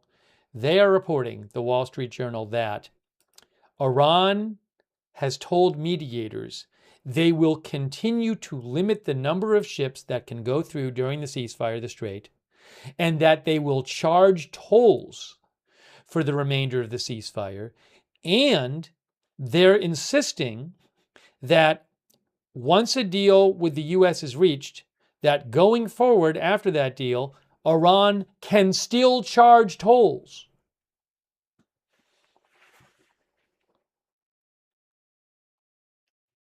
Oh, is Trump going to speak? Oh, Trump is speaking at Turning Point. I don't know if I wonder if the White House will show that. Will the White House show that? I don't know.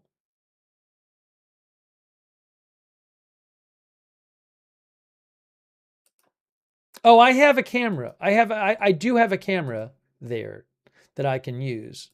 I have the AFP camera.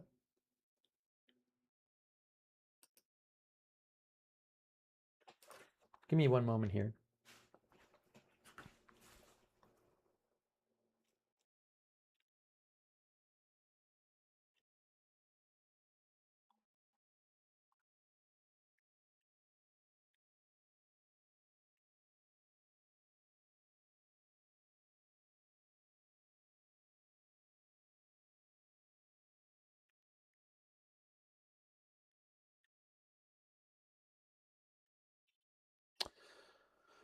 Give me 1 second here.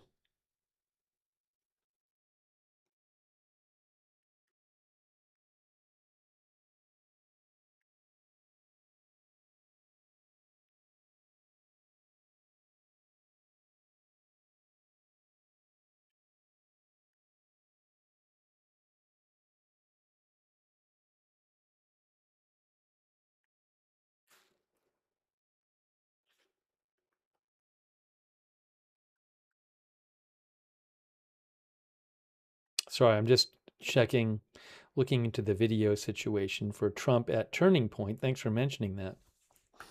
So I do have access to video. When is he supposed to speak? I'm seeing.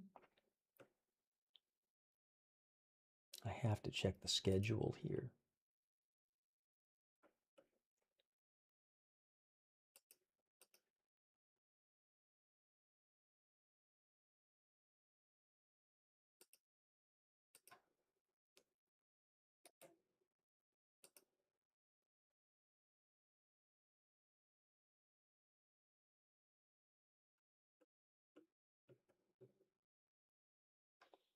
I'm seeing that he is supposed to speak Friday at Turning Point. It was supposed to be 2 p.m. Las Vegas time. No, not Las Vegas. No, Phoenix time. Phoenix time, right? Phoenix time,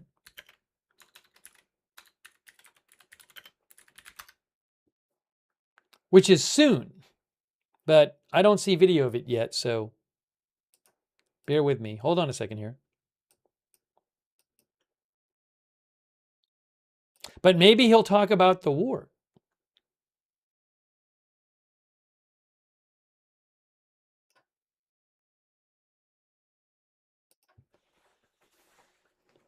The oil market closes for the weekend in 13 minutes, in 41 seconds.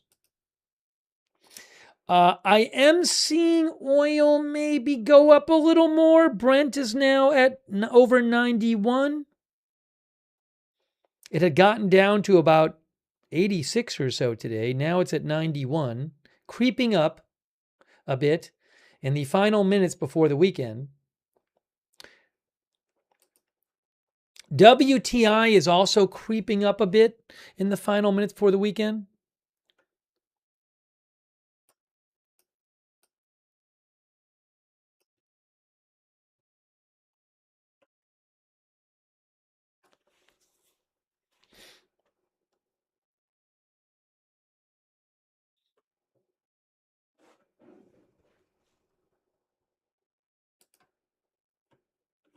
But he might be. One of the viewers says he's late. It's possible that event will start late. I wouldn't be surprised.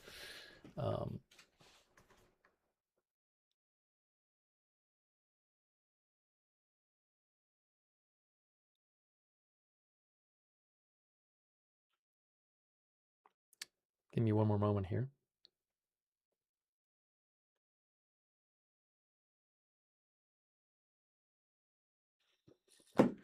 Appreciate you guys being with us for the coverage today. I appreciate it. We've been bringing you live coverage of the developments.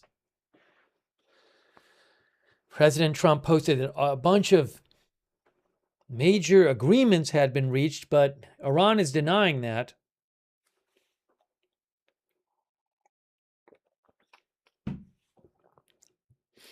I need to check some more of the message and comments. Sorry, there's just been a lot going on I've been trying to update you on.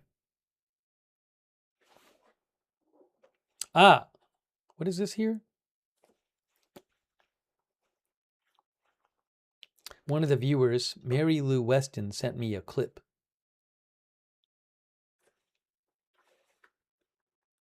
But I'll have to look at it here.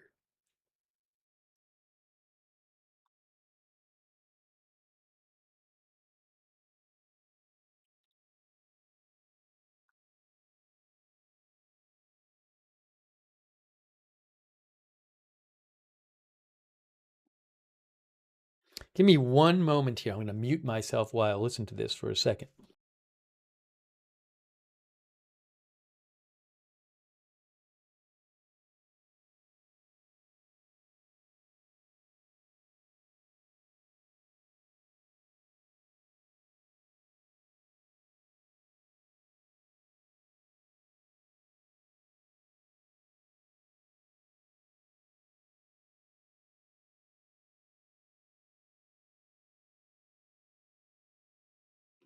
Yeah, so Fox had reported that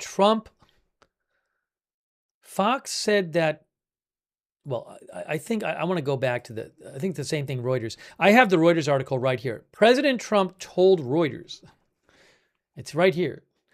U.S. to recover uranium from Iran at a leisurely pace, Trump told Reuters earlier today. President Trump told Reuters today that the U.S. will work with Iran to recover its enriched uranium and bring it back to the United States. He said, we're going to get it together. We're going to go in with Iran at a nice leisurely pace and go down and start excavating with big machinery. We'll bring it back to the United States. Okay? He said it would be retrieved very soon. Okay. And again, Iran came out today and said that after that, the Iran Foreign Ministry came out and said, where is it here? Iranian Foreign Ministry spokesperson said, enriched uranium is as sacred to us as Iranian soil and will not be transferred anywhere under any circumstances. Also, another quote in Iranian state media from Iranian Foreign Ministry spokesperson, the option of transferring Iran's enriched uranium abroad is rejected.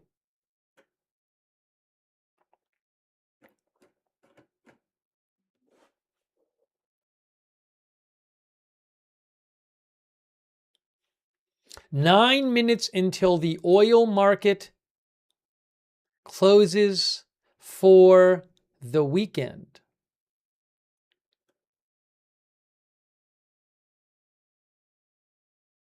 Thanks so much, Alex78. Thanks also, Ed Navas. Thank you. I am Charlie. Thank you.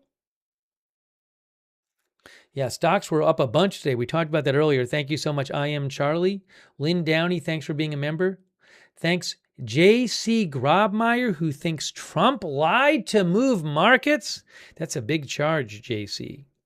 Thanks also to Pragmatic Realist over there on Twitch. Thanks for gifting a subscriber, Pragmatic Realist.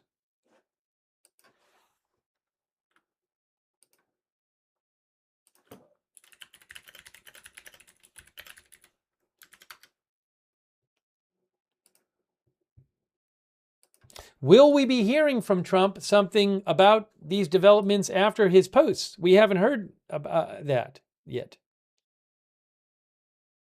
Might he post on True Social or say something at Turning Point in Phoenix?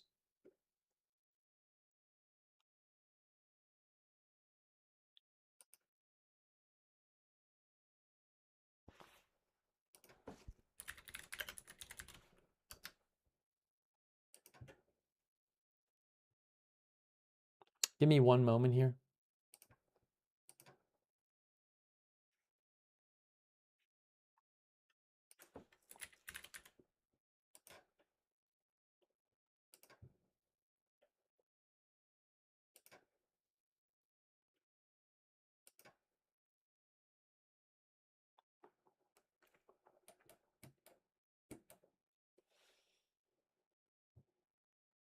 Pioneer Twin thinks there will be no talks now?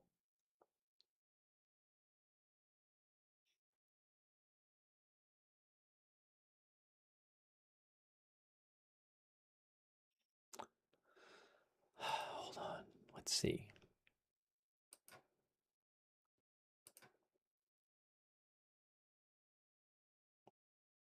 Now, I didn't see this myself. PW360 claims that Trey Yingst said a little bit ago there may be bad news coming in the coming hours and hinted talks may be on the brink. Again, I didn't see that report myself. That's something that PW360 claims he saw. And I know he does watch, he watches these reports, so, but I cannot confirm that myself. It's interesting from PW.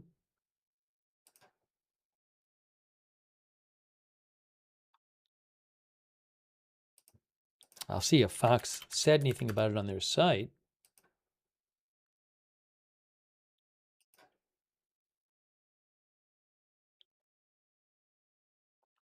I don't see it about it on their site.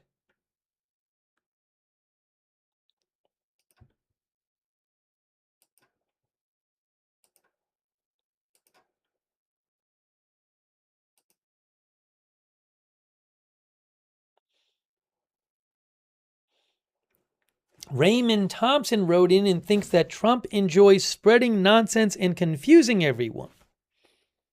And Raymond says, let's not forget that there are more troops and another aircraft carrier on the way to the Persian Gulf, which indicates fighting will resume soon. That's what Raymond thinks. Thanks, Raymond, for writing in.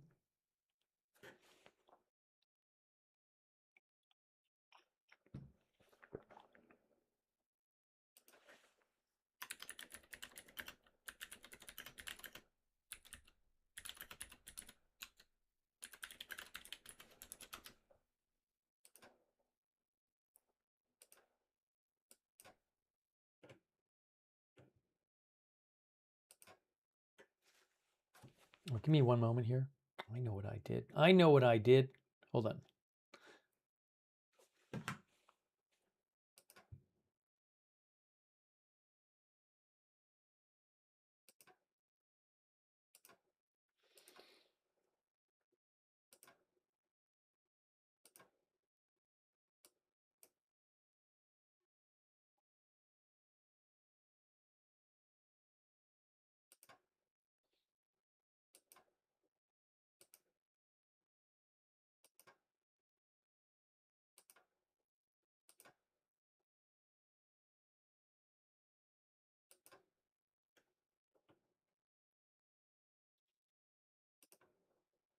Trying to check some of your messages here. Wheels down in Phoenix. President Trump's plane arrived in Phoenix about 10 minutes ago, says the White House press pool.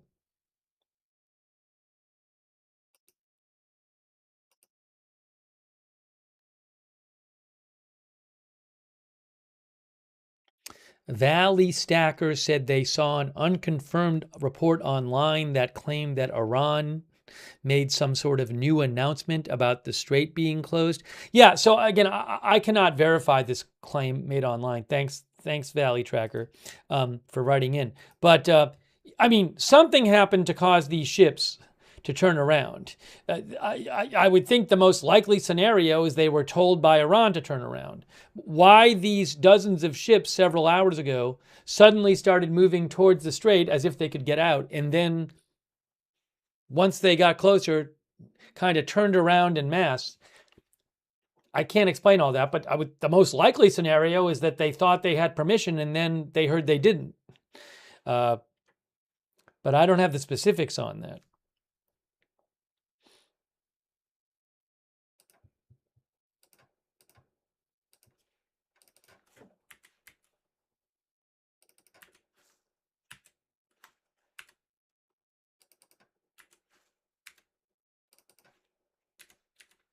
Here's the last 3 hours or so.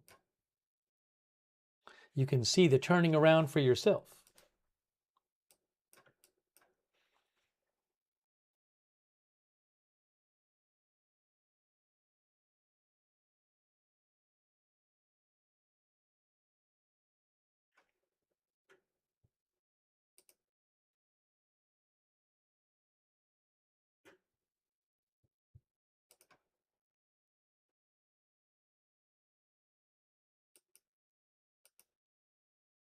Only 1.5 minutes left until the oil market closes for the weekend. Only 1.5 minutes.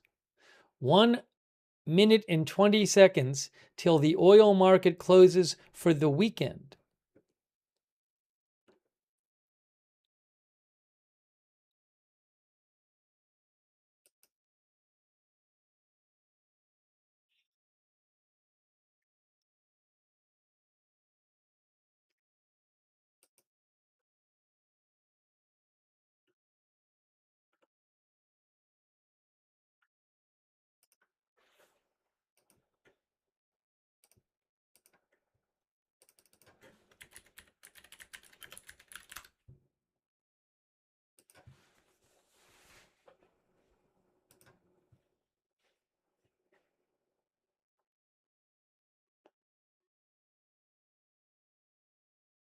30 seconds till the oil market closes for the weekend.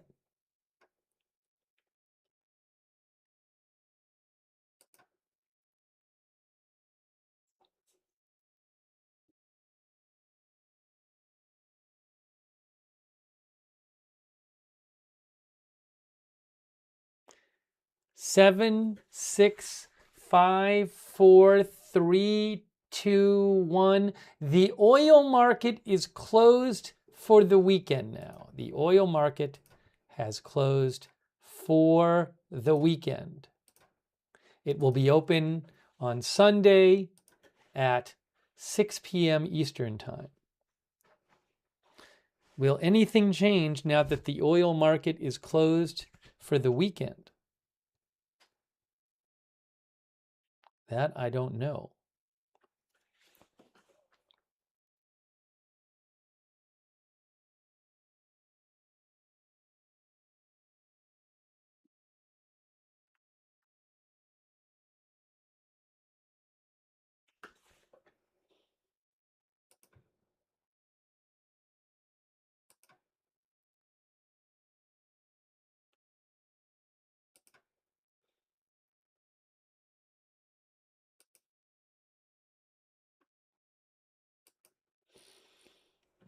Excuse me.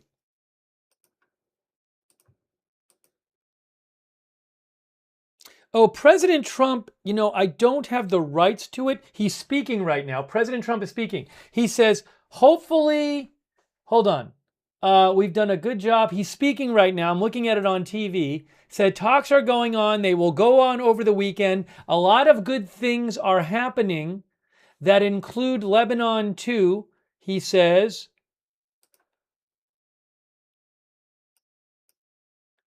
He says, let's see what happens. If there are differences, we'll straighten it out. I don't think there's many significant differences, he said. He didn't speak for long. He's going to answer one more question. All right, so that he spoke very briefly. Look, he took like 3 quick questions. He said he doesn't think there's significant differences, that negotiations are going on.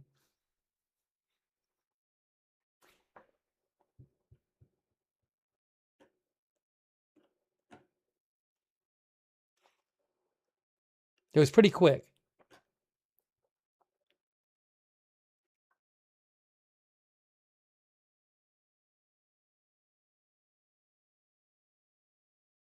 No, he's speaking in, he's going to be, this is right when he got off the plane, he answered questions. He's on the way to his speaking engagement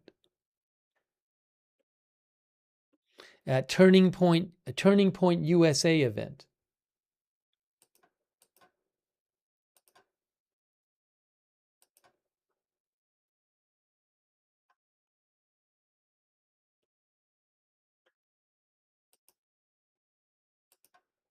Donna Simmons writes, and she thinks it's not a good look if he posts and then it's not open.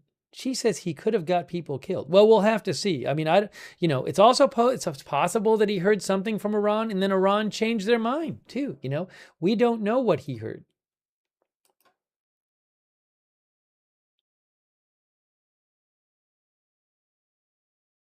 Thank you, Donna, for writing in. Thanks, Adventures with Crystal, who says, is Trump negotiating with the right people who are in charge? You're saying maybe they're talking to people who actually aren't the ones in charge. Thanks, Adventures with Crystal. Thanks, I Am Charlie. Thanks, Heliodorus, our member. Thanks, Alex X, for the memberships. I really appreciate that. We are still seeing a couple ships. Desh Suraksha is still moving forward. That is a Indian crude oil tanker. Maybe it'll go through and be allowed to go through. We'll see if any of all these tankers go or not. I mean, I see 1, 2, 3, 4, 5, 6. That's Indian. That's Indian. Hey, look at this. India. Is that Indian? A bunch of these are Indian. That is going to India. That one's going to India. Huh. This is Indian. That's going to India. That says destination China. That says an Indian. That says Indian. So five of those seven seem to be Indian related. So maybe there's some sort of deal between Iran and India to let a bunch of tankers out today. I don't know, but this one here is going to Oman.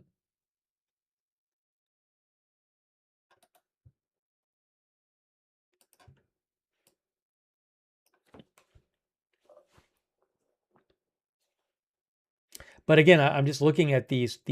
You see some of these.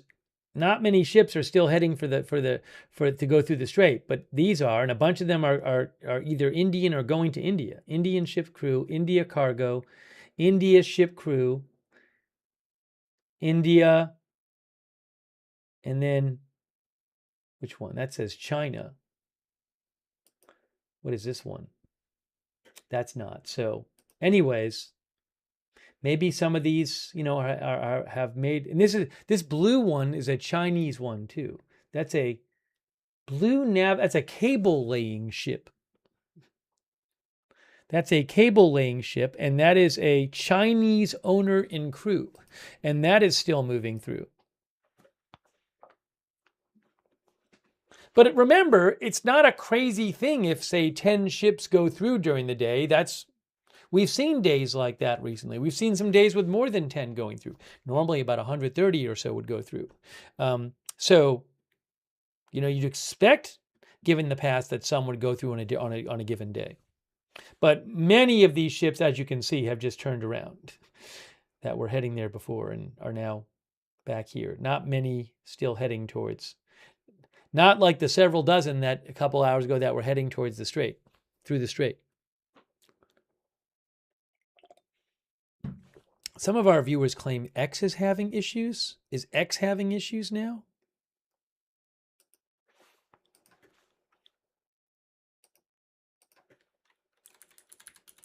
Oh, hold on. Hang on. Hang on.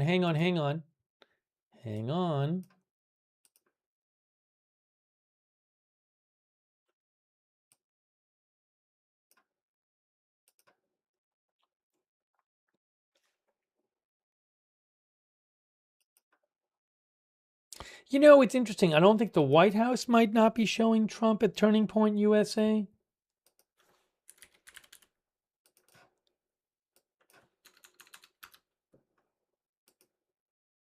I don't even see them live. I don't even see Turning Point Live USA live on their channel.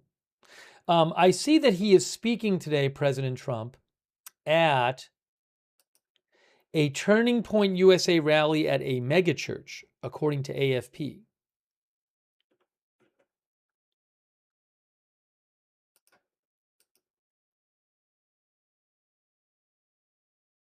I don't know if I'll have video of that.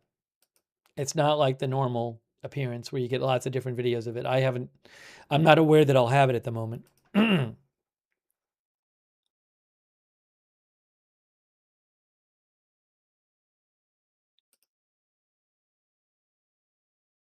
By the way, my guess is that it's not supposed to be a specific speech about the war.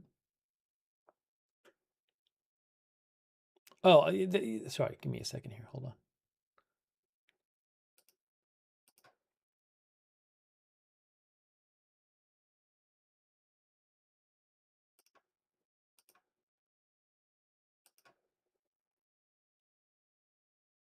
Let me look around here.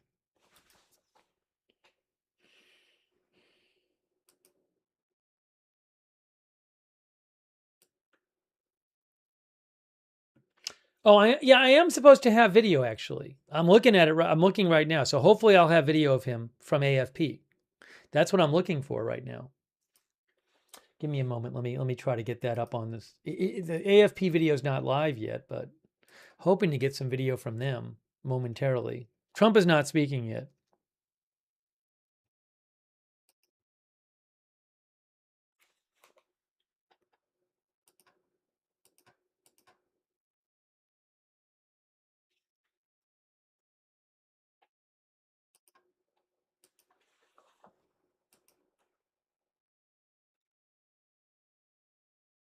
Okay, hold on a second. We're gonna give me one second.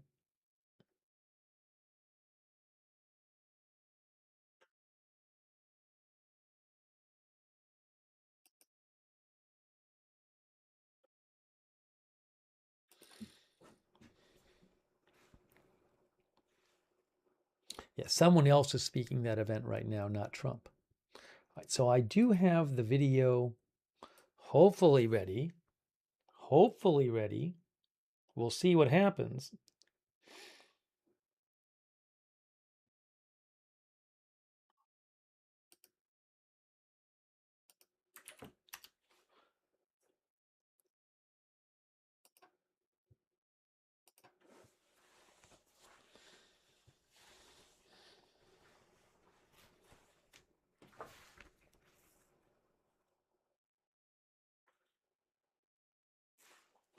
Give me a moment here.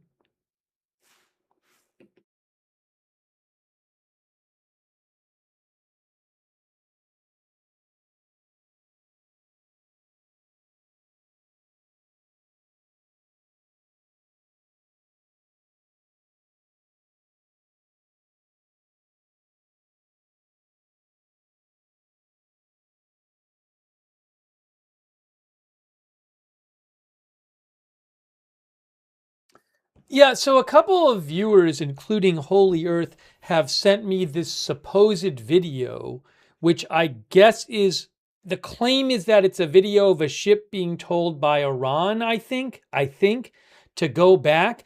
I don't know where this video is from. I don't know when it if it is legit, when it was taken.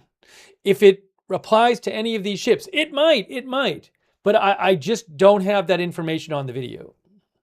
Again, a couple different viewers, including Holy Earth, have sent to me, and I appreciate you sending it. I just can't, I don't have, I don't know where it's from, what the original source of the video was, whether it was today, whether it was about one of these ships or not.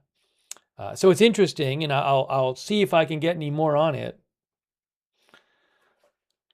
I don't have the rights to play it, but again, I'll be looking around for more information. So thank you, Holy Earth. I appreciate your support for the channel and passing that along.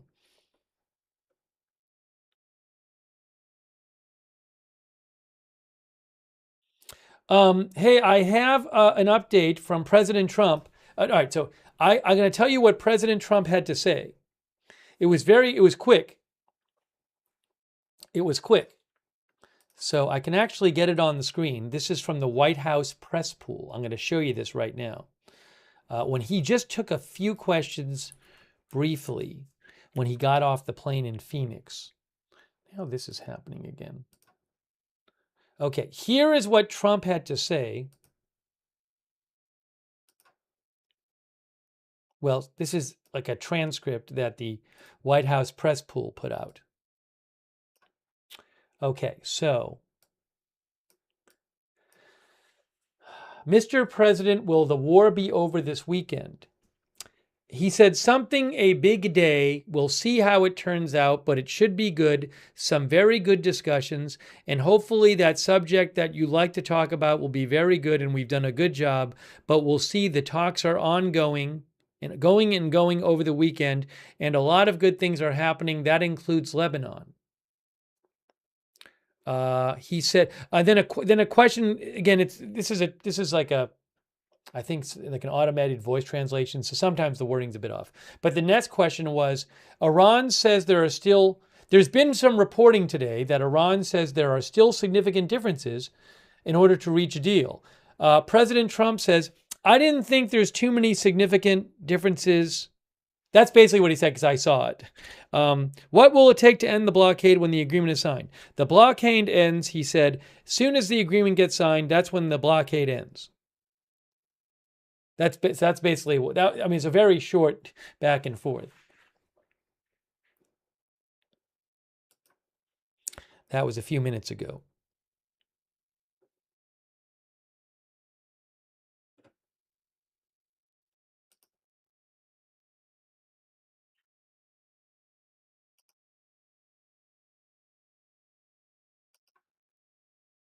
President Trump is not speaking yet, but I'm hoping to have a video of him speaking from Turning Point event at a Phoenix megachurch. Oh, here it is. I have the video of President Trump. The White House just posted it. Just speaking moments ago. Moments ago, here is President Trump stepping off the plane and speaking briefly. So we're having a big day. We'll see how it all turns out, but it should be good. We've had some very good discussions, and hopefully that subject that you like to talk about will be very good. And we've done a good job, but we'll see. Talks are going on. It'll go on over the weekend, and a lot of good things are happening.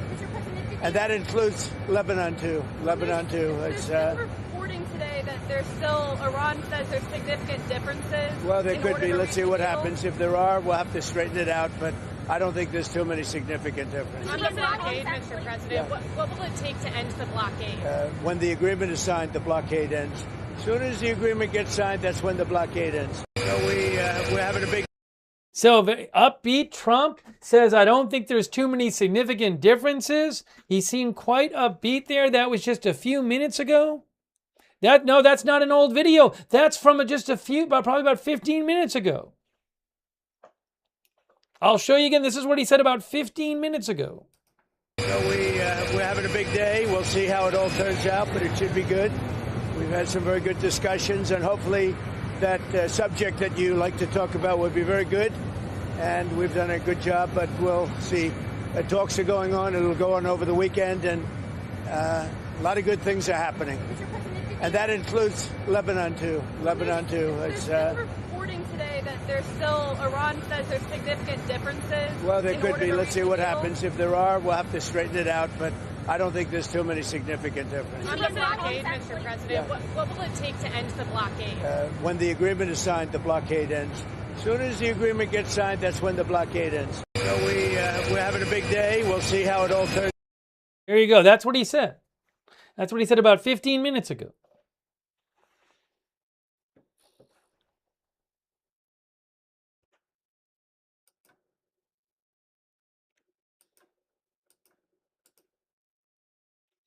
There you have it.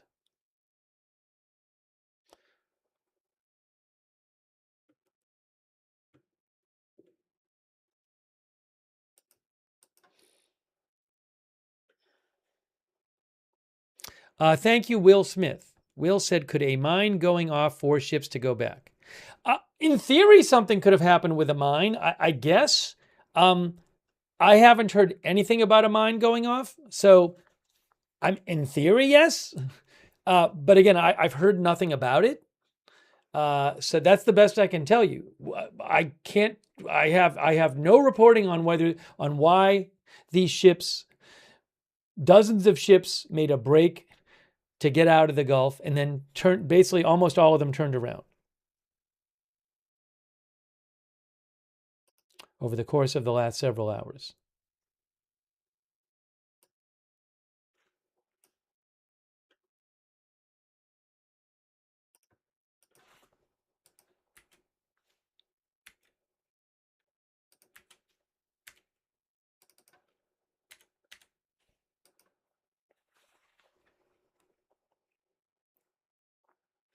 I mean, it'd be strange to me. Again, we have had ships every day going through basically the same route close to Iran, the Iran prescribed route, which I presume that's not mined.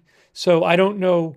It would be a significant change if somehow a mine was in that route. But again, I can't say I know for sure what happened. Thank you so much, Will Smith. Thanks, Alex78 for your support. Thanks, Brendan PNW. Brendan says you can add ships to a fleet. That is true. Thank you, Brendan.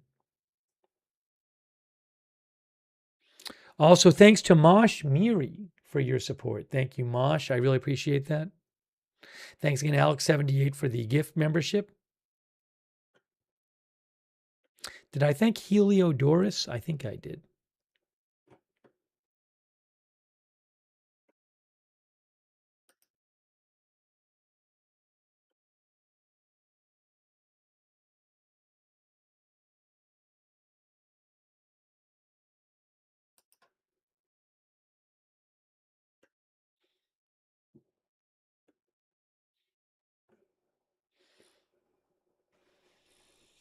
All right, here's the current thing. Waiting to see if I can get you some of President Trump speaking in Phoenix.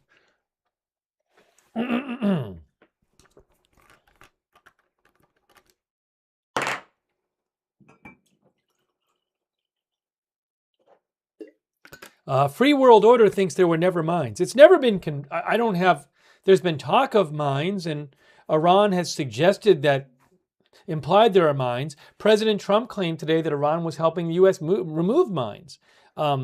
So I have never seen, a video taken from a ship that's verified that clearly shows a mine in the area or any other physical evidence, but there very well might be. But again, I can't personally verify that for you.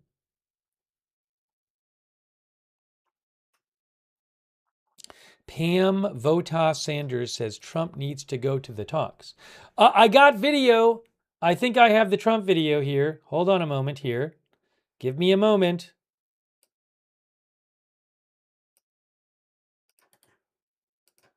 Now, what I need to do is make sure we don't have, okay, that should work.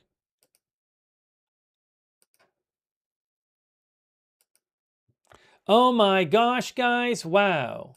Look at this. It is Phoenix, Arizona.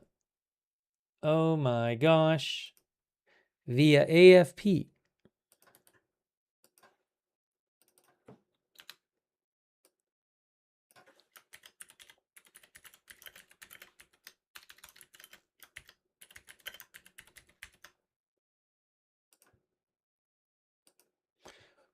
I'm not committed to playing President Trump's whole speech. I think a lot of it's not going to be about the war, but we might hear him talk about the war. So we might as well hear some of what he has to say.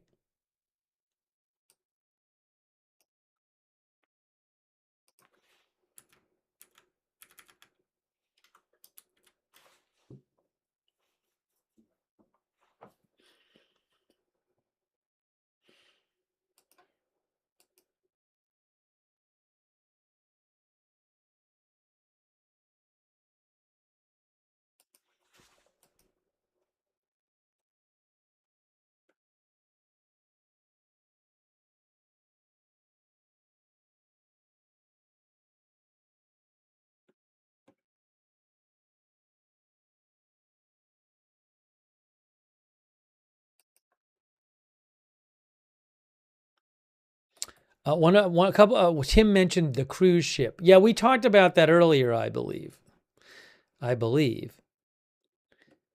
Marine traffic mentioned today. Oh, now I know we had mentioned this before. Marine traffic said that a cruise ship became the first passenger vessel to transit the Strait of Hormuz today. It's called the Celestial Discovery. It is believed reportedly was traveling without passengers. It had been docked for about 47 days, and it passed through from west to east. It passed through today, Celestial Discovery. I'm able to show you that, but yes, we had mentioned that earlier today.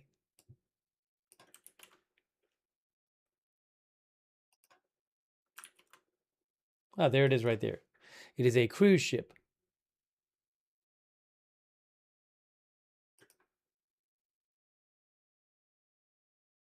That's what it did today.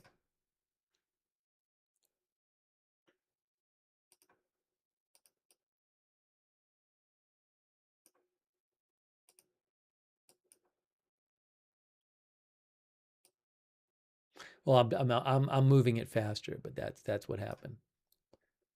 Very close to the Oman coast. Interestingly, I don't know how that all worked. Did they have permission from Iran? Did they risk it without permission from Iran? Did they pay Iran? I don't know.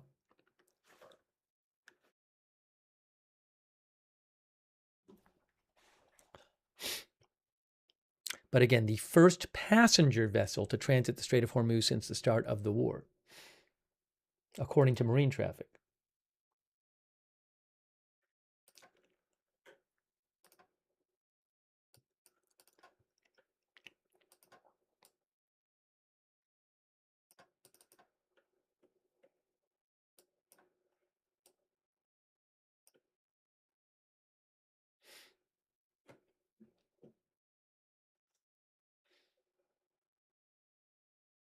Hey, thanks so much to Rob. I appreciate that. Rob, 103-100. Thanks, Rob. Shout out to our Twitch subscribers who subscribe over there and support the channel. People like Wall Street and Shaggy and hold on a second here.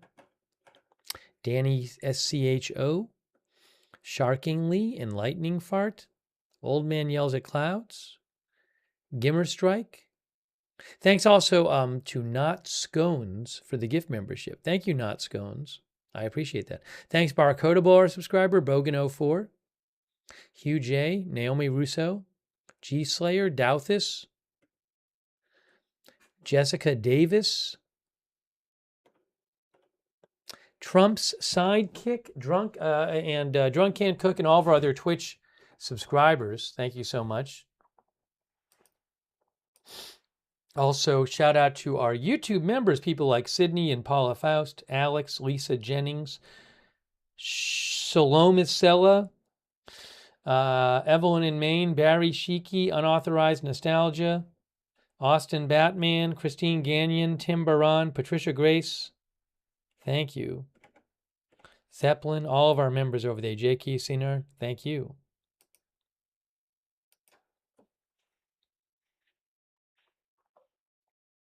Still waiting for Trump to speak.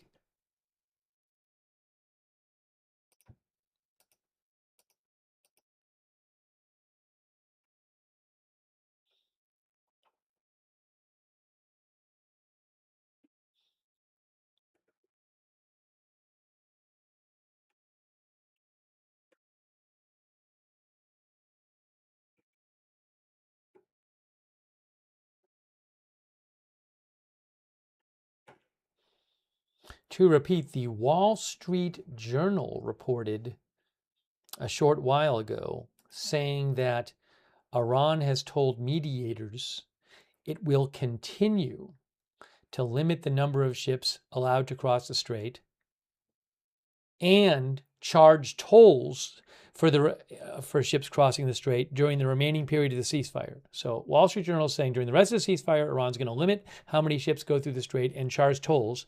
And they also reported that Iran is insisting on, with a deal with the U.S., that they'd be allowed to charge tolls after the deal.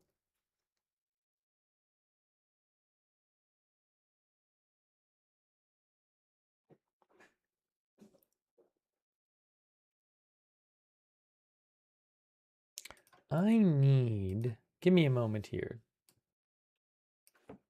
about a minute. 1 to 2 minutes. So bear with me. Oh, hold on. I think President Trump's coming out. If he's coming out right now, I'm going to wait. I can't tell when he's coming out. He might come out in 15 minutes. I have to wait until if he comes out, I have to wait till the music stops anyway. Let's see if I can do this. Even if he comes out, there'll be the song and he'll wave and everybody, so I'd have to wait anyway. All right, give me about a minute. I'm going to come right back and I'll bring you coverage live. Again, if he comes out while I'm away for a minute, I'm assuming the music's playing and I can't play the audio until the music stops anyway. All right, I'll be right back.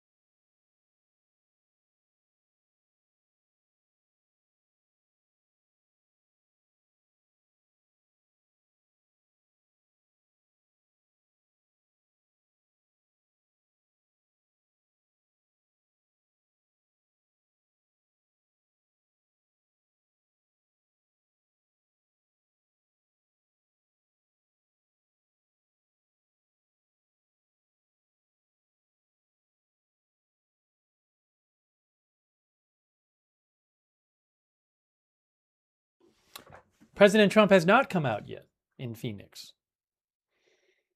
See what he has to say. All right, one moment here.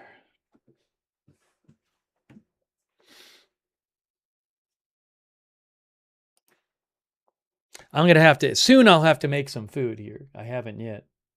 One of the viewers, thanks Laura. Laura mentioned Push Pack. It is a tanker, asphalt bitumen tanker under flag of the Cook Islands.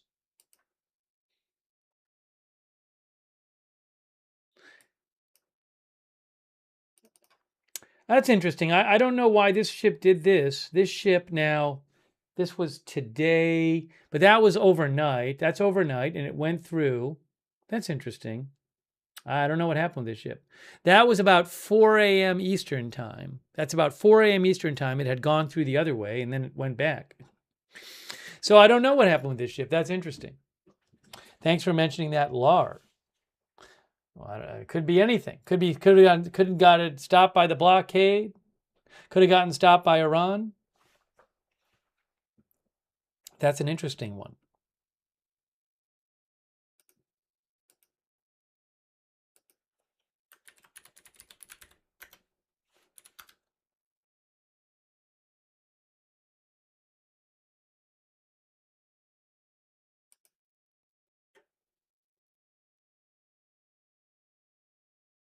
Bitumen, I think it's called.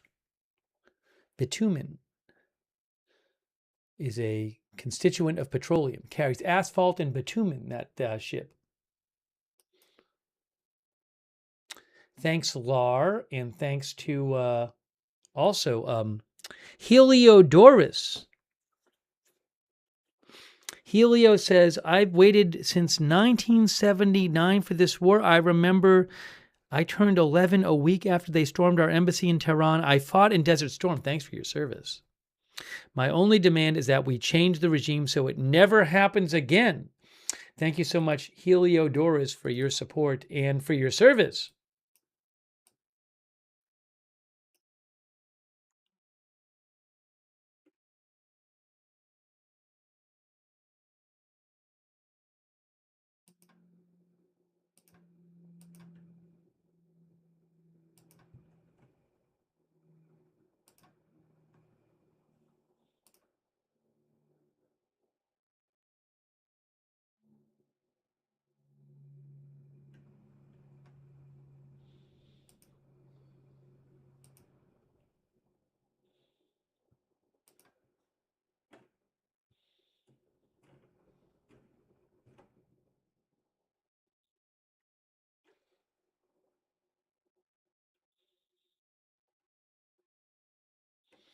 So right now we have oil market closed for the weekend.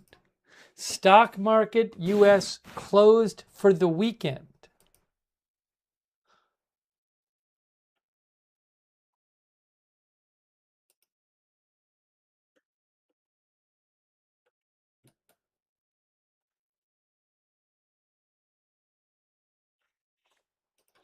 Will something happen? Sometimes things happen on the weekends.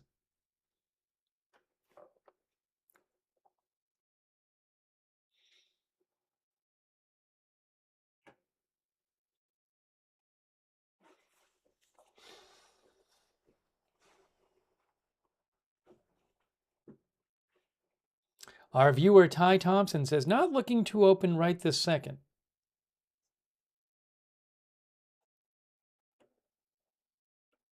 Sushi Surpass says, are you aware of the claim that IRC Audio was telling videos to turn back today? I am aware of the claim. I mentioned it. I'm not aware of where that claim originated. So I don't have any idea of where people are getting this information. Didn't say it in Iranian media that I've seen. I haven't seen any American media post it. Could be true, but what I'm aware of is that several claimants online are just saying it without saying where they got the information.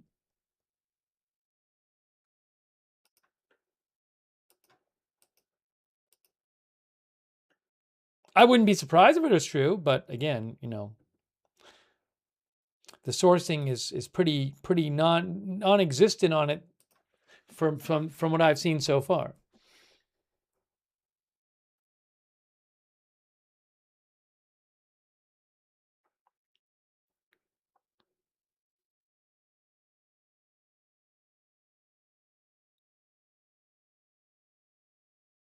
One of our viewers says it's being widely reported. Do you mean widely reported or widely repeated?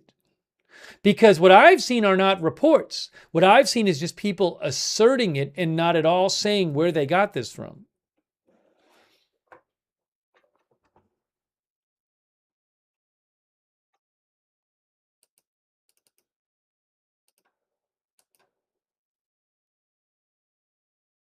I mean, arguably, it's the most likely thing that happened. The most likely thing that happened is that Iran told the ships to stop going. But I just want to be clear that I have not seen any kind of sourced report that said that happened. Thanks so much, Sushi Jezebel, for the memberships. That's really nice of you. Make sure you thank somebody if they give you a membership or a gift subscription.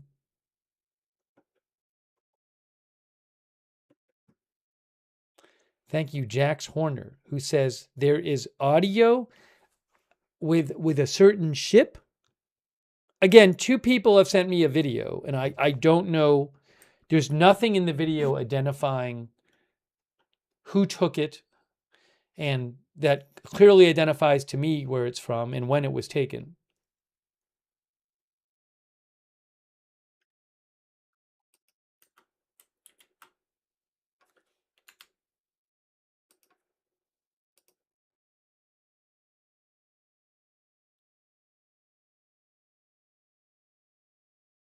Oh, I'll also say the video that I got sent was sent.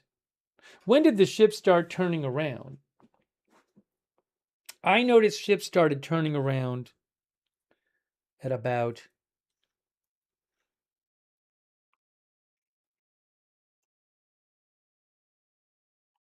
maybe about 4 hours ago. But the video I was sent was daylight, which would have been more than. I mean, that could take ships a while to turn around. But just to be clear, I mean, 4 hours ago in Iran would have been 9 p.m.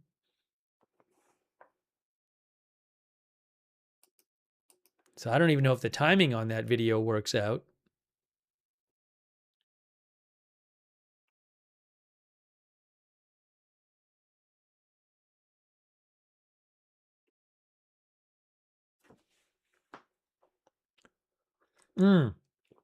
I see some activity on the stage there. Maybe President Trump will be out soon. Maybe he'll be out soon.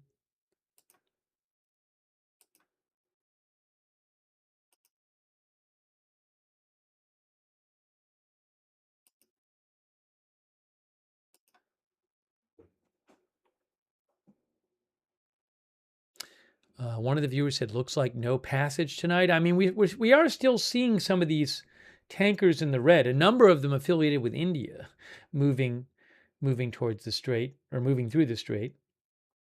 I guess technically this is in the strait, but Indian ship and crew. That's China. Indian, China, Indian.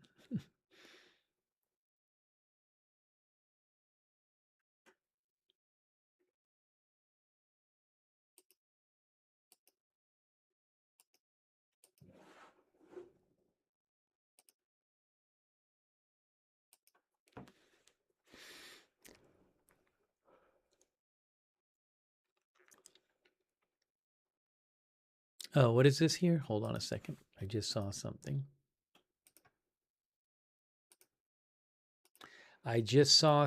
Here.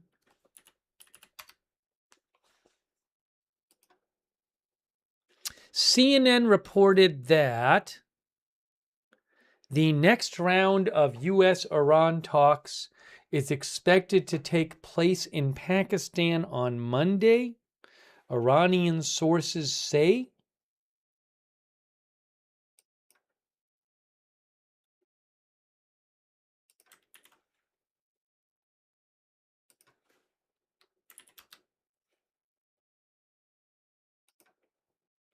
That's what CNN is saying.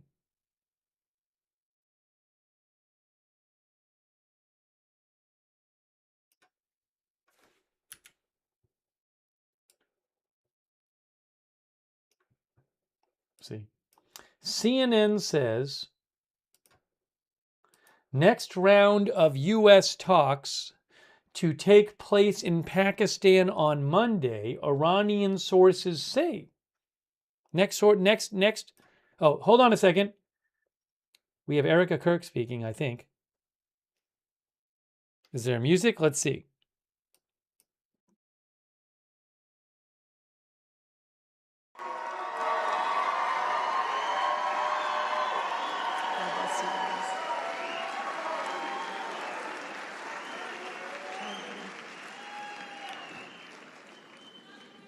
Love you guys.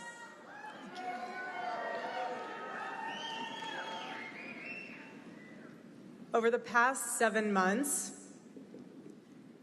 I have seen the worst of humanity, but I've also seen the best of it.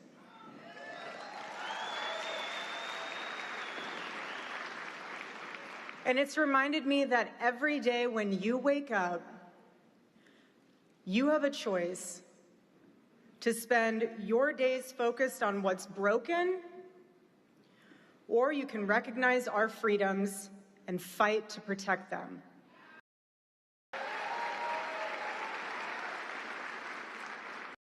All right, so what we're doing is we're covering the war. We're covering the war, but we're going to show you when President Trump comes out, we will show you the start of his speech to see if he talks about the war. We're waiting for him to come out and see, but he very well might say nothing about the war. So we're not going to show his whole speech, but I would like to see the start of his speech to see if he says anything at the start of the speech.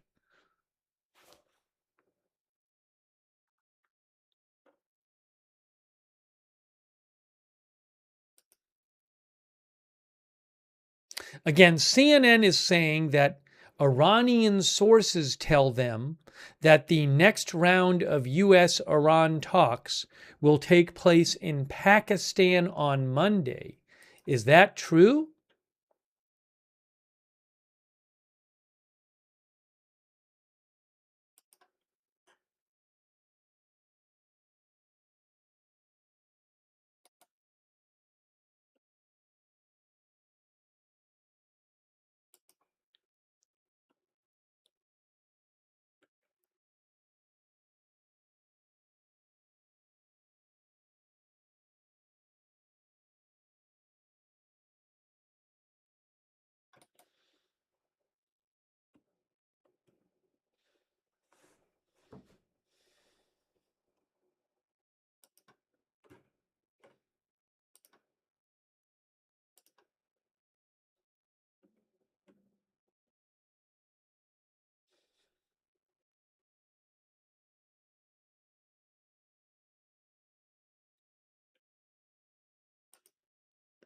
Iranian state media just reported the ships turning around. I'm sure they know more about it than they're reporting. Iranian state media said a number of oil tankers canceled their plans to pass through the Strait of Hormuz. Well, it was a bunch of cargo ships and some tankers as well. But they say it's according to ship navigation information. Fars media says, state media. I'm guessing they know something more about it than that, but they're not saying.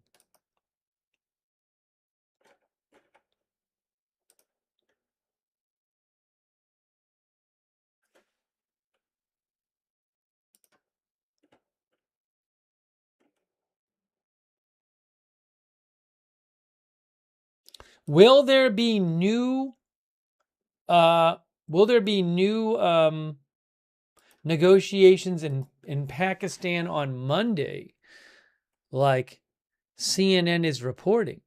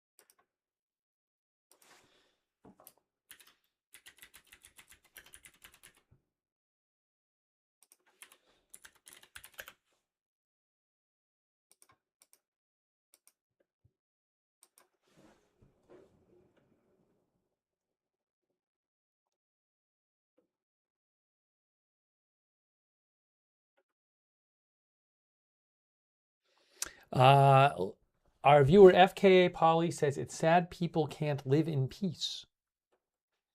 Again, we're waiting for Trump to speak. This is at the Dream City Church. The Dream City Church.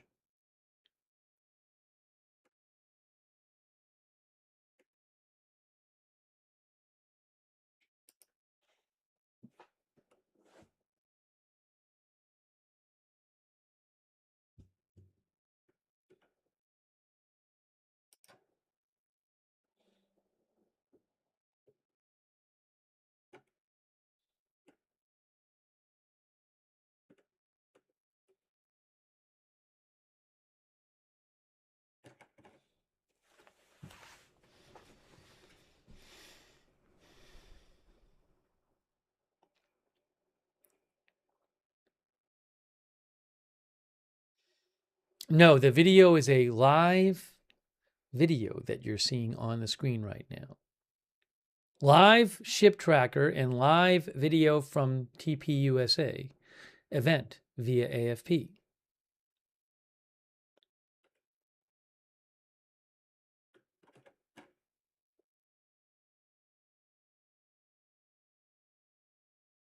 Thank you so much, Israel Bishop. Thank you, Israel. I appreciate that. Also, Schmitty says, I can't wait for Trump's comments. Thank you so much, Schmitty, for your support.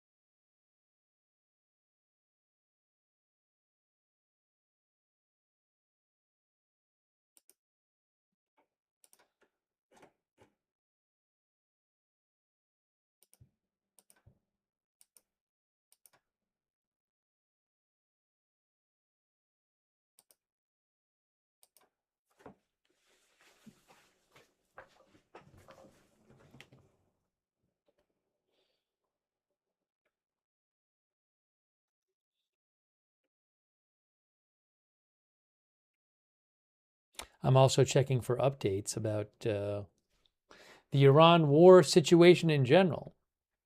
Haven't seen anything in the last few minutes.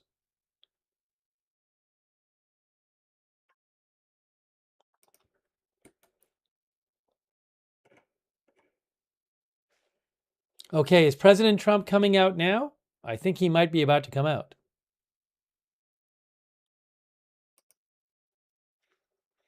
I can't play the music, but we can hear some of what he has to say.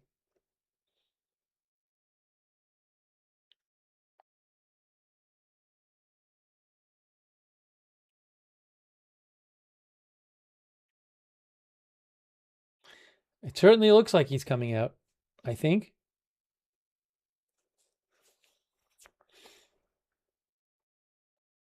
Oh, did this ship? Oh, no, that ship didn't. These tankers are still moving towards the strait. We'll keep an eye on these ships.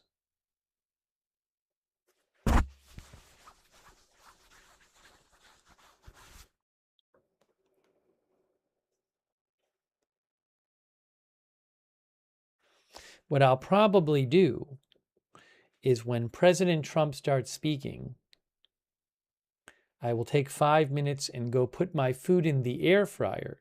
Hey, thanks so much to Sushi Surpass, who I think is in Costa Rica. Is that correct?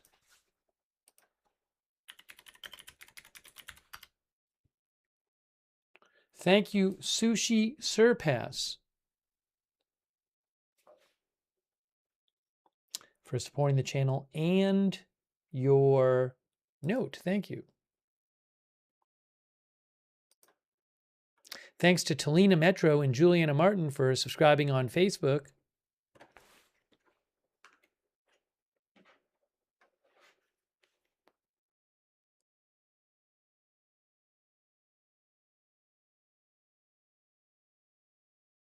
Oh, thanks to Diane Carrick as well. Thanks, Diane, for the Facebook stars.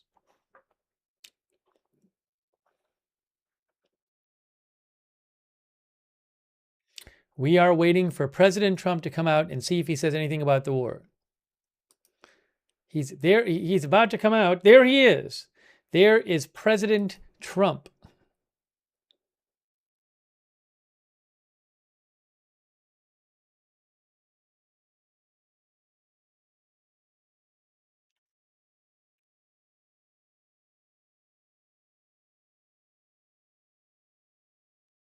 When the music starts, we will see him speak and hear him speak. But I assume you'd like me to keep the ship tracking up there as the big part of the screen. What I'm going to do is get ready to go take 5 minutes and put my food in the air fryer.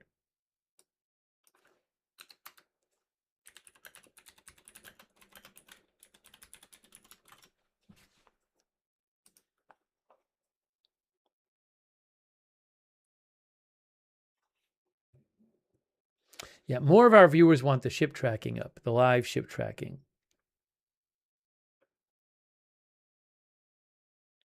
I'm going to turn the audio on when the music stops.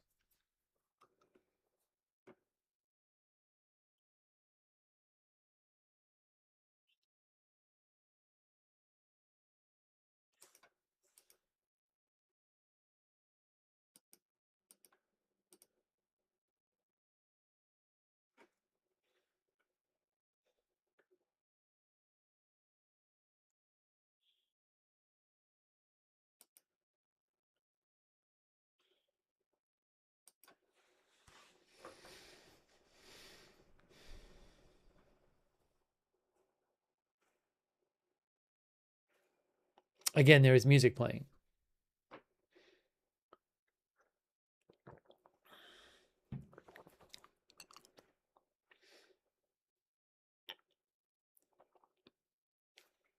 Can make it a little bigger, I think. Go a little bigger. There he is. Let's see. Let's see. Very much. Thank you very much. That's fantastic.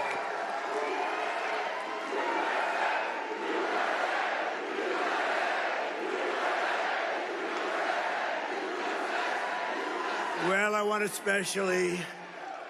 thank all those seniors, but I want to thank all the young people. I've never seen so many young people in my life.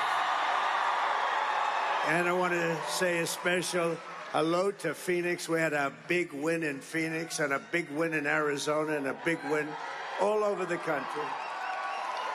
I'm thrilled to be back in the great state of Arizona with the hardworking, God-fearing patriots of Turning Point Action and Turning Point USA. 7 months ago, our country lost a fearless warrior, my friend, for freedom, and he was just an amazing man. He was an amazing person. Charlie Kirk, just an amazing guy. Charlie was murdered by a cruel and vicious assassin who believed that by silencing his voice, he could kill an entire giant movement. But standing here today, it's clear to see that Charlie's voice is not silenced. It's roaring and roaring back, louder, frankly, than ever before. His message is unstoppable. His mission is totally unstoppable, and his movement is forget it. It's not going to happen any other way but success. It's amazing what he's done. He was such a great friend of mine. We talked all the time. We'd speak all the time. We talked about politics. We talked about God. We talked about everything you can talk about. He was a special person, and I want to just thank Erica. She was put into a rough situation. Don't kid yourself. That's a rough situation. Those people think it's easy. I told her, not so easy, Erica. But she loved that man more than anything else, and she's done a really terrific job. I want to thank her on behalf of all of us.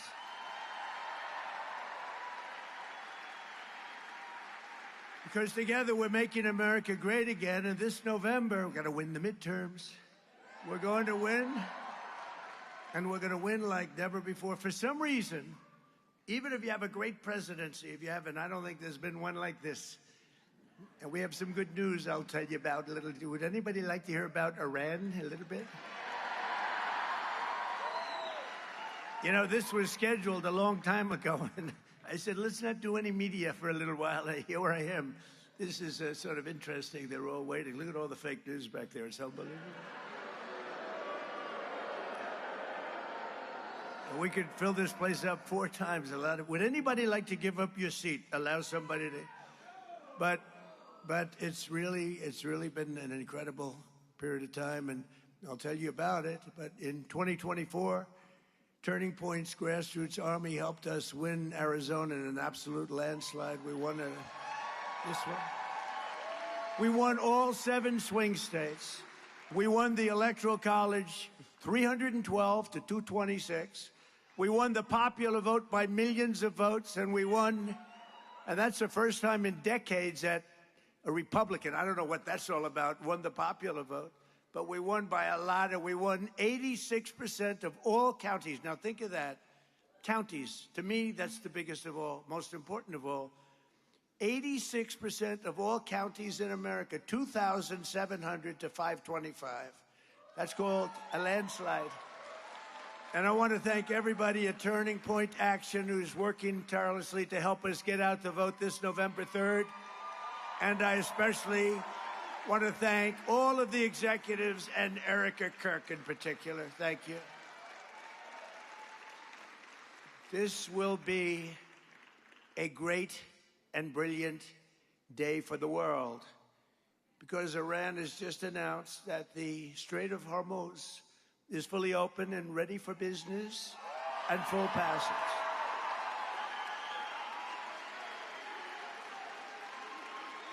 But the naval blockade, with the greatest navy in the world, from the greatest military the world has ever seen, we built it during my first term. We built it. They said I was crazy. We weren't so crazy, were we? Will remain in full force and effect as it pertains to Iran until such time as our transaction with Iran is 100% complete and fully signed. And this process, we're getting along well, but who knows with anyone, but who knows with Iran in particular. This process should go very quickly, and that most of the points are already negotiated and agreed to. You'll be very happy. The USA will get all nuclear dust. You know what the nuclear dust is? That was that white powdery substance created by our B-2 bombers, those great B-2 bombers, late one evening. 7 months ago. No money will exchange hands in any way, shape, or form. Iran will be, and you know how we're going to get the dust, right? Iran, we were going to take it anyway. But taking it that way is slightly more dangerous. But we were going to get it anyway. But Iran, with the help of the USA, has removed or is removing all of the sea mines. And most importantly, it never agreed, and you'll understand, they will never have a nuclear weapon. They will never have a nuclear weapon.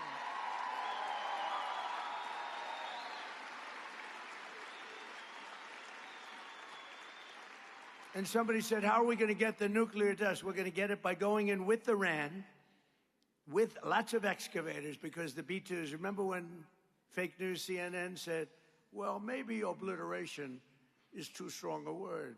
Obliteration. That's so deep. We need the biggest excavators you can imagine, but we're going to go in together with Iran. We're going to get it, and we're going to take it back home to the USA. Very simple. And now that the Hormuz Strait situation is almost over, I received a call from NATO asking if we would like some help. Thank you very much, NATO. And I told them I would have liked your help 2 months ago, but now I really don't want your help anymore.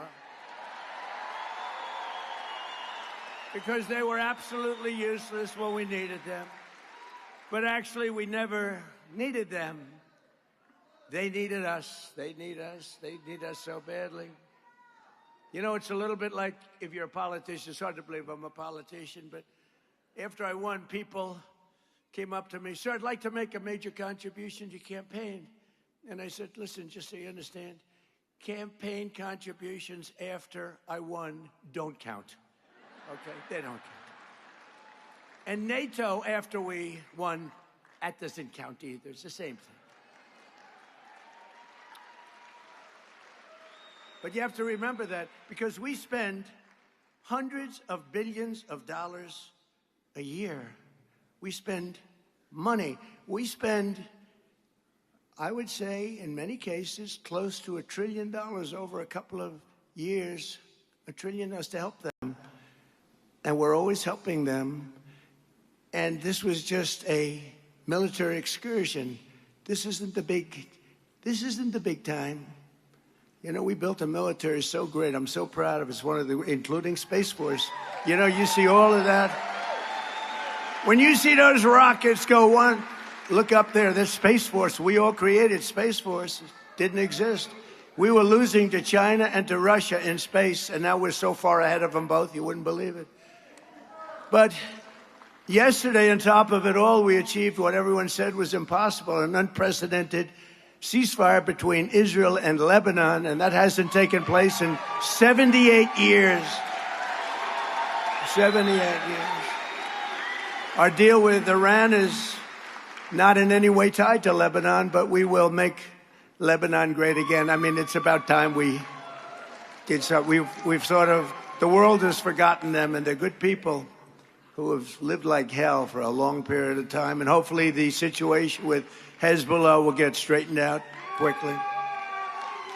But I want to thank the country of Pakistan and its great prime minister and its great field marshal. He's our great field marshal. Two fantastic people for helping. They really are terrific people. And I also want to thank Saudi Arabia, Qatar, UAE, Bahrain, Kuwait. They've been amazing. They've all helped tremendously, tremendously. And it took courage for them. Not easy, not easy. They were living with what they call the bully of the Middle East. They had the bully. Iran was the bully of the Middle East. They're not the bully anymore. With the help of everyone here today, this has been by far the most successful first year of any administration in the history of our country, acknowledged by everybody. To begin with, I ended 8 wars. And it may be a little early to say this, but if we add Iran and Lebanon, that will be 10 wars ended and many, many millions of lives saved. Think of how many lives we've saved. Starting on day one, we ended the illegal invasion of America. That's an invasion by criminals, many, many criminals, murderers, drug dealers, prisoners. They emptied out their prisons into our country. And we took the most dangerous, unsafe, violent, and open border and created the most secure border in U.S. history, one of the most secure borders anywhere in the world, with 0 illegal aliens coming into our country in the past 11 months. 0! And in 2025, we achieved the largest drop in violent crime ever recorded. That's despite all of these people that came into our country. Many of them are now gone, I'm pleased to tell you. The murder rate, isn't it a terrible thing to be talking about murder rate? But you got to say it. At least if it's good news, I guess it's good news. But the murder rate reached the lowest level in over 125 years. 1900. The year 1900, before my father was born. My father was great. Before he was born, the flow of deadly fentanyl pouring across our border is down by an astounding 59%. And as you probably noticed, if you watch the news, illegal drugs coming in by ocean or sea are down by 97%. 97.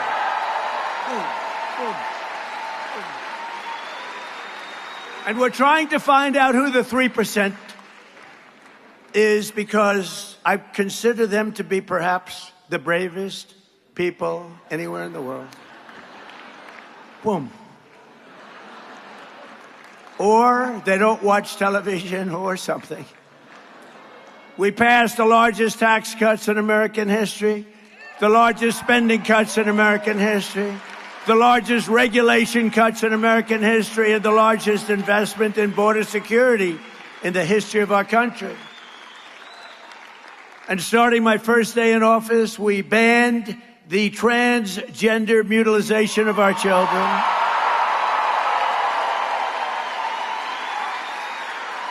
And we made it the official policy of the United States of America that there are only two genders, male and female.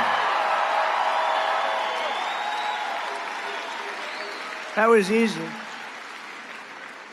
Could you imagine if I was up here 20 years ago or 15 years ago, probably 12 years ago, and I said, there are only two genders, male and female. People would say, what the hell is he saying that for? Is he crazy? That's got to be the worst speech I've ever heard. Why is he saying that? Or why is he saying that we got men out of women's sports? Can you imagine saying that 15 years ago? 15. So really quick, it's me. Really quick. So I am making food right now because I haven't eaten it all. And so I'm about to, in a couple minutes, I'm going to go eat my food, and I'll keep an eye on what's going on with everything. In the meantime, I mean, we just heard President Trump speak about Iran. He's live right now. He basically just said what he said in his posts on Truth Social about, about 9 hours ago or so, 8-9 hours ago. He basically pretty much repeated his post from Truth Social from the morning. But what I'm going to do is I'm going to leave him on. I'll leave the feed of President Trump speaking on live because I'm going to go eat in a couple minutes, and then I'll leave it up there while he's speaking. And then, if something huge happens while I'm eating, I can come back in immediately. But if not, I'll just come back in after I eat. So, but again, I'm going to leave, because otherwise it would just be me not here. So I'll let him speak and let you listen to that and look at the marinetraffic.com while I'm eating. So in a couple minutes, I'm going to go do that. But I'll put the sound back on right now. Oh, thanks, by the way, to Lidwine Elizabeth very much, and Jesus US UCSB, and Jose 0421, and I am Charlie, and Kenny E80. Thank you for your support. All right, so let me get the audio back on for a moment here. Perfectly with a lot of men on board, like 48. And if that goes down, the Venezuela incredible attack, nobody killed. Hundreds of millions of barrels of oil taken out. The relationship with Venezuela is great. We're working. It's like a great partnership. But if that doesn't happen, we looked at the Democrats. Not one was clapping. Medal of Honor. Then we interviewed a mother, a beautiful mother, whose daughter was slashed from behind by a maniac. She could hardly stand. It was 8 months ago. She could hardly stand, crying uncontrollably. Not one Democrat was clapping. Then we introduced a war hero from 100 years. He was 101 years old. Gave him the Congressional Medal of Honor for his great heroics. Wasn't recognized until I came along. Not one Democrat clapped. Not one Democrat clapped. And now they don't want to pay our border security, and they don't want to pay our great patriots of ICE. ICE is a tough job. You got those murders that they allowed into our country. Think of it. Thousands of murders came into our country. 11,888, 50% of whom killed more than one person. These are violent criminals, and ICE is tough. And I don't want that job, and most of you don't either. I have a couple of friends in the front row, and they're tough people, but they're not that tough. They don't want that job. And if we don't have ICE, and if we don't have our great Border Patrol, and if we don't have our great policemen, and all of these people, they're incredible. They keep our country great. They keep our country safe. And the Democrats want to defund them. They want to defund ICE. They want ICE terminated. And whether you're liberal, conservative, doesn't matter. Democrat, Republican, independent, it's crazy. And I looked at them, as we went through about 7 moments when you had to clap, and they didn't, I said, these people are crazy. They're crazy. And you know, I don't know if you noticed, the word was passed to them from people that were watching, I guess, on television, maybe standing backstage. They said, this guy is killing you. Start clapping. And the last half hour, they were clapping for everything I said. All right, really quick, before I go eat, I do want to thank our moderators who are here, like Haley Girl. Thank you so much. Beth Mythical, really appreciate it. Linda Belk, Larry, Misha, who moderate for us on X, over on Facebook. Charlotte Webb, Kay Lowry Body, Shannon Davis Hughes. Thanks also over there, Sophie Carretta. Thanks Sophie and Brian Daviow for subscribing over there. I appreciate that. And also Angelina Metro and Juliana Martin, thanks for subscribing as well. And also our moderators over there on Twitch. Thank you so much to, let's see here. Bastion Girl, Big Ball of Yarn, LB Prairie Dawn, Idaho Star, thank you.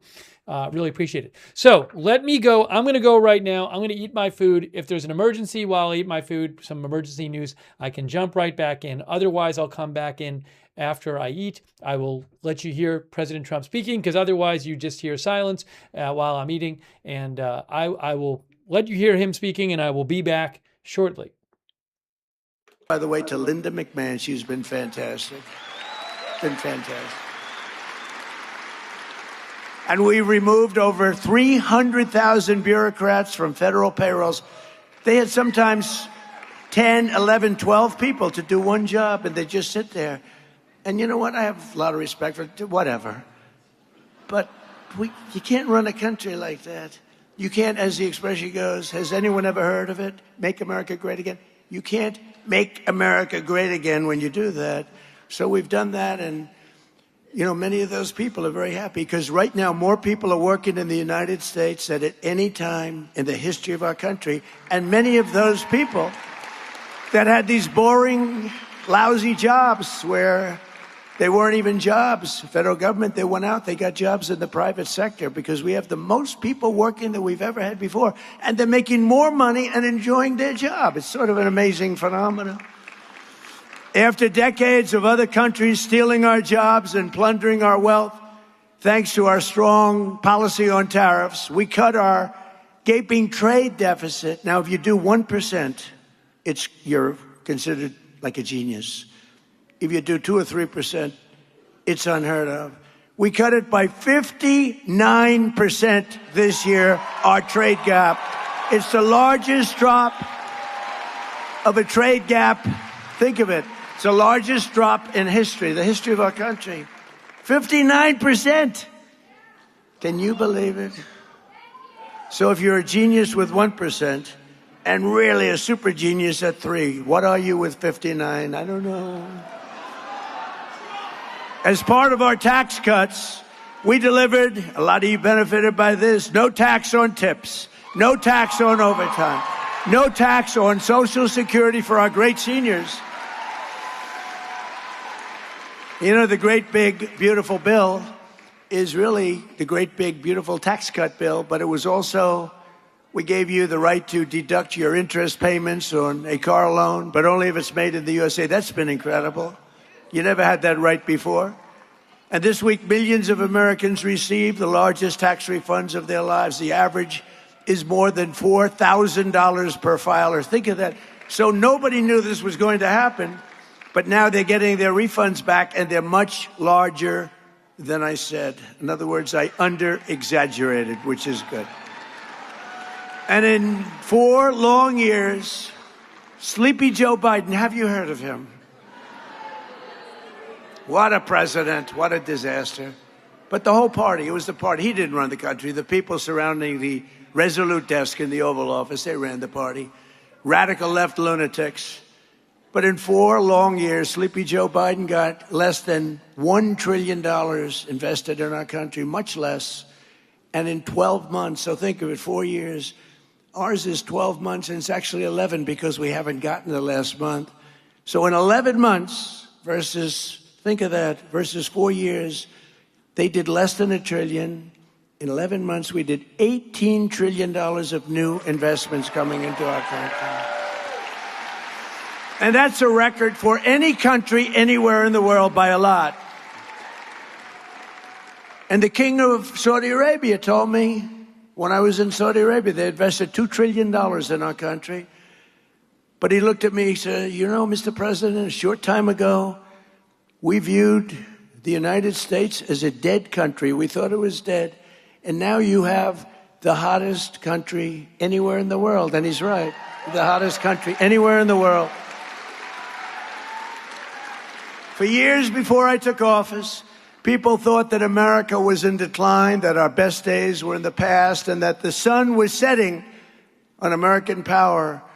But no one thinks that anymore, because we are indeed the strongest, the hottest, the best country anywhere in the world. And you know what? Nobody laughs at us anymore. They were laughing. They thought we were a laughing mess. Under this administration, America is on the march, and America is on the rise like we haven't seen maybe ever before. We are respected again as a country, and we're respected at levels that nobody thought possible. Unlike past leaders, this administration does not apologize for American power. We are not ashamed of American might, and we do not hesitate to defend the American people, which is what we've been doing for the last 2 months, because Iran cannot have a nuclear weapon. It's very simple.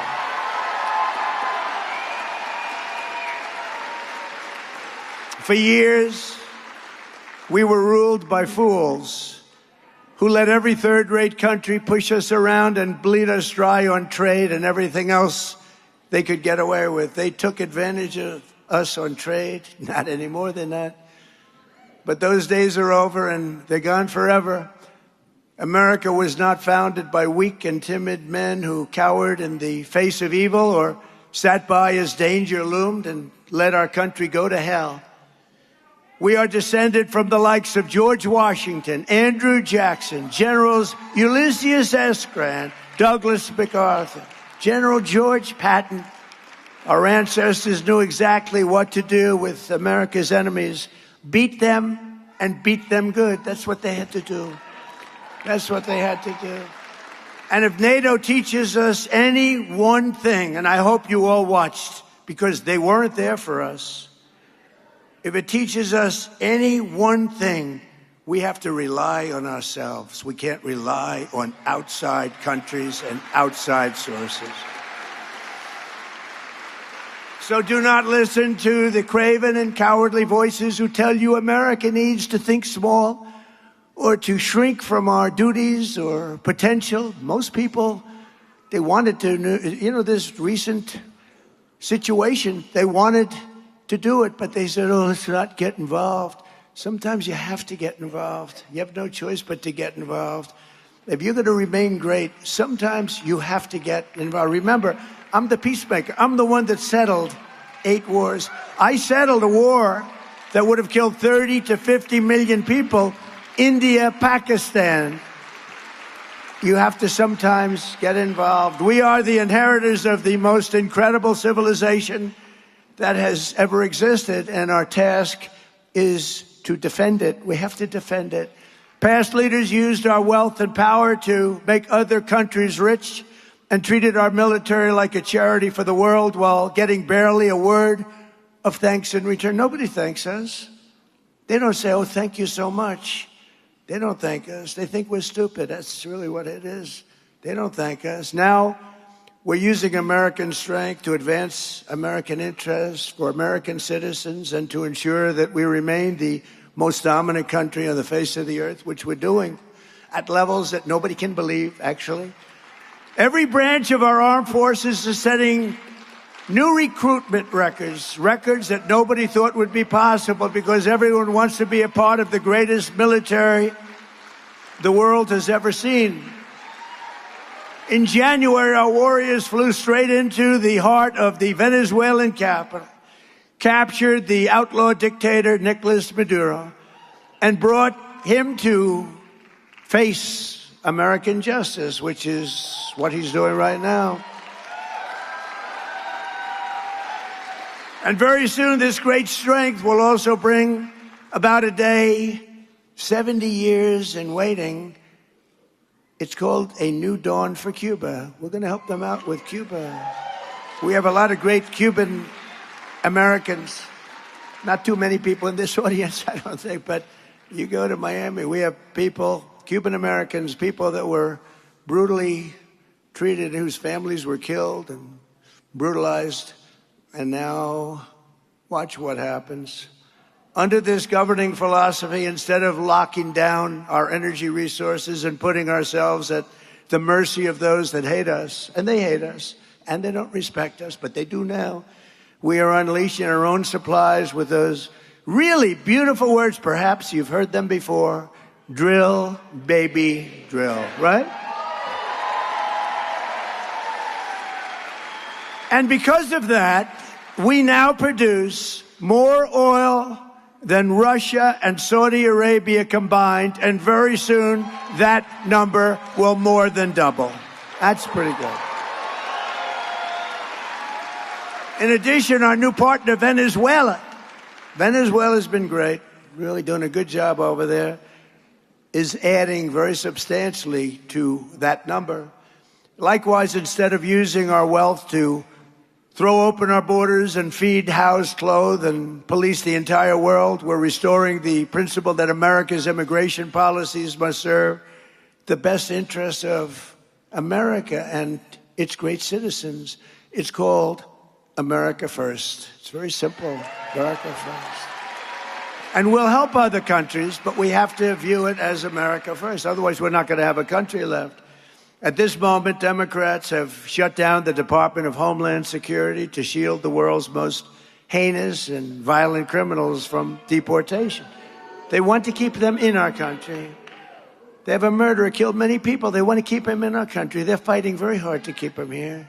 There's something, I'm telling you, there's something wrong with these people. They want to protect deranged monsters like the illegal alien from Haiti, who recently beat a mother of two to death with a hammer at a Florida gas station for all to see. It was all on tape. You saw it just a week ago. Last month, a migrant criminal with 15 prior charges and 4 prior deportations threw an 83-year-old veteran onto the subway tracks in New York City, killing him instantly as he got run over by a subway train. Threw him in. It's all on tape. Democrats want to protect him. They want to protect criminal aliens. Republicans want to put them in jail or ideally deport them as long as they never come back. And under my leadership, we ended asylum fraud. We ended all catch and release. We stopped third world migration. We suspended all refugee resettlement except for persecuted South Africans. They're being persecuted. In South Africa, there's a very horrible thing going on in South Africa. It's a genocide. It's a horrible thing. And we made it possible for these people to come into our country. They kill people if they're white, if you're a white person. And I'll tell you what, I did great with the black vote, the African-American vote, and they understand this better than anybody. South Africa, they kill white farmers. And we said, you come into our country and we let you come in. You get a green card and you get a passport. You can stay in our country. Terrible, terrible. We can't let it go on. No, we don't have to talk about it. People don't like talking about it. You know, New York Times wrote a story about it years ago. That was the only story they ever wrote, because I'm sure the reporter got fired immediately.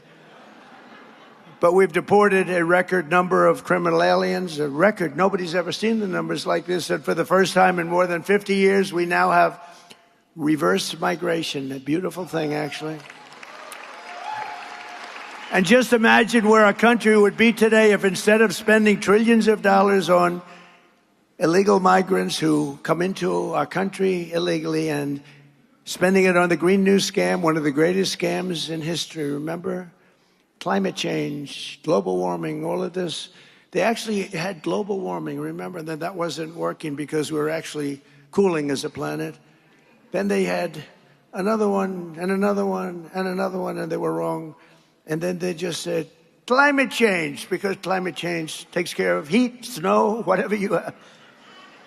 But past leaders had used American wealth and power to raise our civilization to brand new heights. This is the choice for every voter. In the midterms, Democrats want to drag America down, destroy our country, put it into crime, poverty, and squalor. Really the squalor of a third world nation. We would have been, if I didn't win this election, within a short period of time, we would have been a third world nation. Hard to believe, isn't it, huh? Republicans want to build America up into a nation with no rivals in human history, to make your family safer and wealthier than ever before. We're making your family safe. We're making you safe. So if you want a poor and weak America, a country that's riddled with crime, death, disease, and nothing but problems, you should immediately vote Democrat. If you want a rich and strong and a country that you're going to be proud of, America, you must go out in the midterms and vote Republican. We need that. And I was going to say that when a president wins, Republican or Democrat, for some reason they lose the midterms often, most of the time. It doesn't make sense. Even if you have a president who's doing a good job, and I think I'm doing the best job of anybody, really, I do. When you add it all up, nobody's done what we've done. But for some reason, a president, Republican, Democrat, the party does poorly in the midterms. It doesn't make sense. I'm still trying to figure it out. We'll go out, I think probably hire a couple of psychiatrists. What the hell is going on in your mind? How does that happen? Because it should be the opposite. We're doing well. We're doing our job. We're ending wars all over the place. By the way, with the exception of our little excursion, and wait till you see prices fall. Did you see oil is down today and prices are down today? But we inherited the highest prices in the history of our country. We inherited that, and then we worked on it. And what a job we've done, and we took inflation way down. We inherited the worst inflation in history, and what a job. But we had to put out that flame. We had to put out that horrible fire, really, that was taking place in Iran. We had to do it. Otherwise, you want to see a problem? Give them a nuclear weapon. They'd use it the first day. You want to see a problem? They would use it the first day. It's not going to happen. So we're thrilled to be joined today by many incredible Arizona leaders who will help achieve this victory, including candidates for Congress, a lot of great athletes running. I don't know what this is. Jay Feely, great kicker, great athlete. Where's Jay? Jay Feely. Where's Jay? Wherever you are, Jay. Hi, Jay. Great athletes. A sheriff who I've been friends with for a long time, Sheriff Mark Lamb. Sheriff. Good to see you, Sheriff. Got the look, right? I want to get one of those hats, Sheriff. Tell me where. Tell me where you got it. Wouldn't have to worry about my hair. I could just put that. I hear you're doing great in the polls, Sheriff, too. Representatives Juan Ciscomani, Paul Gosar, Abe Hamadeh, Eli Crane,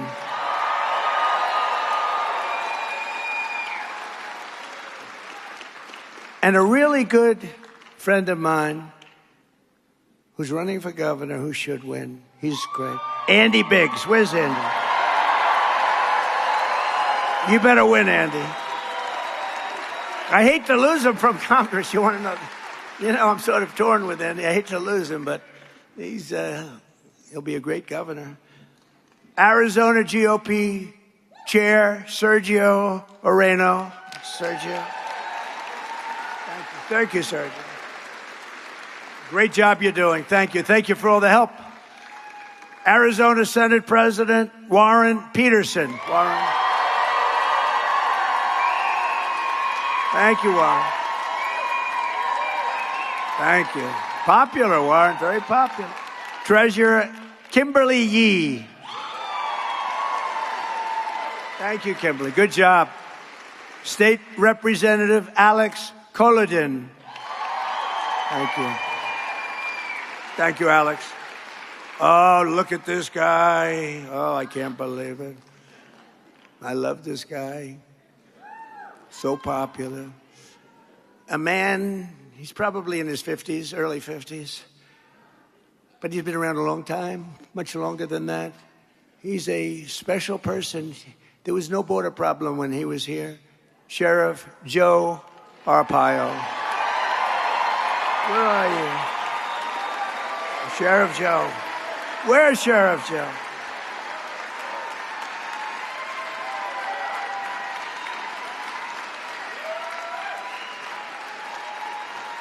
You know, he came out for me when I was running, and I heard about him. He was sort of a legendary guy. There were no border problems, right?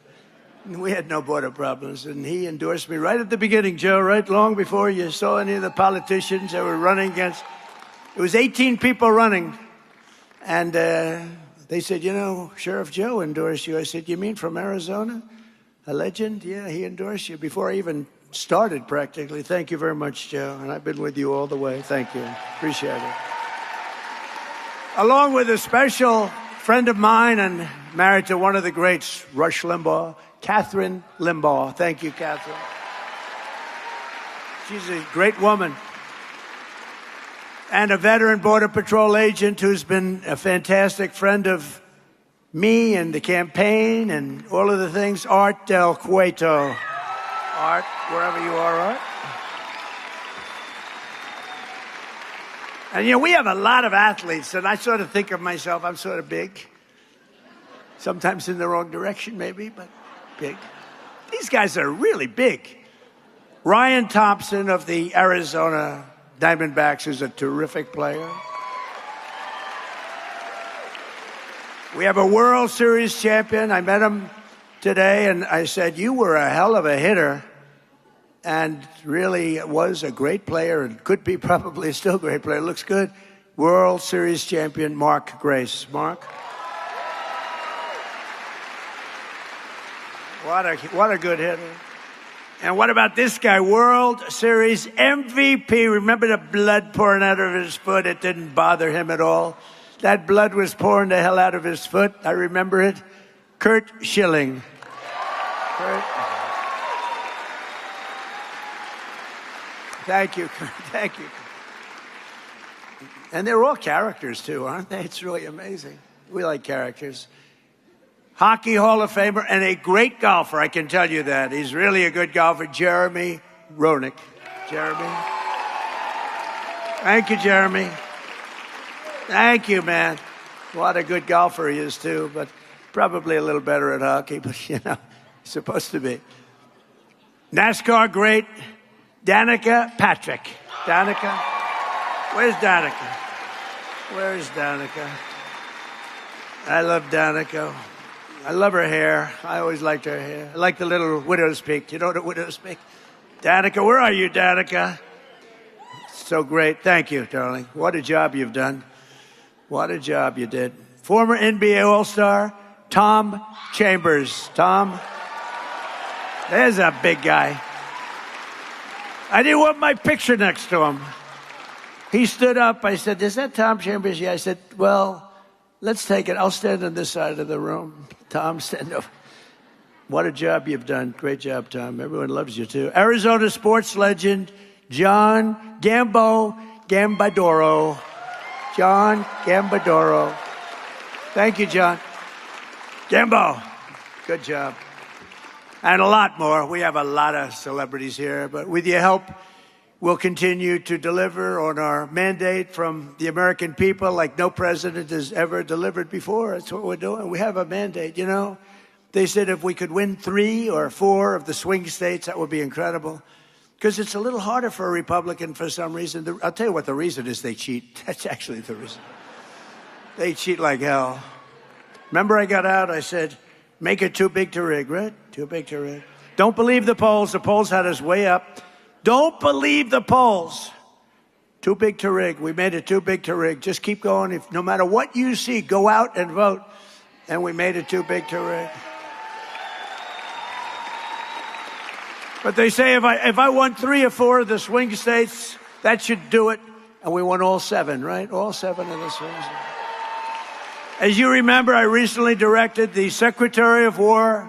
How good is Pete Hegseth doing, by the way?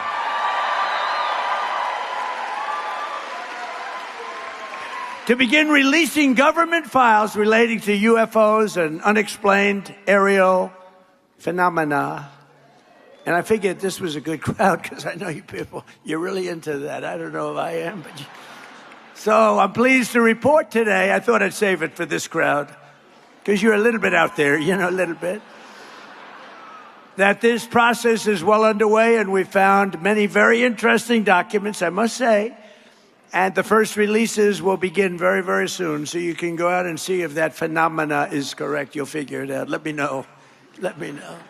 But we've had a lot of questions. It's something that really captivates the mind. There's no question about it. With your support, we will crush violent crime, impose harsh new penalties for repeat offenders. I mean, we have people that have been taken in 28 times. We have some 28 times, and they let them go out 2 days later. Crack down on Marxist prosecutors and rogue judges. The judges are horrible. Add deadly sanctuary cities in our country and end no cash bail, which really started it all. No cash bail is a disaster. Somebody shoots somebody, they go in, they just let them out. Then they go shoot somebody else the same day. We will stop the radical left Democrats' rampant looting of your taxpayer dollars, and we will win the war on fraud, which is being headed by our great Vice President, J.D. Vance. We're going to win it. We're going to win it. I said, J.D., I want that job. I want that job. It's so bad. You look at Minnesota, you look at California, you look at some of these states, it's so bad. Maine, believe it or not, is terrible. Maine, who would think Maine so bad? But we're right on their ass. We're right on their ass. And we will pass the great health care plan. We call it the great health care plan to stop all payments to big insurance companies and give the money. What we want to do is this. We want the insurance companies to be cut out. We want our government not to pay trillions of dollars to insurance companies, to pay that same amount of money directly to the people, directly, and you go out and buy your own health care. And everybody likes it. The problem is the Democrats don't like it because they're owned by the insurance companies. So they vote no, no. But we're going to get it done one way or the other. We will make most favored nation discounts on drug prices permanent law. So I got you drug reductions on prescription drugs, most favored nation. You know what that means? That means we pay the lowest of any nation in the world. When I got into office, we paid the highest of any nation in the world. I got the nations to agree because I threatened them with tariffs if they don't do it. And I got the insurance companies, I got the drug companies to do it. So your drug prices are going to be reduced by 60, 70, 80, and in some cases even more than 80%. Nobody has ever done that. And that alone should win us the midterm, but it won't, because nobody wants to write. The fake news doesn't want to write about it. It's unbelievable. With the help of our Secretary, Robert F. Kennedy Jr., we will make America healthy again. MAHA. Has anyone ever heard of MAHA? We will make America healthy again. He's doing a great job, Bobby. And Dr. Oz is doing a great job. Already we eliminated petroleum-based food dyes, reformed the vaccine schedule, and introduced the real food pyramid. We're cleaning up the whole mess. It's a mess. And to help young people afford a house, we will permanently ban Wall Street from buying up thousands and thousands of single-family homes and taking them off the plate. And we will pass the Save America Act to protect our sacred American election. We're all voters must show voter ID, little things like that. All voters must show proof of citizenship. How about that? Who would think? It's a 97% issue, and the Democrats are holding it back. 97. It's 87% with Republicans and Democrats. So even Democrats want it. But the politicians don't want Democrats, because when you have policy as bad as they have, like men playing in women's sports, transgender for everybody, open borders where people come in totally unvetted, just walk into our country, and criminals all over the world. When you have the only way you can win is to cheat. Really, I really believe that. So they don't want to have voter ID. They don't want to have proof of citizenship. But we'll get it. We're going to get it. And no mail-in ballots except for illness, disability, military, or travel. Mail-in ballots are a big fraud. It's a big fraud. The mail-in vote is a big fraud. And we will also add into permanent statutes a very simple thing called no men in women's sports.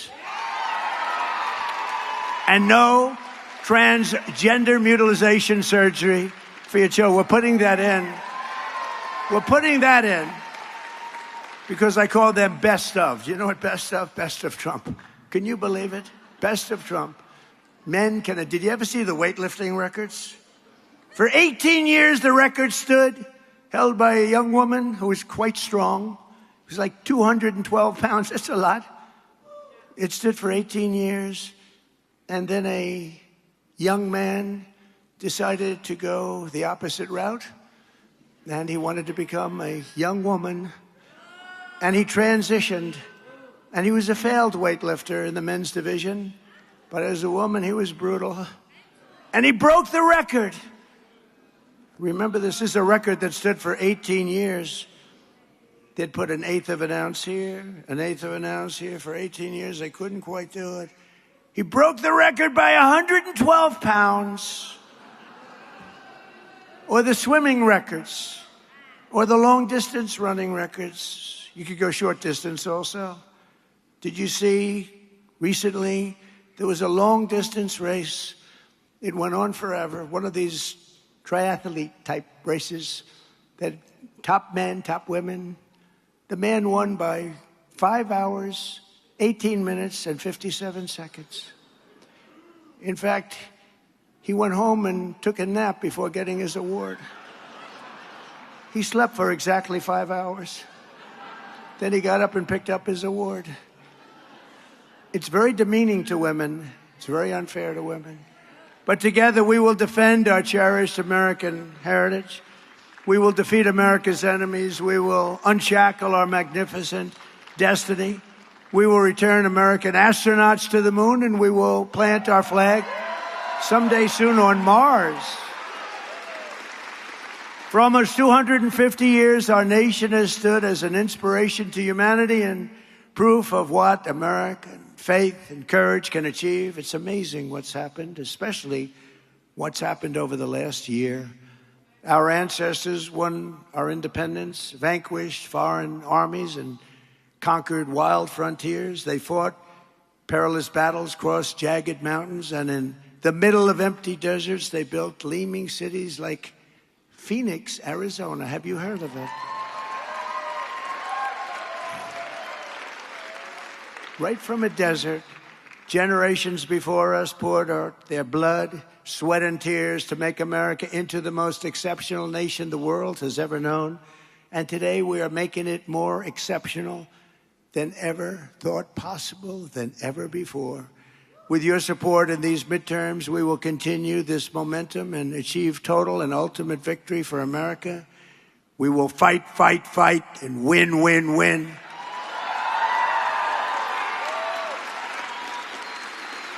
And together, we will make America powerful again. We will make America wealthy again. We will make America healthy again. We will make America strong again. We will make America proud again. We will make America safe again. And we will make America great again. Thank you very much, Arizona. Thank you. All right, so that was President Trump I need about five. I'm just about done. I need about 5 minutes before I come back. So can you give me about 5 more minutes or so? But I'm just about done.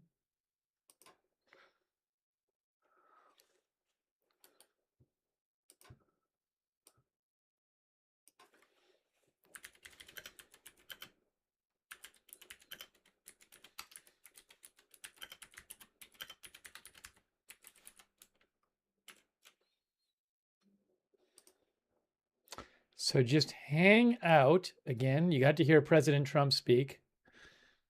And I will be back. All right, so he's getting off there. Then we have this.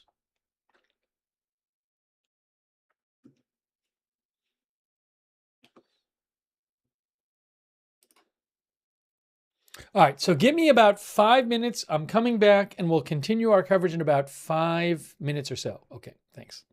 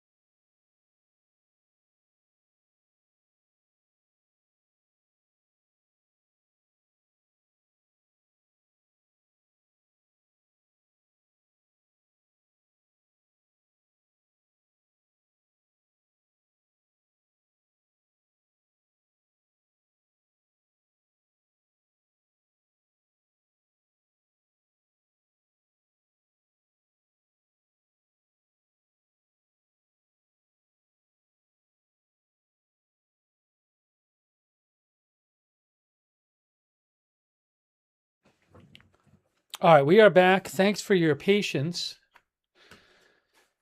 And, ooh, did one of the tankers turn around up there? Maybe? This one? Desk Circassia? Let's see.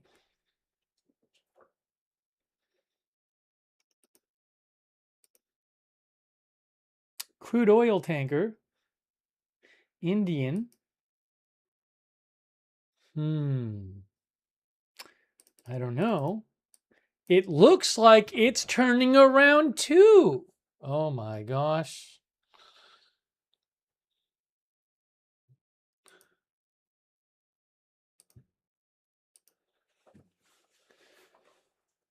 Wow.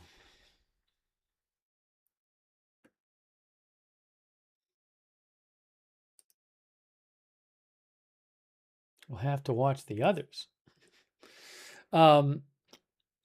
So maybe they forgot something, says Roberto. So President Trump had announced that the Strait was open today and that Iran had agreed to open the Strait fully, and that they had also agreed to give the enriched uranium to the U.S., and that Iran would never close the Strait again. And after this, and the Iranian foreign minister had posted before this saying something to the effect of, I'll show you this stuff later, but basically the Iranian foreign minister had posted something like, well, now that there's a ceasefire in Lebanon, for the rest of the ceasefire in Lebanon, the Strait will be open, but ships still have to take the Iranian route, prescribed route. To me, when I saw that, it's a short post by the Iranian minister, and certainly didn't clearly say it was going to be. You couldn't really tell from that post if anything had greatly changed, given that he was saying they had to take a certain route. Anyways, though, after that post and a bunch of posts from President Trump, dozens of ships dozens of ships started moving towards the Strait, seemingly to try to get out of the Persian Gulf where they've been stuck for 6 or 7 weeks. And they were, over 30 ships, it looked like, moving towards the Strait. And then after a while, almost all of them turned around. Most of them turned around. Now we just saw another one that seemed to turn around, this one here. Did this one just turn around? Let's see. I mean, a bunch of them already. I'm going to show you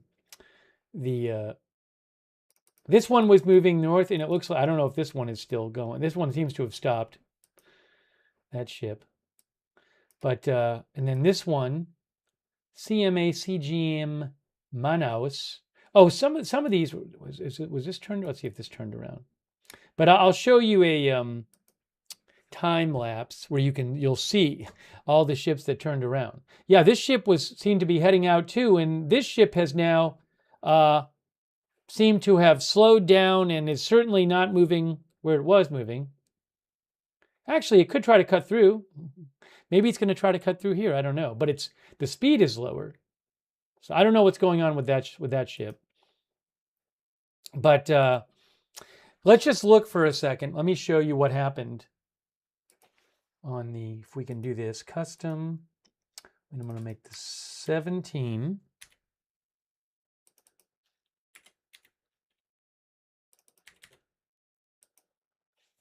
Okay, so check this out. We're going to show you this.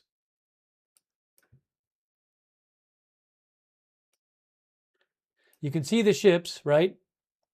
Watch, hold on. So all these ships are moving through the Strait, and it looks like they're making a break for it. But then what happens? Look at all the ones that turn around. And nothing, I mean, I don't know if one or two ended up going through, but the green is the cargo and the red is the tankers. And you clearly saw lots of ships there turn around. What I should do is do this a little more. Hold on.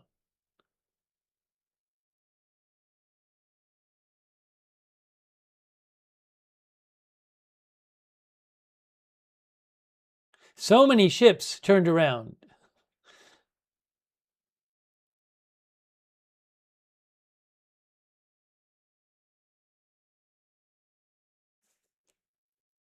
So we don't know why exactly they turned around. I mean, my best guess is that Iran would have told them something that said they needed to turn around.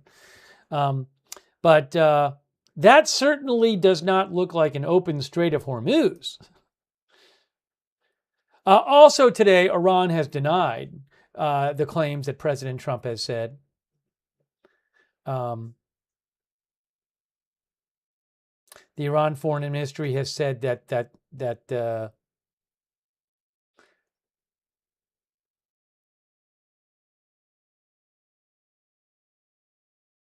they said that the Strait of Hormuz is not closed, open or closed, depending on what happens on social media, and that that they had not agreed to have the U.S. take the enriched uranium out of Iran, and I actually just saw in the last hour, I believe that MB Ghalibaf, who is Ghalibaf is the head of the Iranian parliament. He was one of the Iranian negotiators in the recent talks in Pakistan. Here is what Mohammed, I believe it's Mohammed Ghalibaf, if I have the name wrong, right? Mohammed Bagher Ghalibaf. Here's what he posted a short while ago today. 1. The President of the United States made 7 claims in 1 hour, all 7 of which were false. Again, this is the head of the Iranian parliament and also one of the negotiators from the previous negotiations in Pakistan.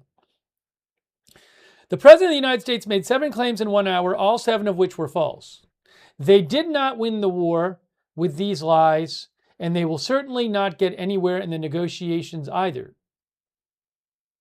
With the continuation of the blockade, the Strait of Hormuz will not remain open.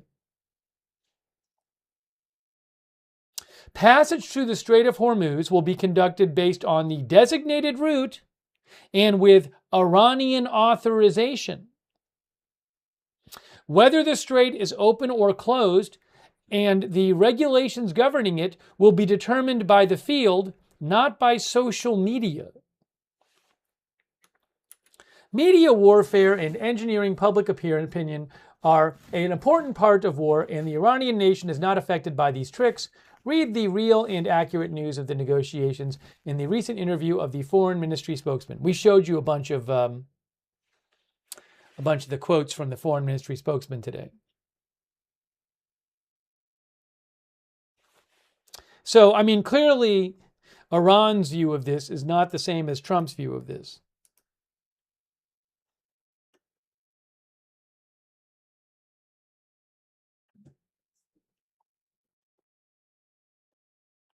God is love forever says this is so bizarre.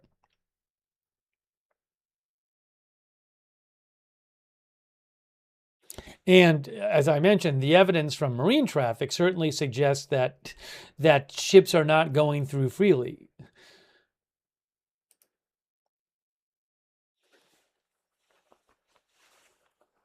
It was quite striking when all of these ships started moving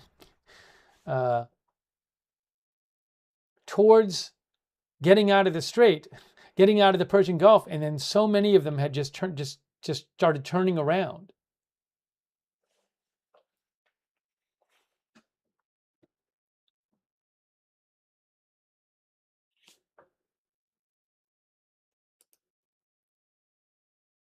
And this one, this tanker appears to have turned around now too. This one we talked about a few minutes ago, but the Desh, yeah, I mean this is the Desh, whatever it's called, Desh Suraksha.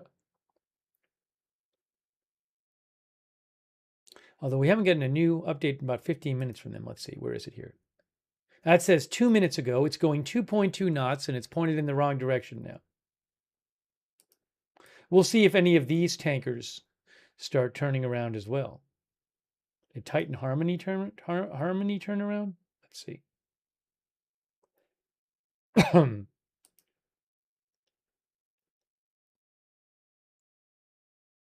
I mean, it was going this way, and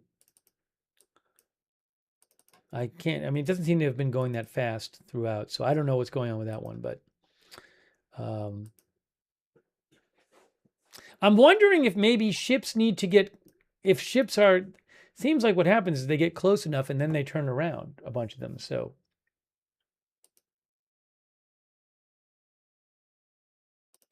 But we'll see these.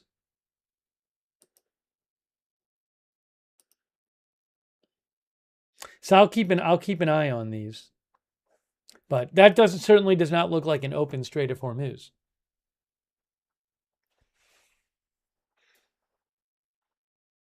The oil markets disagree with you? Yeah, I mean, what can I say? The oil markets seem to take all these social media posts at face value. That's up to the oil markets. That's up to people investing. We've seen repeatedly, again and again and again during this war, that some seemingly good news comes out and the markets go down, and then some seemingly bad news comes up and it happens and the markets go up.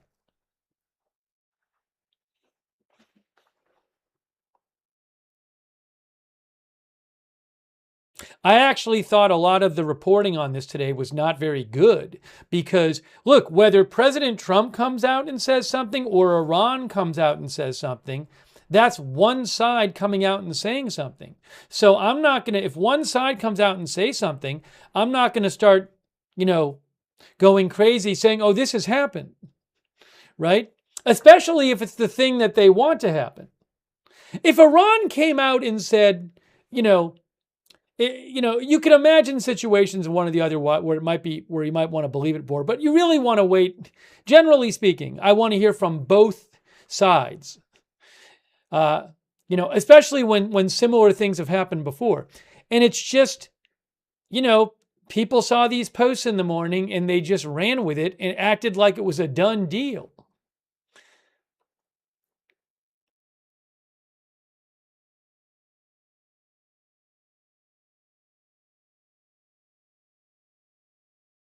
And at least wait till you get a comment from the other side before jumping to big conclusions.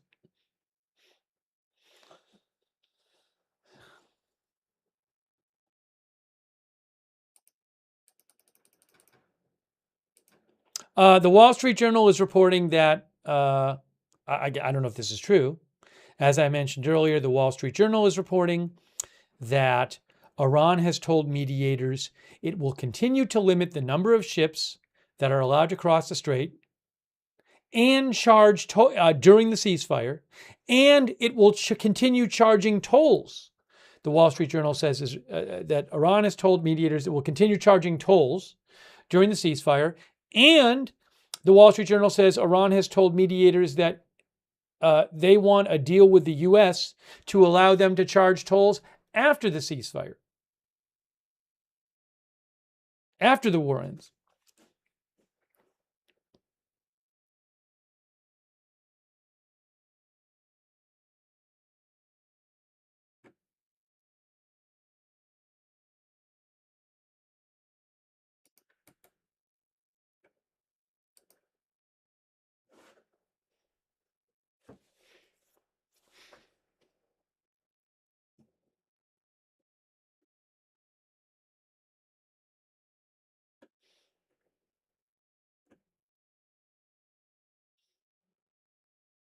And you just have very different things being said today. President Trump, he said it.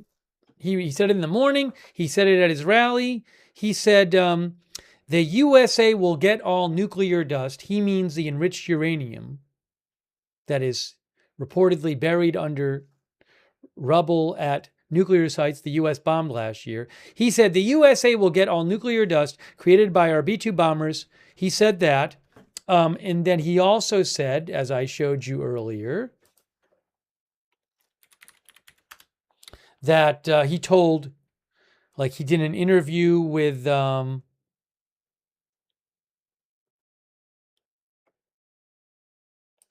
with Reuters today, where he said U.S. to recover uranium from Iran at a leisurely pace. He said to Reuters that the U.S. will work with Iran to recover its enriched uranium and bring it back to the United States. He said, we're going to get it together. We're going to go in with Iran at a nice leisurely pace and go down and start excavating with big machinery. We'll bring it back to the United States. He said it would be retrieved very soon. Well, I mean, that's not what Iran said today. We had statements from the Iranian foreign ministry spokesman made statements today like, hold on, I'll show you.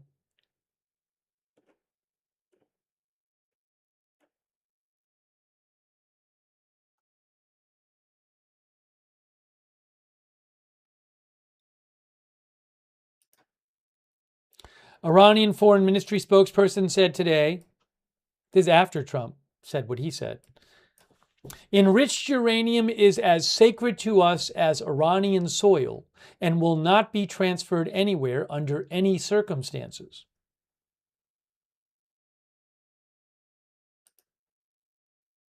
Also, Iranian foreign ministry spokesperson said the option of transferring Iran's enriched uranium abroad is rejected.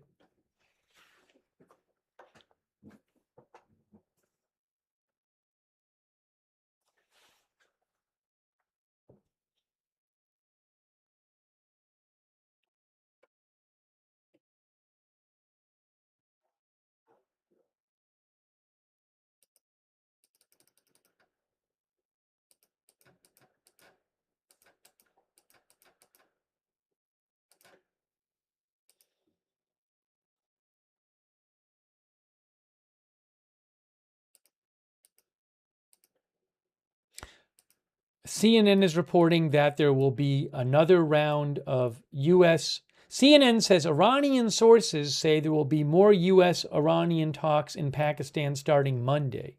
I don't know if that's true. Hey, by the way, I owe a big thanks to Tech Trainer. Tech Trainer gave 50 people memberships. That is a lot of memberships. Tech Trainer's given so many memberships. Tech Trainer, that's so nice of you. Thank you. Make sure you thank Tech Trainer if you got a membership from Tech Trainer. Wow. Thank you, Tech Trainer, for your generosity. Also, thanks so much to Scott Bedwell. Scott says stonks go up, stonks go down, but they always go to the right. Thank you, Scott. Thank you also, Ima1983 from Norway. Thank you, Ima. And Kevin Hansen from Norway. Thanks for watching and supporting from Norway. Thank you, Kenny E80, for your support. Renewal AJ, thank you.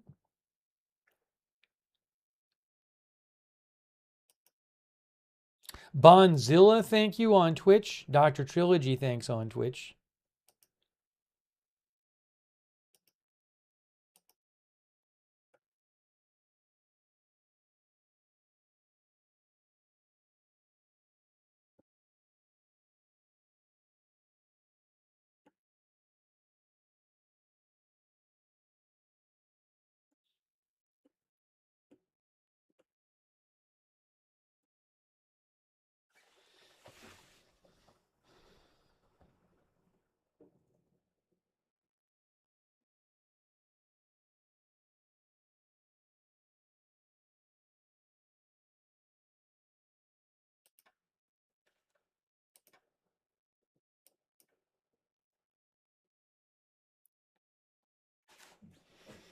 Poochie and Bongo says, nothing changes if nothing changes.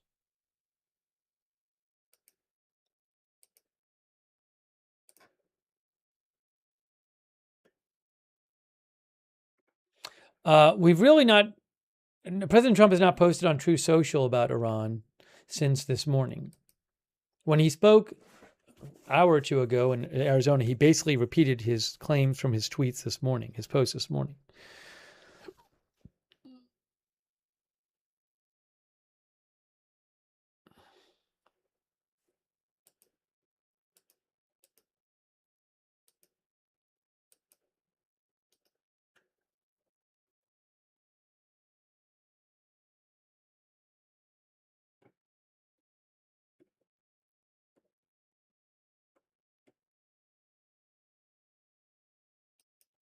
This is the post that kind of got everything kicked off.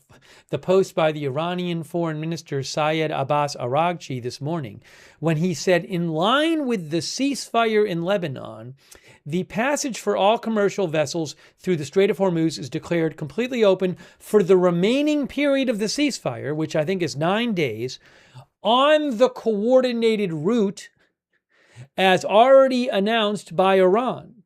So you have to take the Iranian route, which goes through which goes close to the Iranian coast. It was a little unclear what he meant by this. But Iranian, he says completely open, but then he mentions, he says just take the Iranian route. So,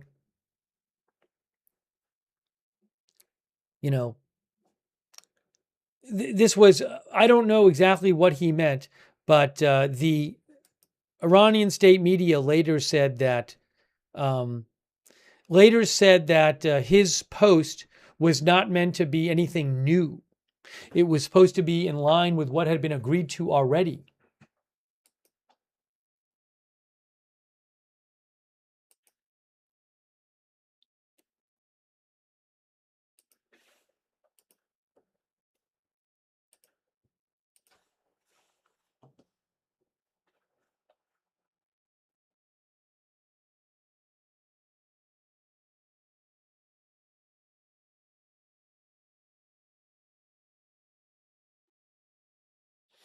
And by open, I mean, Iran has been saying for like the entire war, basically, that it's not closed, that it's open in a sense.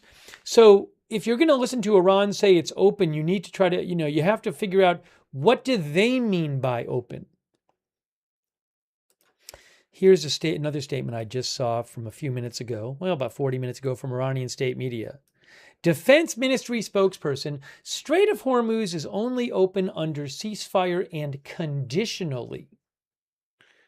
Defense Ministry of Iran, the Strait of Hormuz is only open only in a ceasefire situation and in a limited manner, with the condition that military vessels and vessels associated with hostile forces do not have the right to pass through the Strait of Hormuz.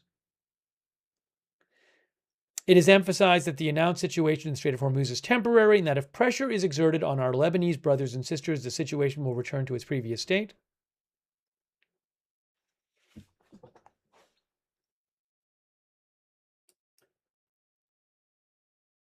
But I mean, that statement kind of makes it sound like, well, if you're not affiliated with the U.S. and Israel, you can just go right through. And it doesn't seem like that's the case.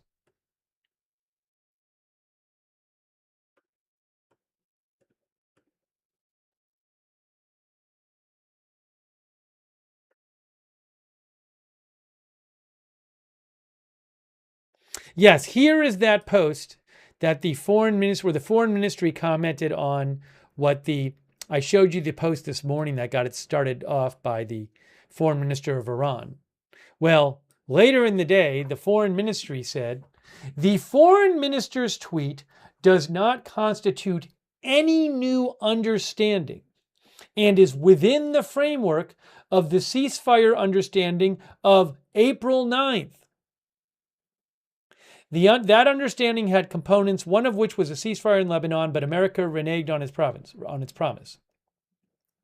So that's the foreign ministry saying, hey, when the foreign minister posted this morning, you shouldn't take anything new from that because nothing was new. There was nothing beyond what had been said on April 9th.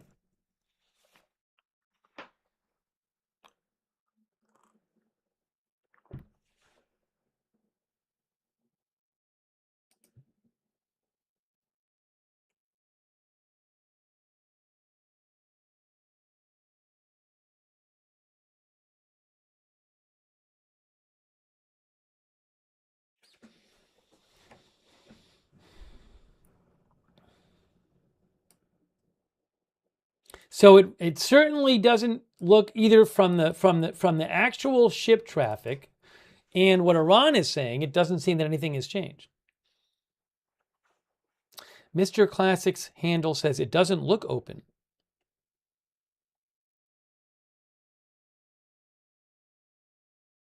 Sydney thinks if it remains closed, it will be an international embarrassment for Trump.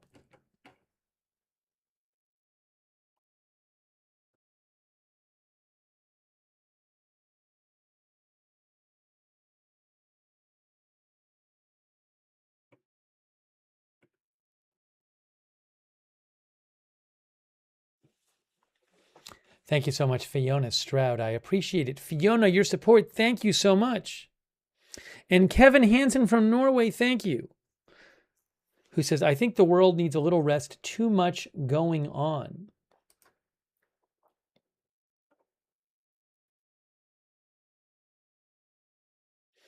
Avishek Ghosh thinks Iran is playing games. Might Iran have said one thing to President Trump earlier today and then another after that? I don't know.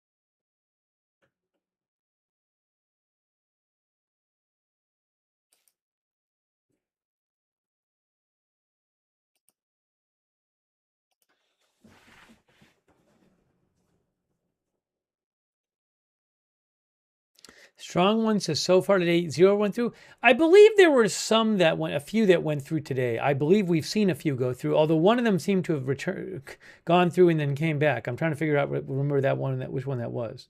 Not that one. We saw one today that seemed to go through and come back, actually. But there have not been, I mean, if any, it's not a big number today.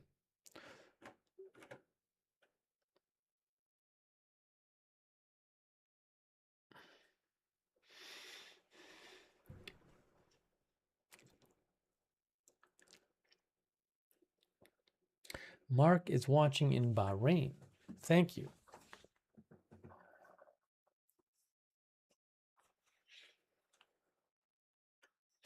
Thanks, Christine. 8362. She says Air Force One is going back from Phoenix from Arizona to the White House.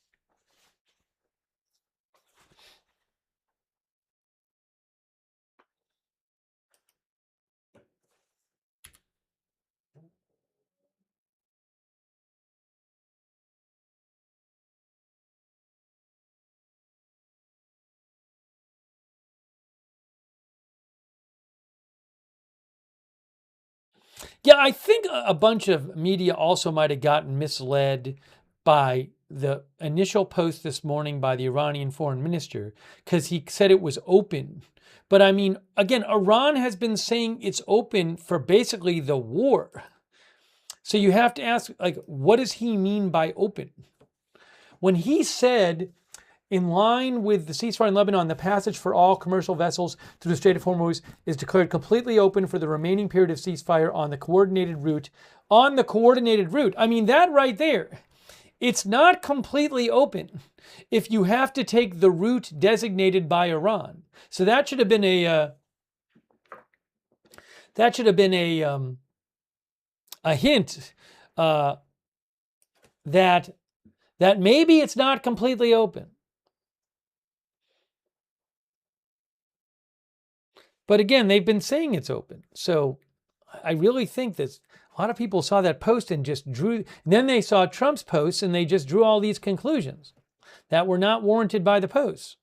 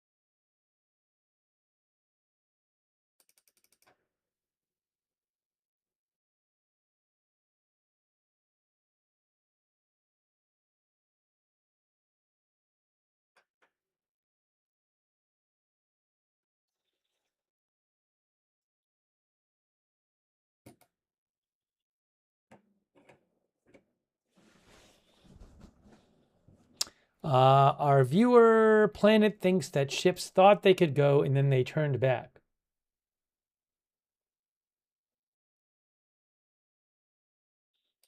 Now this one, I don't know what's going to happen with this one. This is another tanker here. This is crude oil tanker Nissos Keros. Now this tanker was one of the ships approaching, going through the strait. And we do see that recently it has slowed up. It was going at about 12 knots there, and then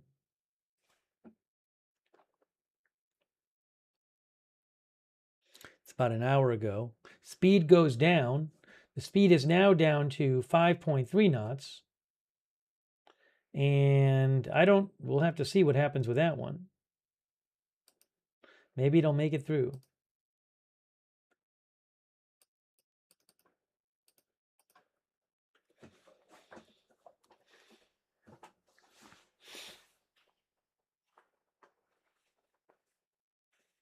Mara Scott says ships go right along Iran coast but too shallow. Are you referring to some different ships?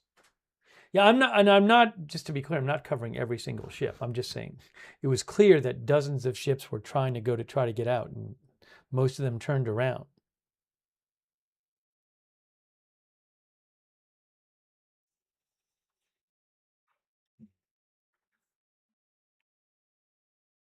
Thank you, Mara Scott. Also, Mark Grenfell from Australia. Thanks you so much, Mark Grenfell. It's very nice of you. And also, Rory McLean, thank you.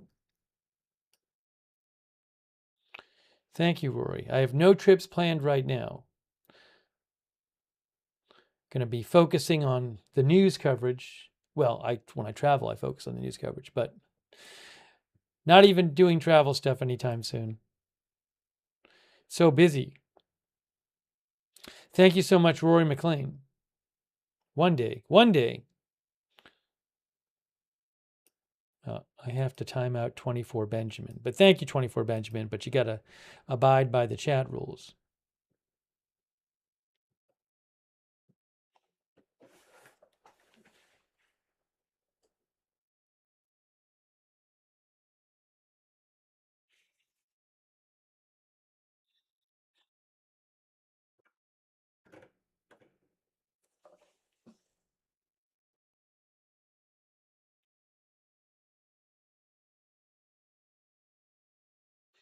One of our viewers, Drac, says, I'm betting on good news this weekend.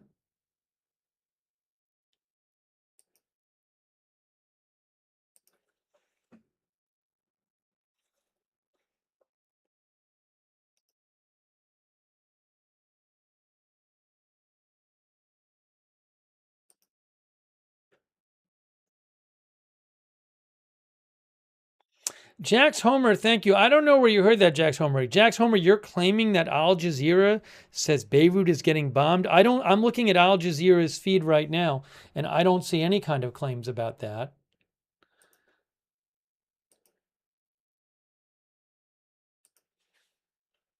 I'll check the Lebanese. I'm literally looking at all these Lebanese news outlets I follow. Not a single one has mentioned any kind of airstrikes in Beirut. Nothing. I'm not seeing anything on the Beirut cam I have here.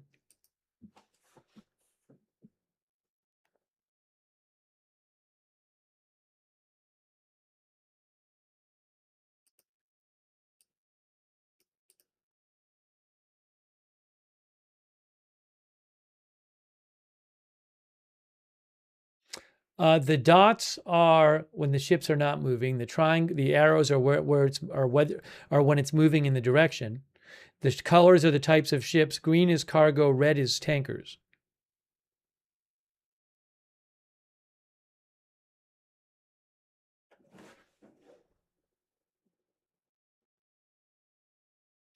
South Lebanon is not Beirut, by the way. Beirut is not in southern Lebanon.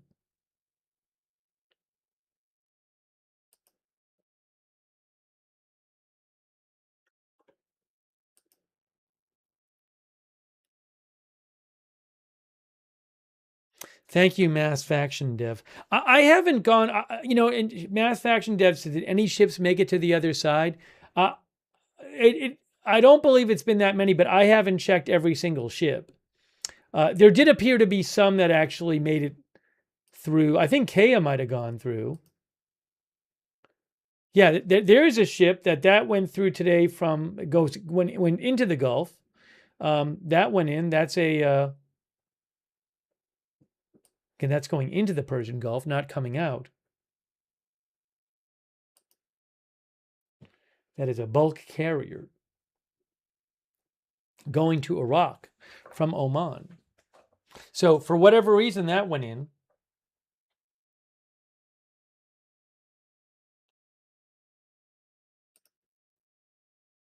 So again, I haven't done a huge check, but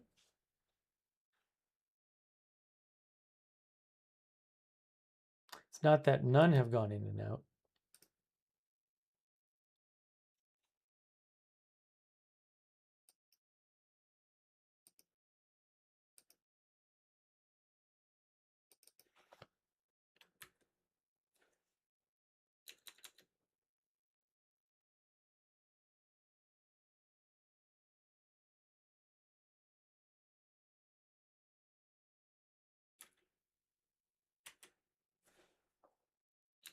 I mean, roughly speaking, from Iran, well, I can show you the last 24 hours, but you'll see that not that much has gone in and out.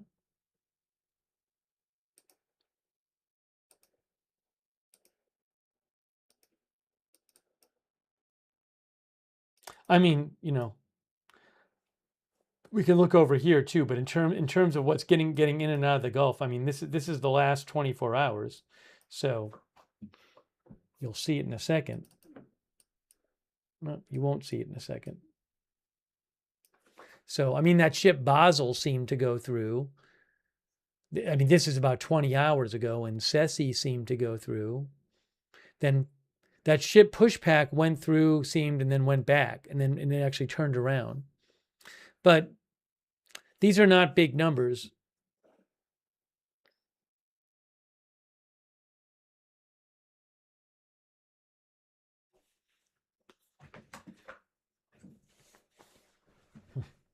Double Portion Farm says you can enter, but you can never leave.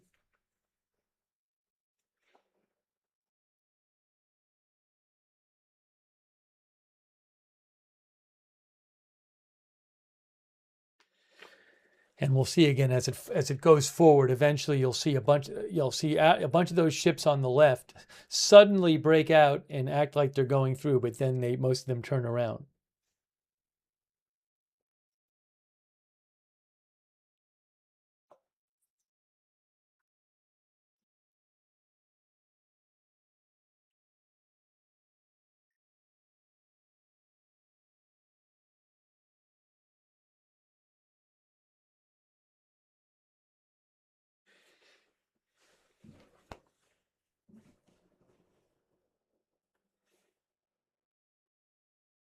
Here's where those ships all start moving out. Look at all those ships go on the left.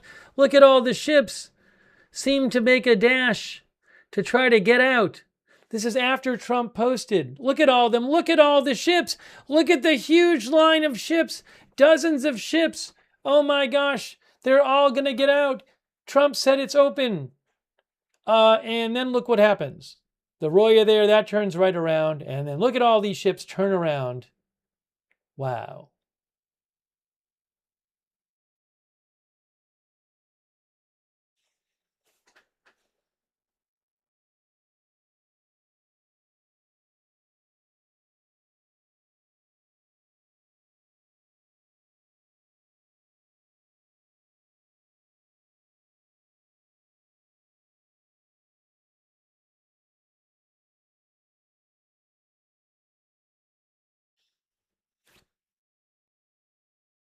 I'm not saying they were going based on Trump's posts. I don't know that they would just go based on what Trump posted, but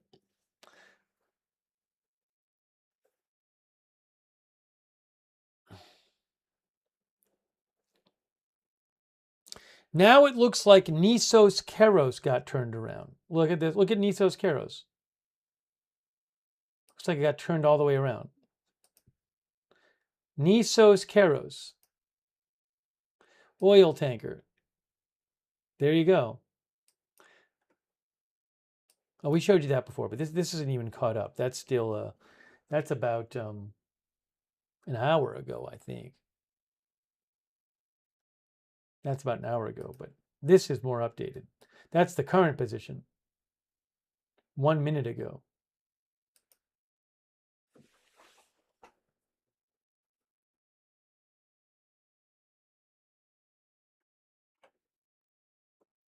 Thank you, Scott Bedwell. Scott, that's so nice of you. Scott says, I picture all these ship captains looking at each other saying, you first.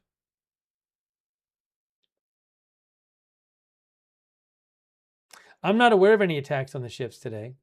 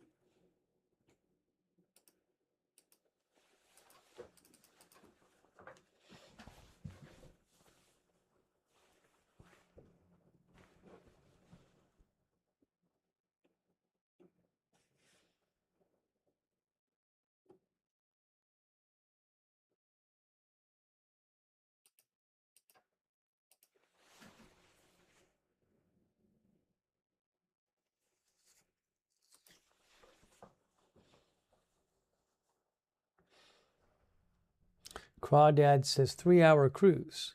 Transport says open the blanking strait.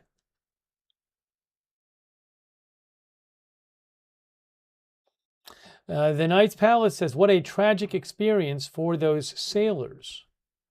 I'm a good guy says, poor sailors.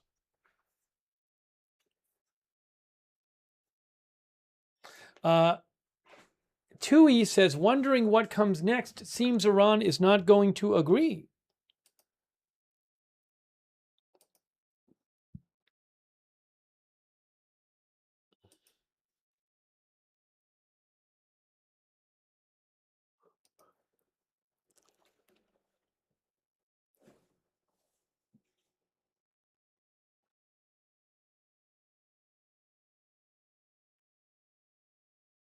The Washington Post said, it was unclear Friday how many ships would be able or feel confident enough to take advantage of the Iranian declared reopening. But again, I really think that's a big part of the problem today. But they said there's no discernible increase in traffic through the strait immediately following the announcement. And then an expert they talked to, Brett Erickson, managing principal at Obsidian Risk Advisors, said the strait normally handles more than 100 vehicle crossings per day. A single designated corridor with Iranian authorization requirements cannot replicate that volume. I really think people just drew conclusions from that first post by the foreign minister that just were not justified. And then when President Trump posted about it, they just drew big conclusions.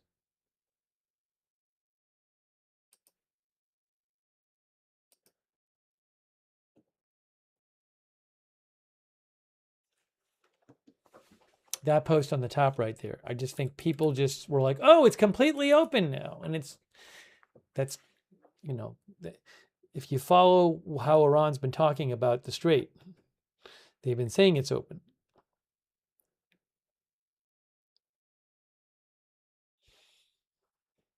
Diane says, it appears to me Iran isn't letting anything out. I mean, there's been a few ships that went past today. I think in the last day it was 6 ships. 6 ships transited the strait in the previous day.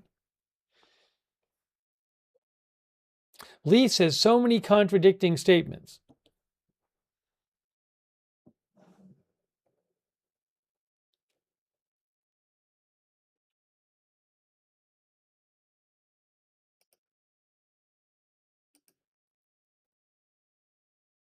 Can we trust anything Iran says, says Farming Missouri? Well,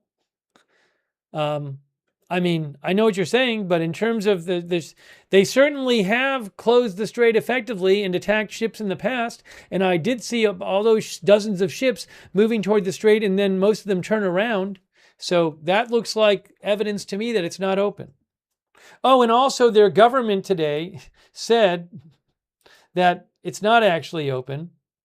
And one of their and the head of their parliament, who's one of the negotiators in the Pakistan negotiation, said that President Trump made 7 claims in 1 hour, all 7 of which were false.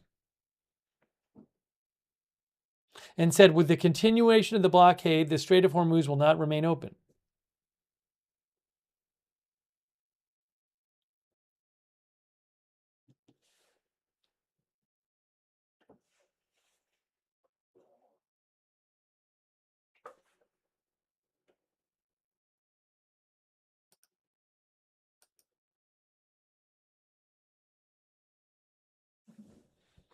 Thank you to Jeff Buddington. Thank you, Jeff. Very nice of you. Also, Cyrus the Virus, thanks for the membership. And Christine Perkins, thanks for the membership.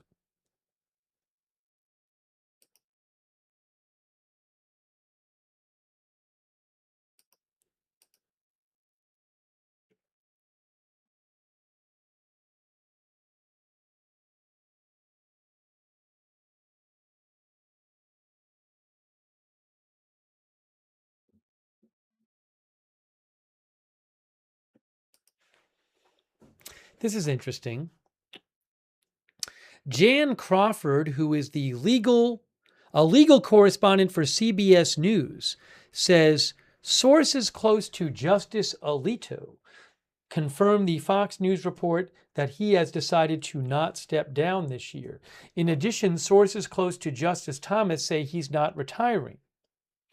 That indicates that this year, with the midterms on the horizon, Trump will not be making his next nomination to the Supreme Court. So where this can come into play is if the Senate switches from Republican to Democrat control, then if Alito or Thomas,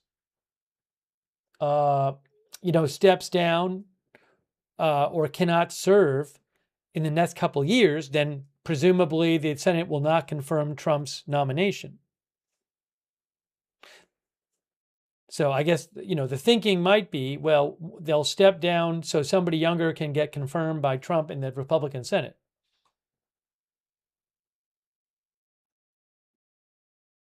Anyways, that's a report from Jan Crawford.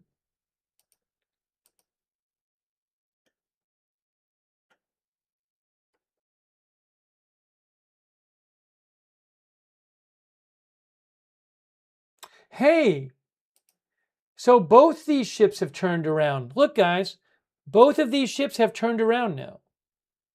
These were the leading, the 2 tankers most in front, still left, going towards the strait, and they have both now turned around. This is Nissos, Keros. For some reason, this isn't updating the way it should be, the past track. But you can see right here. This is 1 minute ago. That is turned around. It's going 2.9 knots in the opposite direction. And then this is the Desh Suraksha. So this one is turned around now too.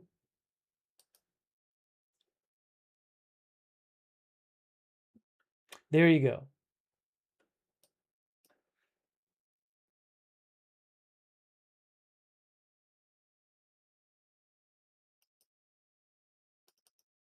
So both of those have turned around. The Knight's Palace says, seriously, what's going on out there?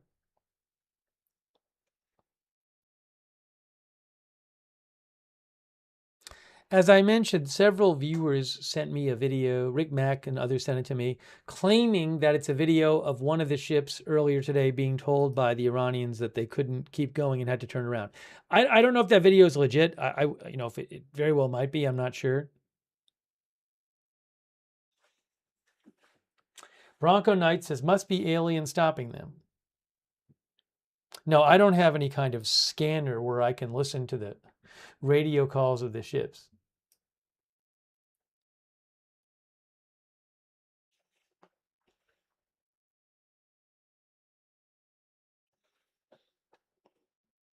Thanks, Night Vibe TV. No, the U.S. would not be blocking the Strait of Hormuz. The U.S. is not blockading the Strait of Hormuz. The U.S. is blockading Iranian coastline. Ships coming or going from Iran. Thank you, non-ESA. If one of the boats is flashing, that's just because it's highlighted. It shouldn't be. It doesn't mean anything beyond that in this context, I don't think. So I can click on one of these and it'll just start flashing. Click off and it stops. THM Dillon says, I guess I'm going to have to fly over there and open it myself.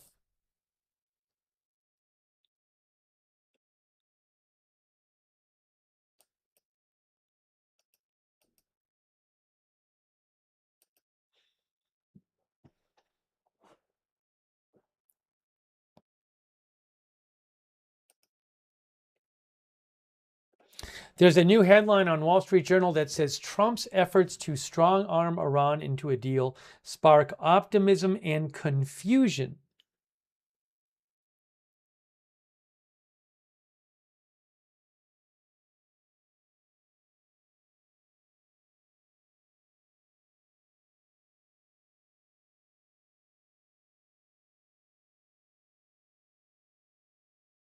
And they say Trump, at various points during the war, has declared it on the cusp of being over, only for Tehran to dig in its heels.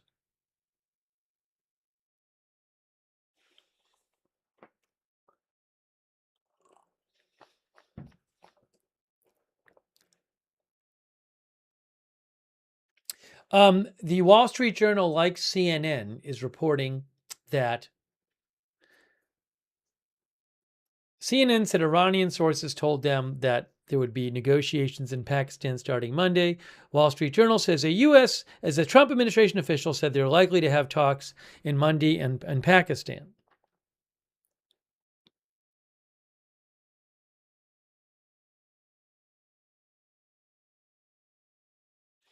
Remember, the ceasefire runs out on the 22nd. On the 22nd, which is, what, Wednesday, I think?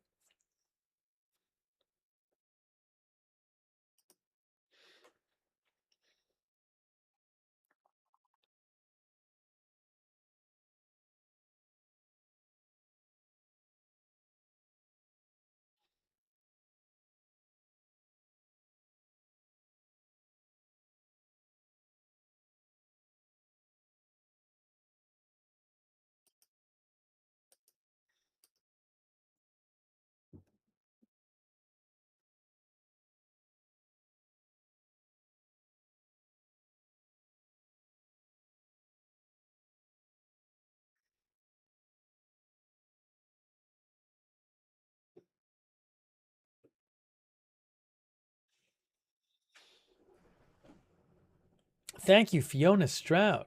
Thanks so much for your support. It's really nice of you. Appreciate it.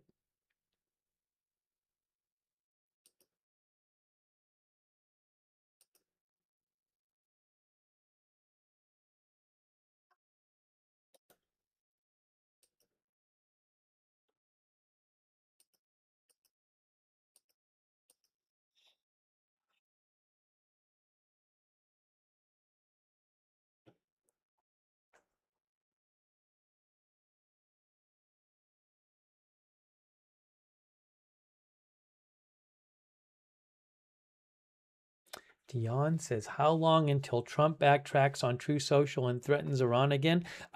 We were wondering earlier if President Trump will say that there was some deal and Iran didn't come, and Iran is changing things. Hasn't happened yet. The markets are closed. The oil market's closed till Sunday at 6 Eastern time. Stock market, U.S. till Monday.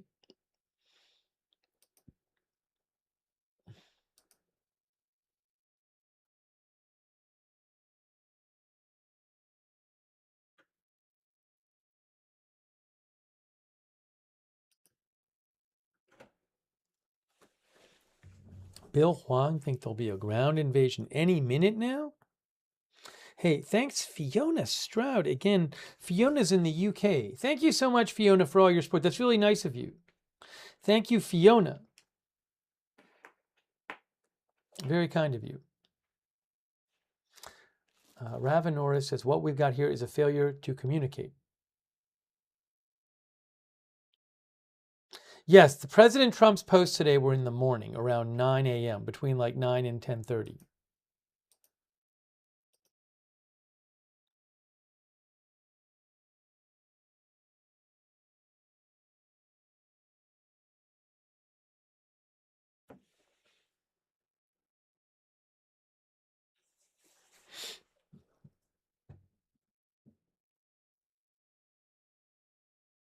By the way, you can keep an eye on the marine traffic at marinetraffic.com. Maybe this ship will go through. Gibi, that's a general cargo ship.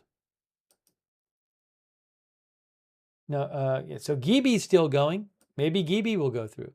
Again, if a ship goes through, ships have been going. 6 went through yesterday. So, but what's going to say that doesn't mean that the strait is open if a ship goes through.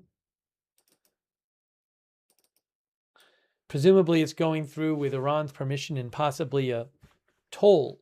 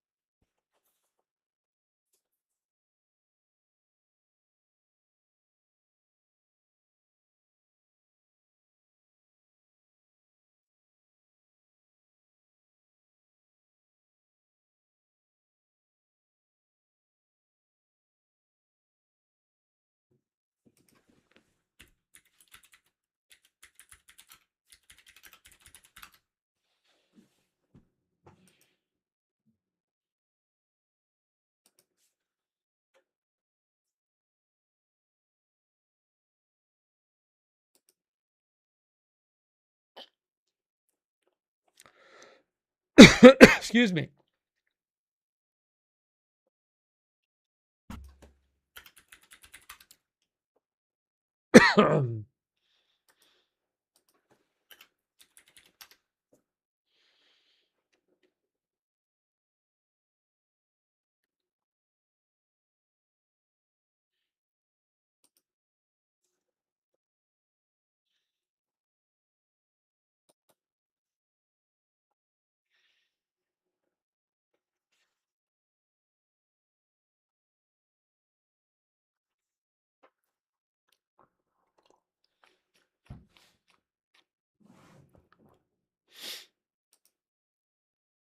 I was trying to find something here.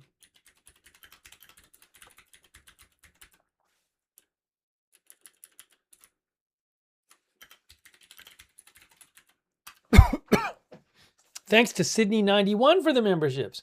Thank you, Sydney, so much. I appreciate that. Thanks for all your support.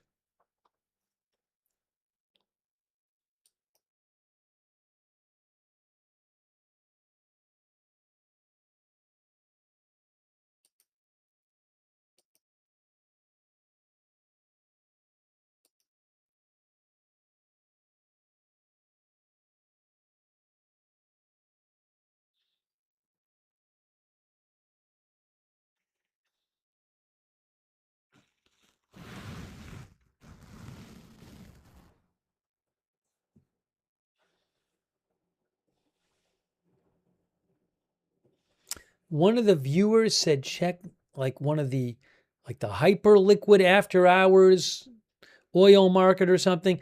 I'm not aware that any of the after hours markets are seen as really reliable indicators of the price at open. Now, I'm not sure. This is really not my field in terms of after hours markets for oil.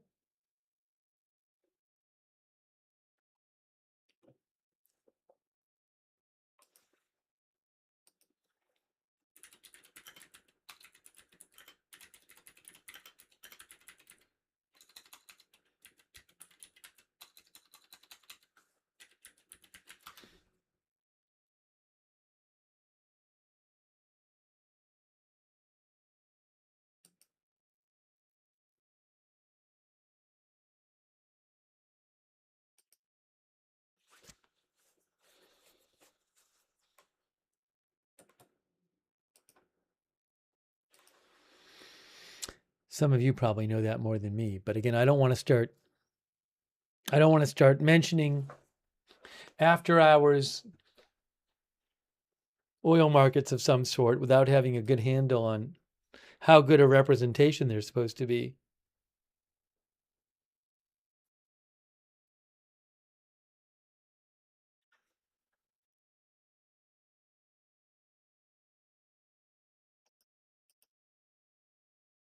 I'll do a little more checking here. Who knows?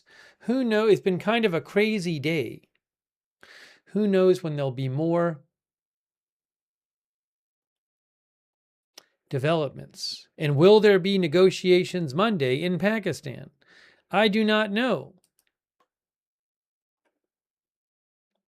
Lisa Jennings says it has been kind of a crazy day.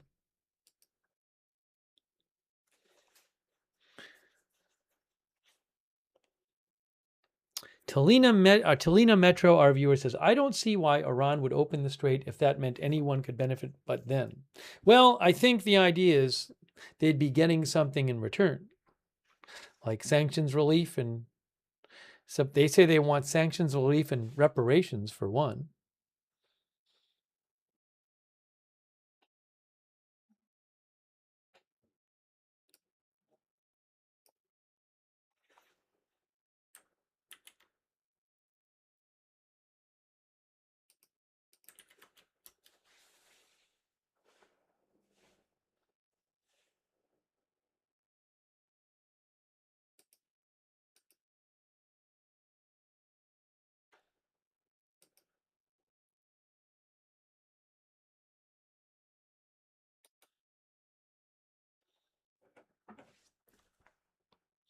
Hasseldehoff says one day it'll end. Bob Tarzan thinks there will be talks that fail on Monday. Michael Fergal says it's tough to know who's really in charge here.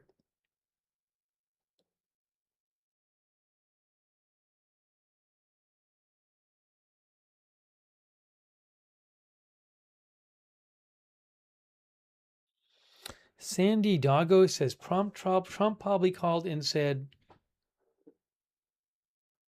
where's the post here? Trump probably called and said, well, Israel won't bomb Lebanon and the strait will be fully open, then didn't even listen and posted on his Truth Social.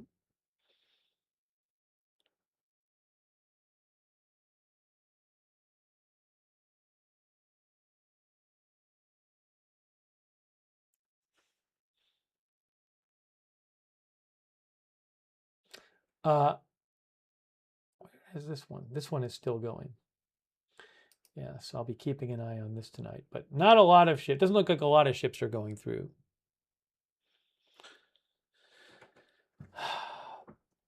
Guys, I think we may be getting to that time. I think it may be our time. We have had a day where we had claims at the start of the day about things that had happened, but those claims remain unverified right now. And indeed, Iran has heartily denied that they've opened the Strait of Hormuz or that they've agreed to give back their enriched uranium.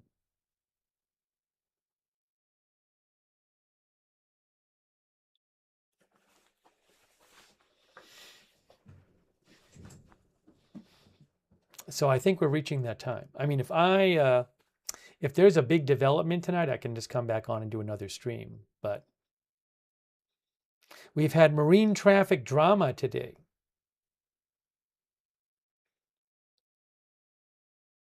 Mechanical Dinosaur thinks the announcement was made purely for market manipulation. Some of our viewers claim that. But you never know what'll happen over the weekend. We'll have to see. But I think it may be our time to start wrapping up this live stream. I really appreciate you guys being with me for the coverage today. I don't know how many ships have passed total today. It hasn't been that many, but I don't know.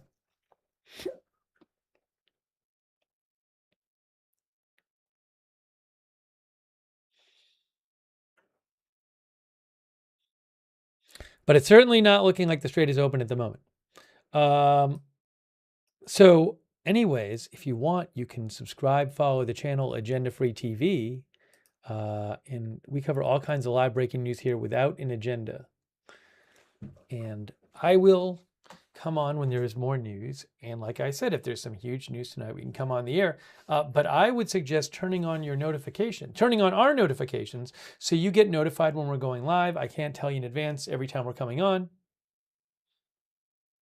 By the way, CNN is still reporting that Iranian sources say to them, talks in Pakistan expected Monday. Maybe we'll be here on Monday showing you live shots of Islamabad again. How about that?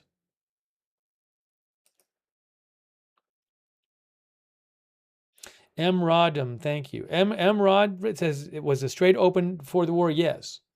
Ships did not have to pay Iran or get Iranian permission to go through the Strait before the war. Or take the route that Iran said they had to take. So yes is the answer. Thank you, Emrod, DRM, by the way. Again, I will keep an eye out for updates. But we have our own notification system that works really good that we've made that's free, that's really reliable. So you sign up once and you get sent a notification whenever we go live. Works really well. The Discord notifications. So I'd suggest signing up for that so you don't miss one of our live breaking news broadcasts.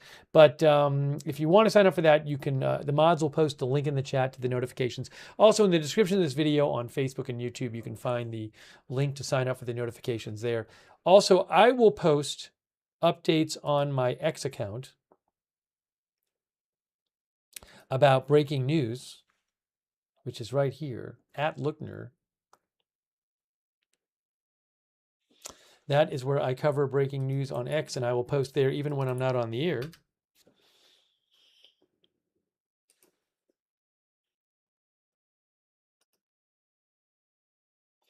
Karen Moore writes in and says, if you make the kind of announcement like Trump did earlier, it makes it easier to keep operations going and blame Iran for it continuing. A couple of our viewers have claimed that Trump made the announcement to be able to say later, hey, it's their fault, and then conduct some sort of offensive operation against them. I don't know if that's part of his plan.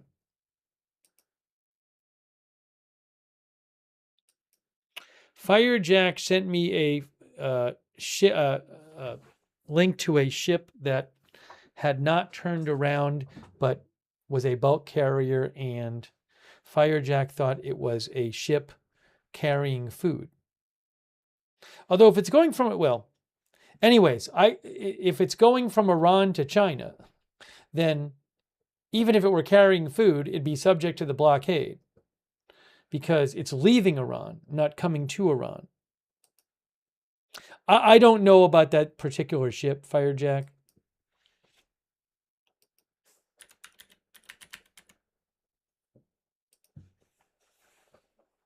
Del Navas. It's an Iranian ship.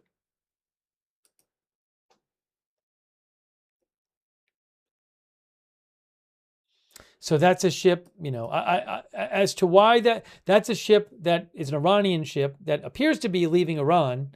Oh, it hasn't been stopped yet, I don't think, but at the same time, from what I've read, U.S. forces are not right in the Strait of Hormuz. They're more in the Gulf of Oman area. So maybe that's a ship that'll get stopped later, or maybe not. I don't know. I can't speak for any particular ship that's going through what the deal with it is, but I'm sure the U.S. is aware of that ship. But that's an interesting one. Thank you, Firejack, for writing in.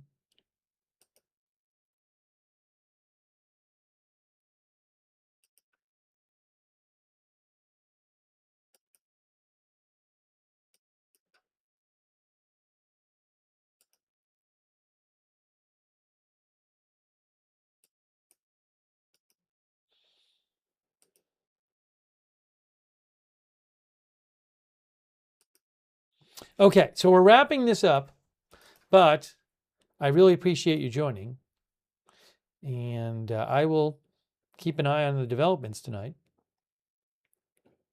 Hey, so and thanks everybody who's been writing in who's letting me read your comments on the air and sending me updates and asking questions and everything. Appreciate your participating in the broadcast.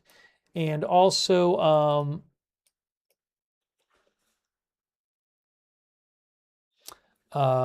I want to say a huge thanks to our moderators. You guys are awesome. Our moderators are the ones who allow us to even have chat rooms.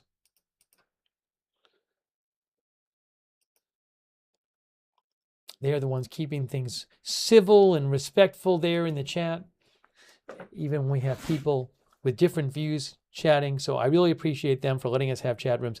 Ruth and Beth Mythical and Leslie Ladyhawk over there on YouTube. Soggy Sandwich, Haley Girl. Thanks so much for all your efforts in the chat today. Linda Belk, Larry, and Misha over there on X moderate for us there. Bash and Girl, Idaho Star, Matthew Kohai 3, and Sarah on Twitch. Huge thank you. Kay Larry, Body, Charlotte Webb, Shannon Davis Hughes. Hopefully I'm getting all the moderators here. Let's see, hold on.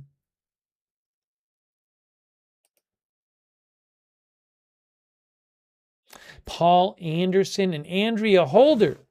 Thanks, Paul and Andrea, as well for moderating.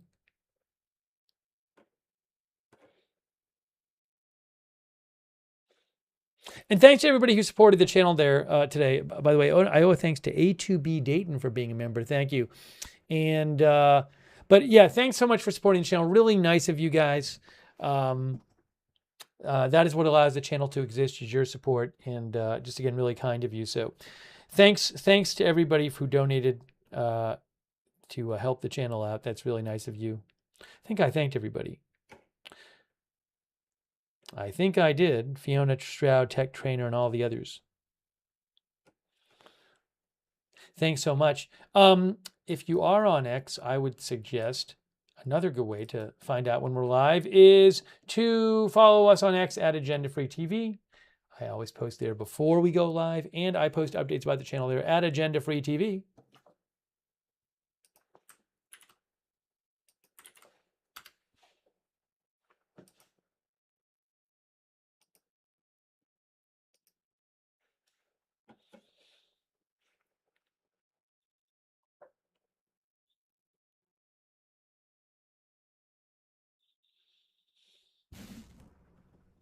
Let's see. Jennifer Goodman, our viewer, says, you must feel positive. We are winning and dominating. J3D says, I am not feeling positive today.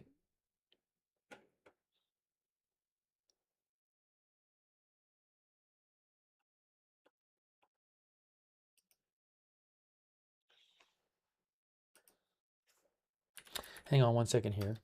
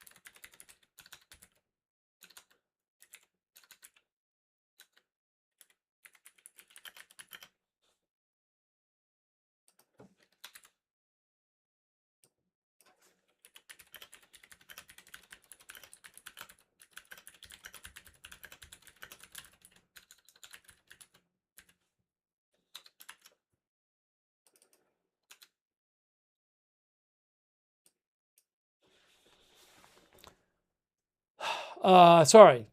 I wanted to mention, for those who are interested, we do have a chat where you can chat with other viewers when we're not on the air, our Discord chat. It's free to do the Discord chat. So if you want to check it out, the Discord chat is the same link as the link to the free notifications. And thanks so much to our Discord mods who mod our Discord chat. We have a number of viewers who do enjoy doing that. And also, for those of you on YouTube,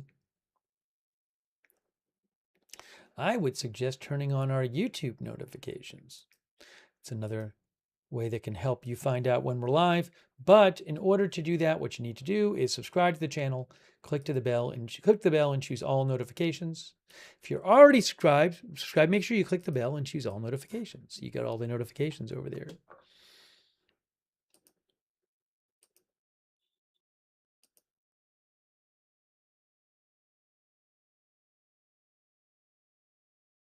Again, as I said, looks like this ship might be going through this cargo ship. But again, ships going through do not mean that Strait of Hormuz is open, fully open. Ships have been going through pretty much every day during the war, but just a small amount. I do want to thank our Facebook subscribers who subscribe and support the channel, like Juliana Martin and Diane Allworth and Barry Eisler and Brian Davio, Linda and Kay Larry Body.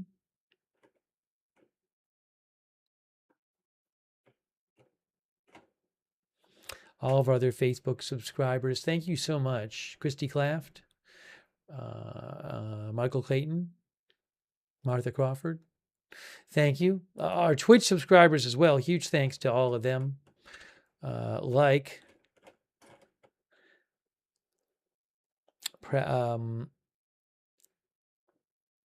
Got That Fire, Pragmatic Realist, RJFH, Wall Street and Shaggy, Tuna,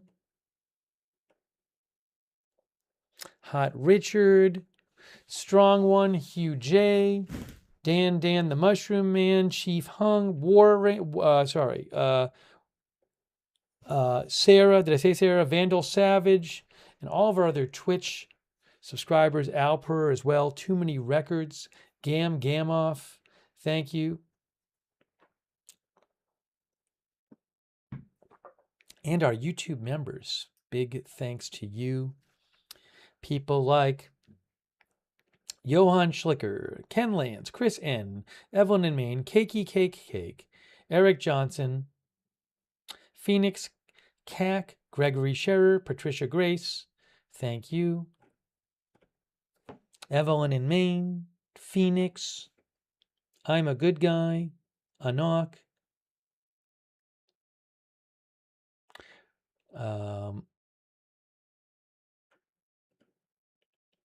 thank you.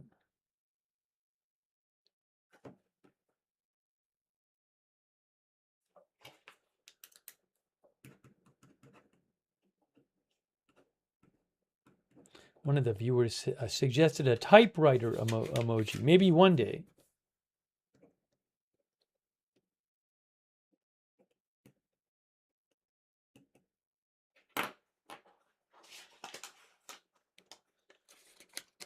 Will I be on over the weekend? It's very possible. It just depends on how news is going. So we'll have to see how the news is. It's the way it always is. It is news dependent.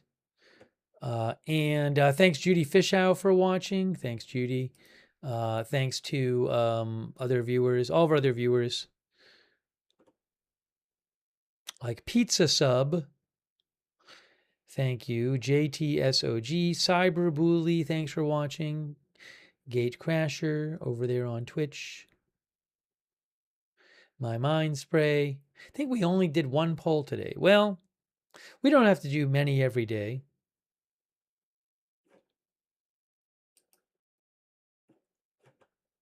All right, guys. Again, I'll be keeping an eye on things, and if there's huge news, we can come back on the air. Wow, Fiona Stroud, that's so generous of you. Fiona has been so generous today. That's really kind of you, Fiona. Thanks for all your support from the UK. Big shout out to Fiona Stroud. Thank you. Really nice of you. Much appreciated.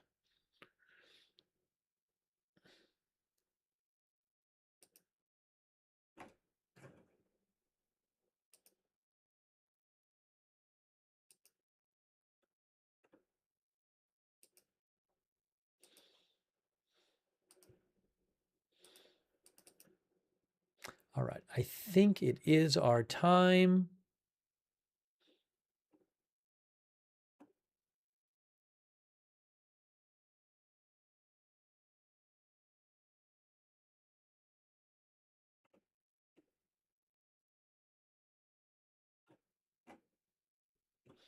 Hang on one moment here.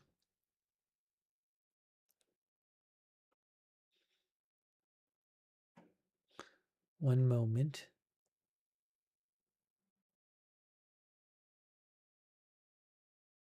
Oh, I want to. So there was some reporting suggesting that that maybe we'll talk about this more next time. But I want to really quickly just mention this because I just saw a post about it. So for those of you, the last thing we'll talk about today is USA Today had run a story claiming that some of the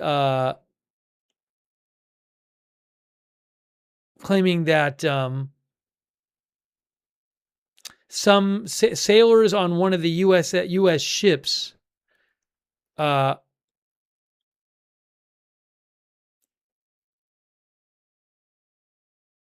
were not getting adequate food.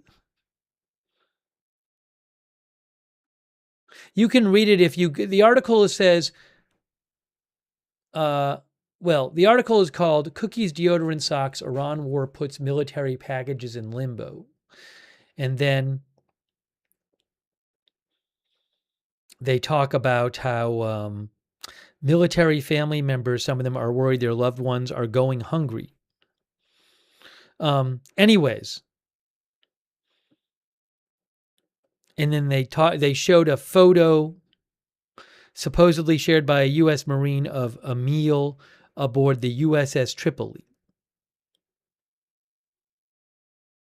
which USA Today said looked unappetizing. Anyways, you can read that if you want there. But I just saw this here. You can see Office of the Chief of Naval Operations 2 hours ago. Statement on claims of food shortages aboard the USS Abraham Lincoln and USS Tripoli. Recent reports alleging that food shortages and poor quality aboard our deployed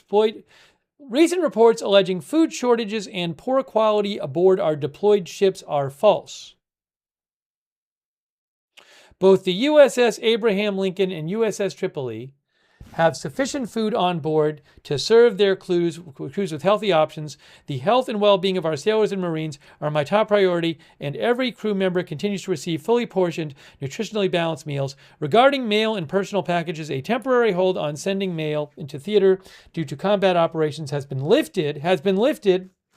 Our logistical network is highly adaptable. That article from the USA Today, there was some complaints listed about people complaining that their package hadn't gotten to the soldiers who they had sent them to.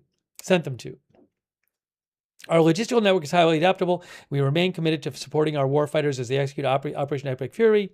The U.S. Navy possesses an unmatched logistics capability to sustain operations at sea, and routine menu adjustments are simply how we optimize our endurance to keep our warships in the fight.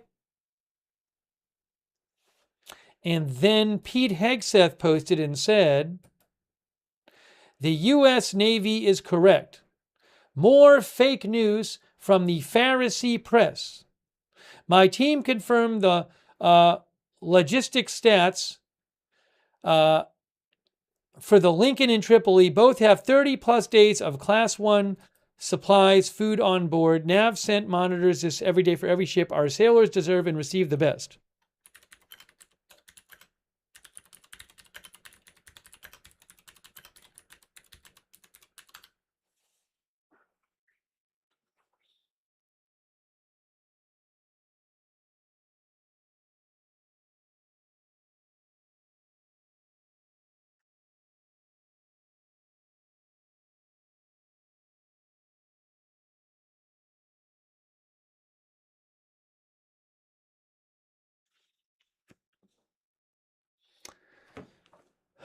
And anyways, I just noticed that right now. He just posted 11 minutes ago, Pete Hegseth. So I wanted to, before we got off the air, I wanted to mention that. Maybe we can talk about it more.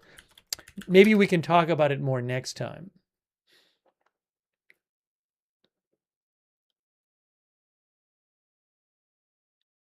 I don't want to get too hung up on that now. But, I mean, that might be an interesting topic to do next time. We'll see what, so we can cover it in a little more depth.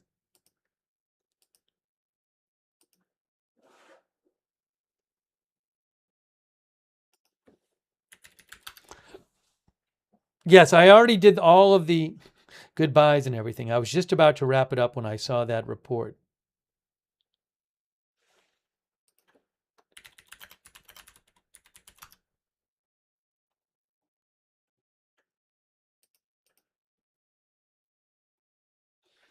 Okay. Anyways, so maybe we can talk about that next time. But I appreciate you guys.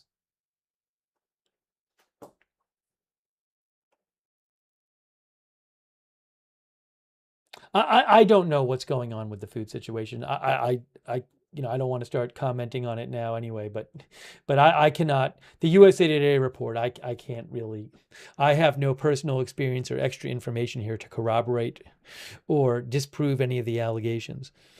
But anyways, all right. So I'm going to wrap this up now. Again, thank you so much for being here, and I will keep an eye on what's going on. And we will come on the air with more